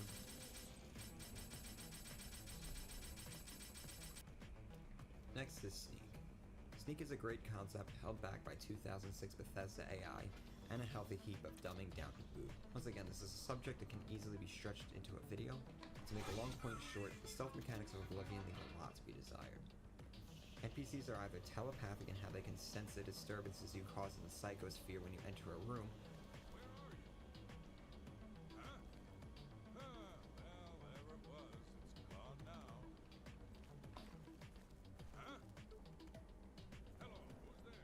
or are legally blind, all depending on your skill in Sneak. There was never really a middle ground in my playthrough as a Sneak character where it felt fair and challenging, but how absurdly game-breaking it gets at the high end of the level spectrum leads me to prefer the lower level Sneak experience. There's also the problem with guards can detect a bad deed being done from across town, which is a shockingly harsh response in a game that is in every other aspect trying to be super forgiving. Oblivion is just riddled with poor design choices, bad balancing, and even worse AI that makes Sneak a difficult gameplay path to recommend. Will Sneak include boring quests that will be guys in this video, so maybe it's not all that. Origin I already discussed, there's not much left to say. Multiple weapons are flashing out, and while sniping enemies is insanely gratifying, micromanaging tiny stacks of a billion arrows is not. Leveling your skill lets you do more damage with them and unlock some nifty skills like being able to inexplicably zoom with some magical ADS wizardry. It's fun. I highly recommend it. This just leaves Mercantile and Speechcraft, saving the worst for last, I suppose. Mercantile is intended to get you better deals from vendors, while Speechcraft is intended to be used to persuade NPCs to do things for you. The underlying problem with Mercantile is there's hardly any use for gold in the game aside from buying houses, repairing or recharging equipment, making custom spells and enchantments, and the occasional bribe for NPCs. It's just what I wanted. See, was that hard? The economy of the game is just entirely unbalanced, mostly due to the fact that doing dungeon crawls, particularly dungeons filled with human enemies, is just absurdly lucrative. Who cares about getting a couple hundred extra gold in the enchanted dagger when you manage to get 3 off of the vampires in a single dungeon? You'll almost never be wanting for cash after the first few hours of the game. And Mercantile isn't going to be what pulls you out of poverty. It's a shame because it's not a half-bad skill otherwise, as it comes with some nice perks like being able to invest in a shop so that they have more cash to buy your loot, and being able to sell any item to any shop. Speechcraft, on the other hand, is a terrible skill with terrible perks attached to the worst minigame in any game I've ever played. The whole skill is built around a minigame that has you picking 1 of 4 options with varying degrees of effectiveness based on the NPC. You get an idea how they will react based on their altered facial expressions when hovering over the option. What makes this absurd minigame even more fallacious is the fact that you must exhaust all 4 options every time. Every time an option is selected, the effectiveness meter rotates Pretty mid, clockwise. but it's a So drop. you want the meter to land on the thing they like the most to maximize the points earned. So you stand there cycling between joking, boasting, flattering, and threatening your target until you get what you want. Then again, judging by some of the NPC conversations in this game, this really might be how they approach discourse in Cyrodiil. Last night, I heard someone scream from inside. I'm getting really good luck. Belmont Venerous will never sell that death trap. I should have like half this amount of drops. Take care. Bye. Hail. What is it now? Heard any news from the other provinces? Nothing I'd like to talk about.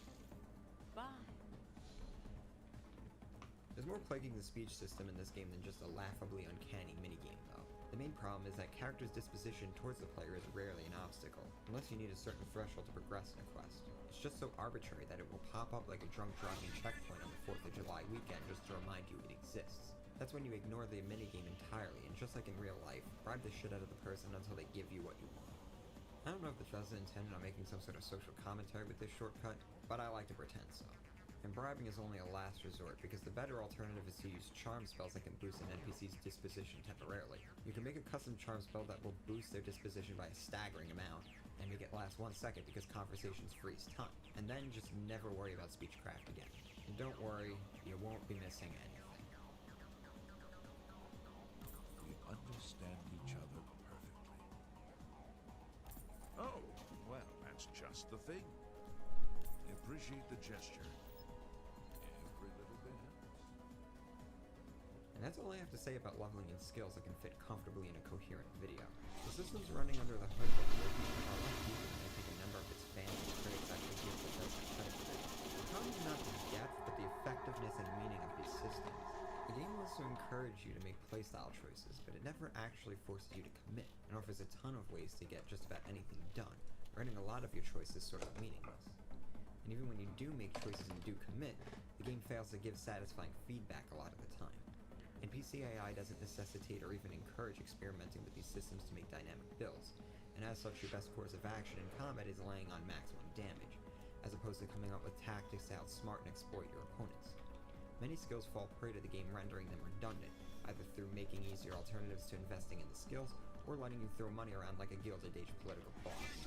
And failing all that, eventually you just get too good with certain skills, or the reverse happens, and you are eventually overtaken by the constantly leveling world that renders your power advantages less and less relevant.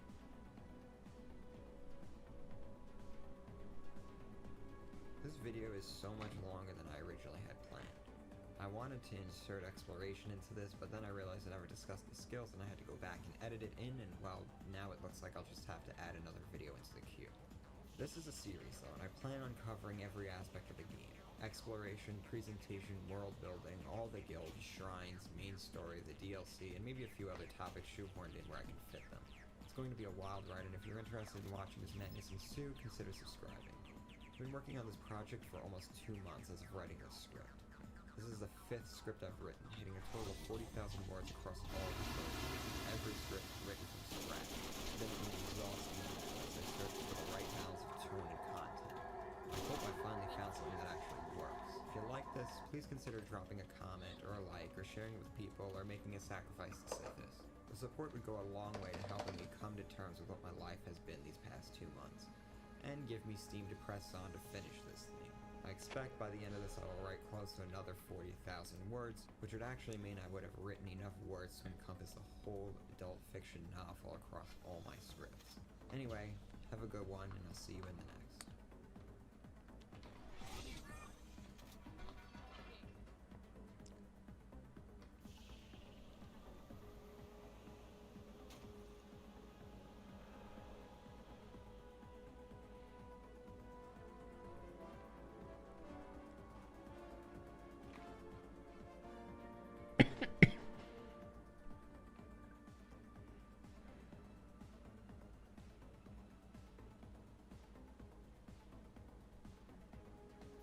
The world of Oblivion is its greatest asset, its greatest strength. When Bethesda is able to leverage the world they had created to drive the gameplay experience, the game hits its true stride. When they sacrifice the world or sideline it for something else, relying on the gameplay mechanics to pick up the slack, the player experience ends up suffering. If you think I was too harsh and nitpicky with my previous video, then you'll find this time around I'm more forgiving, because we're going to be looking at what I think Oblivion does quite well for the most part. Like anything else when discussing Oblivion, there's examples of brilliance and examples of sheer boneheaded design, sloppy compromises, things that just didn't mesh with the final product very well. Fortunately, a lot of Oblivion's game mode falls into the positive. The world did a lot to captivate me as a young lad, and I will admit it was more effective because I didn't really know any better and hadn't quite experienced anything like it before. But to give credit where credit is due, it's an immense world handcrafted by a team of about 30 people, and the fact that what they created still holds up pretty well by 2020 standards is a testament to the skill Bethesda possesses when it comes to creating worlds. But enough stalling, let's get into this thing.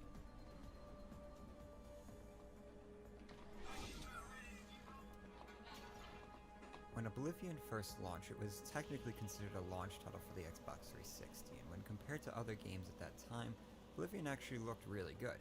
When compared to games from the previous generation, it was a radical leap forward. When compared to today's standards, in certain regards it has aged gracefully, but in others, oh no. Playing on the PC, we have the benefit of a much higher resolution, which helps the game to some extent, but textures are very muddy by modern standards. Some of the interior texture sets, especially the dungeons, hold up pretty well, though they are being helped out by being shrouded in darkness. Parallax mapping lends them some extra fidelity, but certain stone textures take it way too far, shattering the illusion. Environmental textures in the cities and the overworld can look good from a distance, but up close they start to show their age.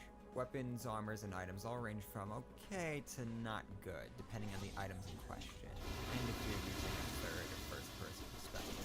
A lot of the item lackluster, and make the items seem to be made of plastic, and some of the details in the textures are just way too much for the low resolution, and look like a noisy mess as a result. And distant landscapes look like oil paintings rather than real terrain, which in a way actually helps the game look more stylized, but we'll get back to that in a moment. Lighting, like textures, ranges in quality, but the limited number of shadows, particularly shadows cast by characters and items, really hampers the illusion of realism.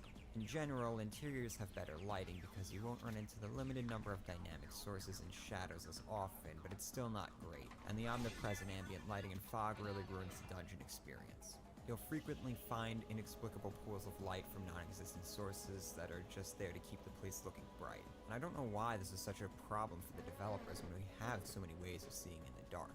Oblivion has a dynamic weather system that helps add some liveliness to exterior locations. The rain and snow effects feel dated as the storms feel like monsoons the characters don't react to, and the snow, oh, just look at it. It looks like a Snapchat photo filter. The flat fog effects are no bargain either. On occasion, though, with the right stuff in the foreground at the right times of the day, inclement weather can do the trick.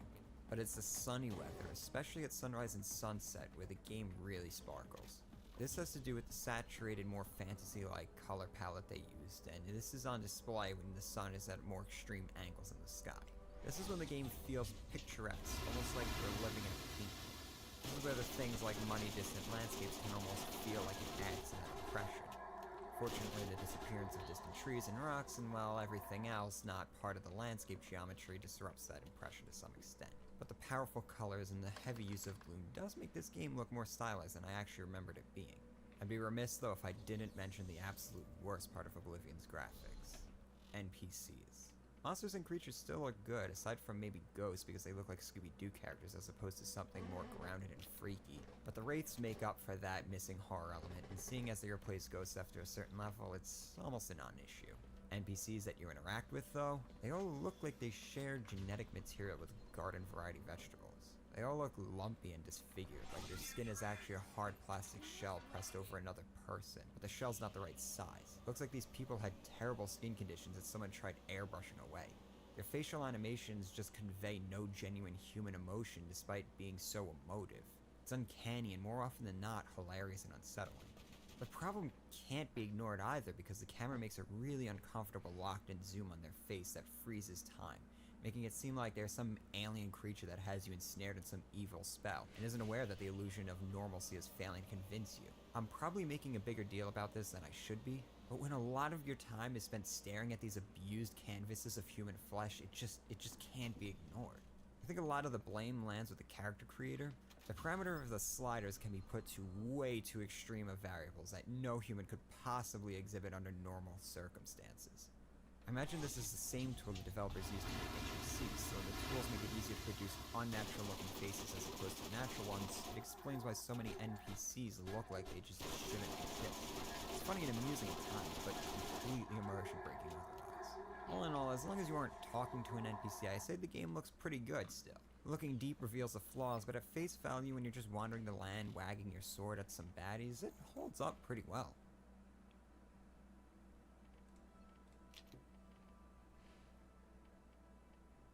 The audio department of Oblivion is, like the graphics department, a mix of quality. Sound leaves a lot to be desired, while the soundtrack is nothing short of magnificent. But let's cover sounds first before I devolve into a drooling fanboy geeking out over the music. Sounds are, most of them are fine. Swords hitting things are clangy enough. Armor affects the sound of footsteps. Weather effects are pretty decent, but not too overwhelming to the point of drowning out all other sounds.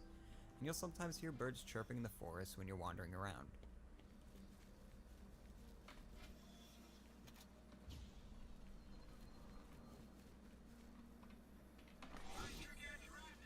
Some sounds, though, aren't the best. Magic effects seem to have more than a few that either don't match up with what I would expect the spell to sound like, or it's obnoxious, or it's both.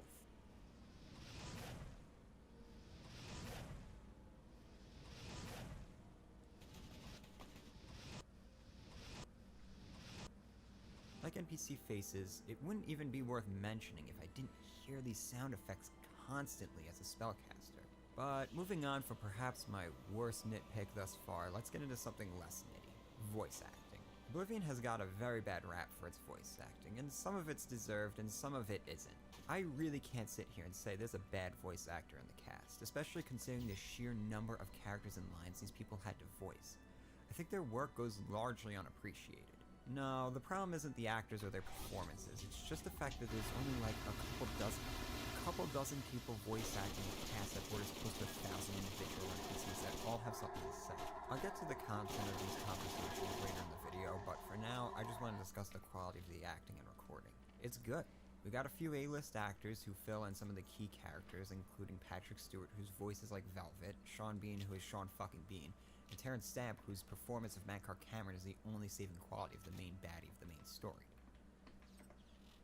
So, the cat's paw of the Septims arrives at last. You didn't think you could take me unawares here of all places, in the paradise that I created. Look now upon my paradise. Gaia Alata in the old tongue, a vision of the past and the future. One thing to complain about when it comes to voice acting is the battle banter. When NPCs are engaged in combat, they will begin screaming random lines, and for some of the races, these lines are just maybe a tiny bit over the top. Oh, what's the matter? Is the baby gonna cry? Now you will know pain.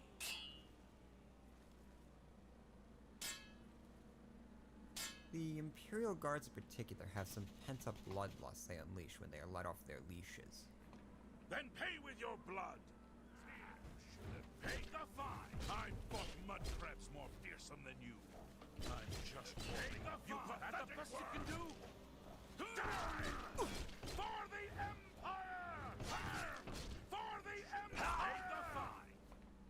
but all the races are plagued by a few takes that developers probably should have left out of the game files. But then we wouldn't have some of the best Oblivion memes, so who's to say? Yes, we must kill that foul Nord before he starts on us.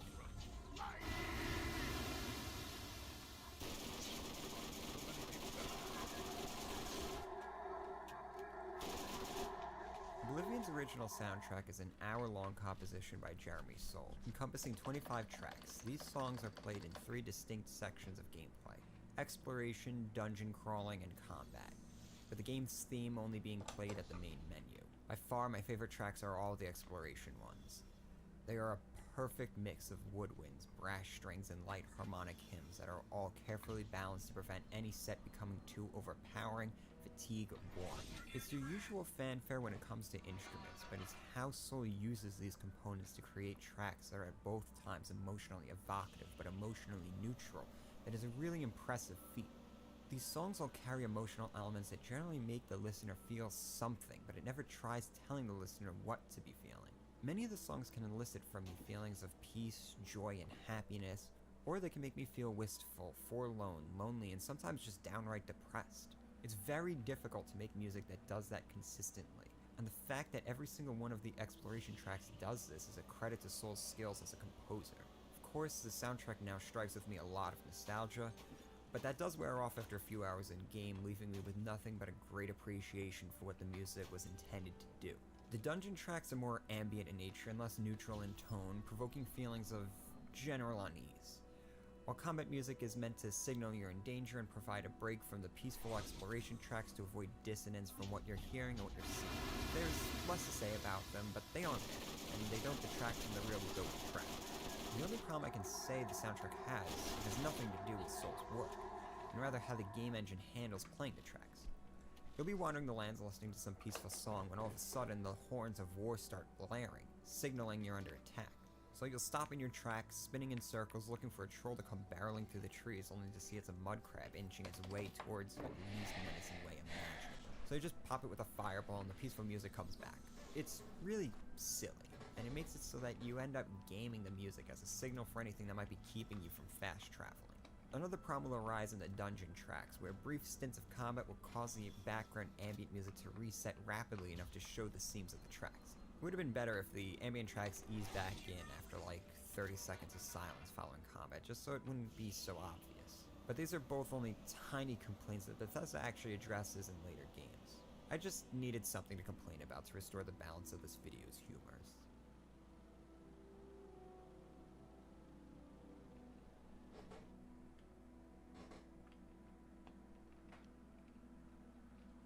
For a lot of games, controls would fall under gameplay, which was my previous video. But I feel like the controls of Oblivion influence less of its gameplay and more of its presentation, and that plays an important role in the verisimilitude of Oblivion to increase the immersion and believability of its world and... okay. I really didn't think to address this until the gameplay video was edited, so I'm just putting it in here. But I'm not totally full of shit, I promise, just give me a chance to explain. So Oblivion is played in almost exclusively a first-person perspective, and while you can technically play it in third person, doing just about anything in that perspective is very challenging. And the janky character animations that do not match up with the precise player movement responses makes for some really unpleasant immersion-breaking things to start happening on screen. Third person is primarily for appreciating your patchwork of mismatched gear that has been chosen purely for their enchantment and not at all for their aesthetic qualities. The game was originally designed for controller use, and it shows with the interface and hotkeys. The buttons are big, everything is sorted in tabs, and you are forced to do a ton of scrolling. There's no hotkeys for navigating the interface, which is nothing short of maddening for someone like me who prefers navigating everything with keyboard shortcuts whenever possible. The interface is an exercise of patience, particularly when you're managing your inventory, moving things in and out of storage containers and selling things to vendors.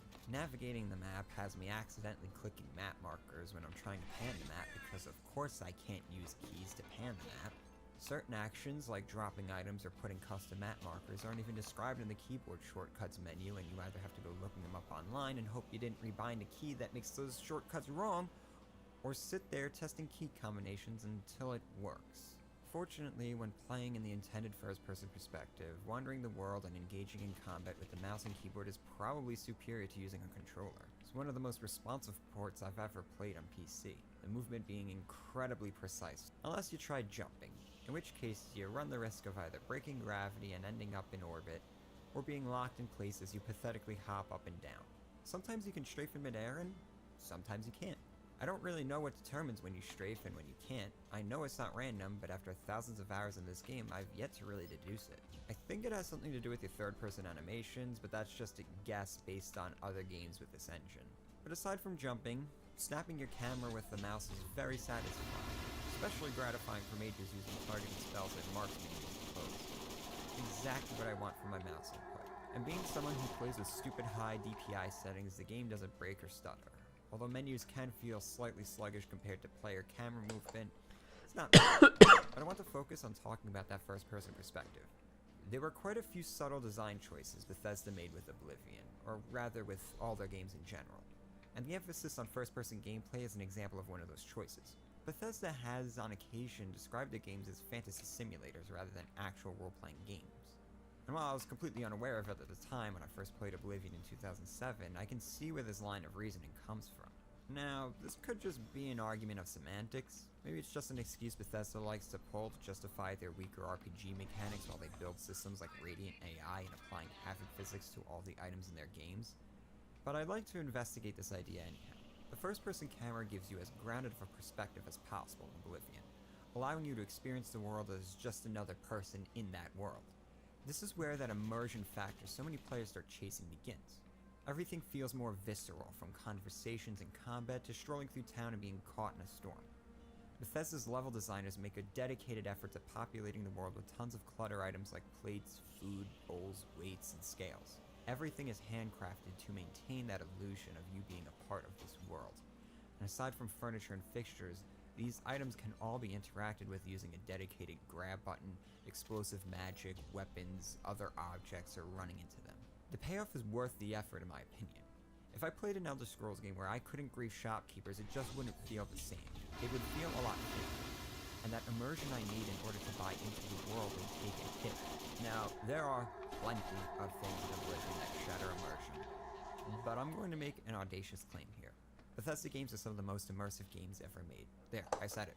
It's because they put so much time into these systems, and while some of them don't work right off the bat, and I will definitely be getting into those later in this video, I still appreciate Bethesda tried something that other developers would shy away from or just say isn't necessary.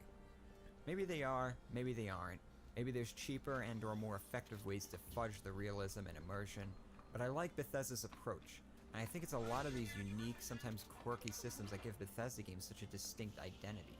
They feel like a Bethesda game, jank and bugs notwithstanding. It gives these games a very unique form of realism, something analogous to art style. I don't know, stylized immersion perhaps? But I've gone on long enough about something I didn't even intend on including in this series until I realized it was missing in my first video. So let's move on to what discussion of immersion and realism naturally leads into. The world of Oblivion.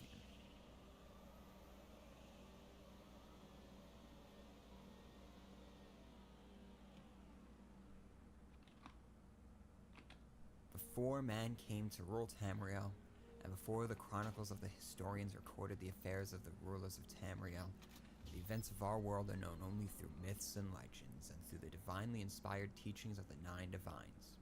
For convenience, historians divide the distant ages of prehistory into two broad periods of time: the Dawn Era and the Earth Era. The Dawn Era is that period before the beginning of mortal time, when the feats of the gods take place. The Dawn Era ends with the exodus of the gods and magic from the world. Oh, that sounds Cosmos sucks ass. formed from the Orbis, chaos or totality, by Anu and Padamai. Akatosh formed and time began. The gods, Et Ada, formed. Lokren convinced or tricked the gods into creating the mortal plane, Nirn. An excerpt from Before the Ages of Man. The world Oblivion takes place in is a fascinating place, filled with a vast and rich background of history told through in-game books such as the one I just read an excerpt from. It's through a mix of these books, in-game dialogue, and story events that we are given access to it. While I feel the game could do a better job utilizing this lore more, it's not completely lost either, and I'd like to touch on some of it just to give some context for the actual game world we find ourselves lost in. Oblivion, as with all Elder Scrolls games, takes place on the planet Nirn, sometimes referred to as Mundus, which is a physical dimension in the plains of Oblivion, sort of primordial nothingness that all things are constituted in. Nirn, or Mundus, was created by the gods for mortals to live within, and now act as some sort of arena where the gods and the Daedra compete. Nirn is a magically charged realm, though a lot more tame than it had been during the time of the gods, where time itself was unstable. Tamriel is a continent on this planet and is where all of the games have taken place.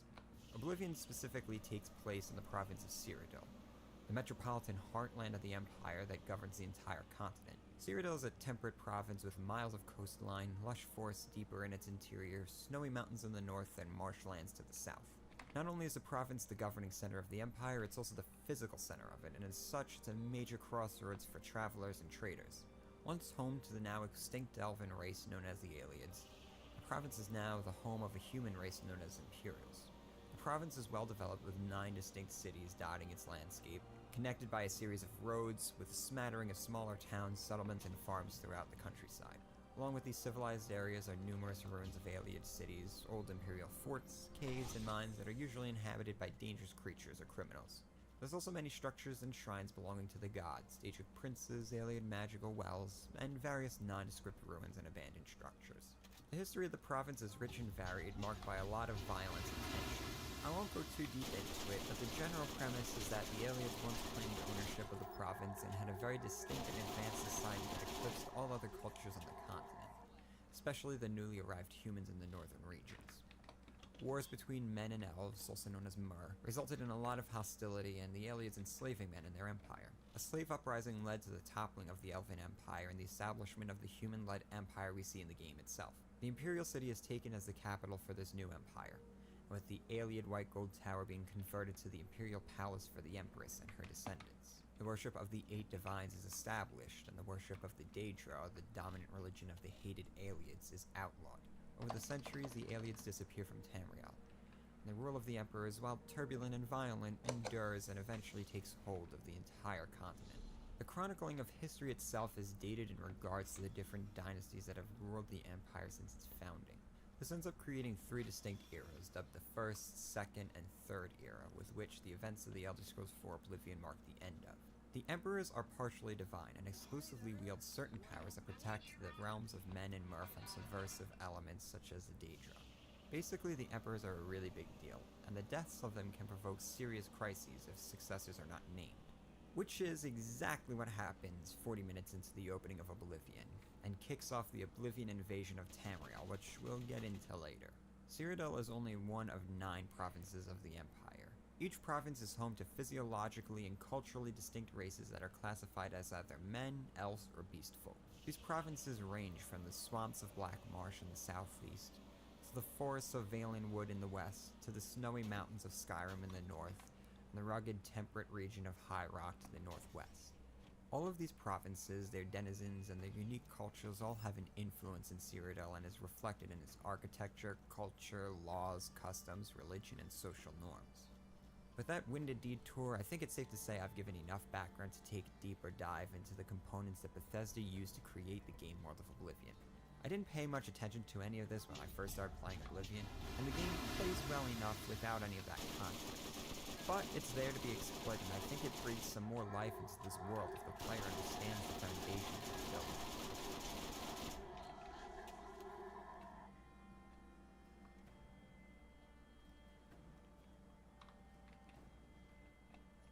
Like I said earlier, Cyrodiil is populated by many different races, all of whom you can play as when you're creating your character. They influence some starting stats and favored skills. Elves are more of magic, beast folk tend to be stealthy, humans are typically fighters, but it's not the end of the world making a high elf barbarian warrior. The Imperials I covered to some extent already. They are the primary inhabitants of Cyrodiil and are considered skilled merchants and diplomats, but also well balanced for combat and magic. They may be considered the dominant race of Tamriel and Oblivion, as they sit on the Imperial throne, and it's their politics, culture, and military that dominates the continent. Continuing with the human races, we next have the Nords, who primarily live in the snowy region of Skyrim to the north. They typically make excellent warriors, favoring melee weapons and armor, and are very tolerant to cold temperatures. They are known to be proud and independent-minded, and are very loyal to their homeland and their religion. To the west of Skyrim is Hammerfell, the ancestral homeland of the Redguards. Redguards tend to make great warriors favoring swords. The Red Guards are considered relative newcomers to Tamriel, having emigrated when their homeland literally sunk into the sea, and they were forced to sail east until they landed in Hammerfell, where they carried out a series of attacks on the coast to establish their own settlements. Northwest of Hammerfell is High Rock, home of the Bretons. Bretons are a human-elf mix that leaves them looking like humans, though smaller in build and much more magically tuned. They make great defensive mages thanks to their many resistances to magical effects. Their homeland is diverse and split into many competing factions, but regardless, they're culturally homogenous. The Bossamer, or Wood Elves, are, as the name suggests, an elven race. The quick, nimble, and intelligent elves, while small in stature, make some of the finest archers and sneaks in the Empire. Hailing from their homeland of Valen Wood in the southwest, Wood Elves are known for their love of nature and forests, and in Valen Wood, the forests are sacred and protected, leading to some very strange customs by the standards of other races. Valenwood is technically not even part of the Empire during the events of Oblivion, though they aren't actively fighting against the Empire either. The province is in turmoil, and a stable central political power is non-existent there, as many broke off into simple, reclusive tribes. Off the southern coast of Tamriel is the island of Somerset, where the Ultimar or High Elves live. These elves, like all other elves, can live twice or 3 times as long as humans, and have a natural affinity for magic. They consider themselves culturally superior to all other races on the continent, and the culture has had a profound impact across Tamriel. Holy Being naturally gifted with magic, they typically make excellent mages, though they also have a natural weakness to magic as well. It's a pretty They good are one. the descendants of the Aldemar, making them That's the better, oldest but- races on Tamriel. The Dark Elves are Crazy. very factious and ensuring that they don't gain much clout in the Empire. This has led to several incidents of violence between Dunmer factions and between their homeland of Morrowind and surrounding provinces. Dark Elves, like all elves, are naturally gifted with magic, but they also possess great martial skills, making them very well balanced with magic, sword, and bow. This just leaves the beast races, which tend to be the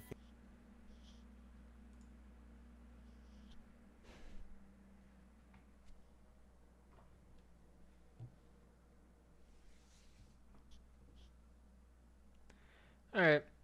I am tired. So I'm gonna fucking end stream.